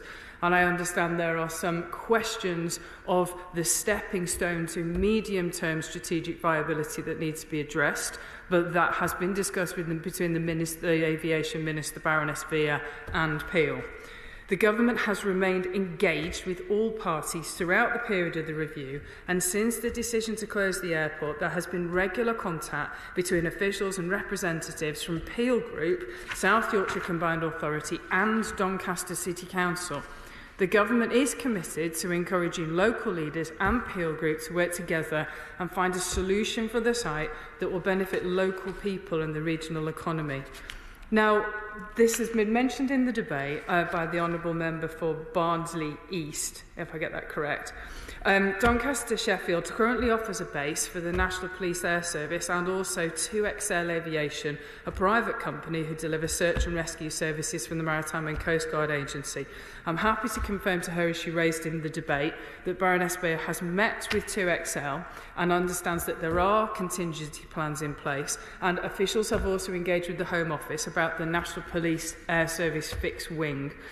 Both of which mean that whilst Lord Faulkner, as mentioned by the Right Honourable Member for Doncaster North, is, I'm sure, an eminent legal brain, he has had the opportunity to meet with Baroness Veer and engage whether the threshold for the civil contingencies has been met. And it is necessarily extremely high, as set out by, I think, his former colleague, the CDL, in 2004 when it was brought in during the Blair government. And unfortunately, Baroness Veer, despite Lord Faulkner's suggestion, is not happy that it is a national emergency when both of the services that have been met with or engaged with can put in contingency plans, and are further assured that Peel are working with them to make sure that any bridging period is covered. That doesn't cover the essence of the debate, but I just want to offer the Honourable Lady that assurance. The Government has made clear to Peel Group that it needs to manage the closure process effectively and in consultation with operators at Doncaster Sheffield Airport, and Peel themselves have publicly stated that they will work with these operators to minimise the disruption to their operations and customers. We've pressed Peel Group to honour this, or when I say we, I mean my colleagues within the department, and to avoid disruptions to these important operations. The Civil Contingencies Act has been mentioned. It requires a really high bar to be engaged. It requires an emergency, which is designed as a situation that threatens serious damage to human welfare, damage to the environment, and war or terrorism, which may affect the security of the United Kingdom. And whilst, as someone who has used Robin Hood Airport, as was at the time, and understand how important it is not the advice that the department that is getting that that level of threshold has been reached to engage the Civil Contingencies Act. As the Transport Secretary highlighted, we're just not persuaded there, and I think we can all agree that it would be much better for all if a commercial solution could be found to minimise the disruptions of these operations. Very grateful, and obviously we have a disagreement, as the member for Doncaster's outlined. But could I just press the Minister to explain to the House and to us why the Secretary of State is refusing to meet with members on this side of the House? Can she not this evening just commit to a meeting? If the Honourable Lady bear with me a moment, I am actually planning to address that. I will just kind of address the call for the public inquiry made, but so passionately by my Honourable friend for Don Valley. The public inquiry is an extremely high bar to be made, and whilst we have gone away and looked to understand the grounds potentially, the recommendation is that actually a locally led review and a locally led solution could seek to have similar effects and perhaps more positive effects over a shorter timescale than the full public inquiry that he calls for. He notes that the South Yorkshire and Mayoral Combined Authority and Doncaster Council are integral to developing commercially viable solutions. Discussions between the Authority, Council and Peel are still ongoing to assess the credibility of these investors. As on my fund outlined, powers do sit with the local authorities, and as such I think it would be right for the local authorities and their leaders to push for a locally led review rather than a public inquiry at this time, and I will give one. Thank you for giving way. Fletcher. Would not that be people marking their own homework? That's all I'm concerned about. Minister. I probably am at the point where my expertise within the aviation portfolio is far outweighed by the Honourable Member for Whitney, who sat on the bench in front, and maybe he would be able to offer you some advice on that. But I want to just return to the point of meetings, Madam Deputy Speaker. I think I've mentioned that Lord Faulkner and his legal advisers met with Baroness Veer about the Civil Contingencies Act option. I am reliably advised that meetings have been offered to the South Yorkshire Mayor with the DFT officials by the Secretary of State as a prelude to further meetings. DFT officials are also meeting weekly with the local authorities, often involving the Chief Executive of Doncaster Council. And I will happily give way to the honourable gentleman if this is not correct. I'm also informed by officials with, when he was previously Aviation Minister, the Honourable Member for Whitney convened a meeting between Mayor Ben Houchin and Mayor Oliver Coppard in which this was included. So let me just mention some of the other areas. I'm very grateful to the Minister for Roads and Regions. It's great she's listed those meetings, but she's failed to answer the point that myself and many of my colleagues have made the point that this Secretary of State sat there at Transport Questions and 3 times refused to meet us. She's not here this evening. Why won't the Minister just agree to meet with Labour members? I unfortunately cannot acquiesce to her request because it is not within my portfolio. I am extremely happy to pass on her request to the Aviation Minister, but I'm sure that you wouldn't want me to be making commitments about you at the dispatch box when I wasn't here to do it. We've met the emergency services, we've met Lord Faulkner, we've met 2XL, we've met with the police, we've met with the local mayor, we've organised meetings, and I'd offer gently to several of the benches opposite that this just all seemed a bit panicky when there's a bit of the to-do list being listed in terms of what's been done, when my honourable friend for Don Valley has been running such an effective campaign for 104 days. No, I'm going to make some progress now. The Honourable Member for Rother Valley spoke passionately about Yorkshire's vision and future and his desire for a vision and joining up of the dots. As a very nascent Transport Minister, I share the idea that joining up of the dots and setting out a coherent vision for the future is really important, be that for the North West, South Yorkshire, Northern powerhouse of the country, and I commend him for his point. Just to conclude, I want to congratulate everybody for participating in what has been possibly one of the most lengthy adjournment debates, and certainly it will be, as my first one that lasts long in the memory. I'm happy and I'm delighted to hear everybody sharing their memories and their passion for it. I think in the spirit of working together, I look forward to maybe results coming through. Doncaster Sheffield Airport is important to constituents across the House and the region, and I have no doubt about the strength of the feelings.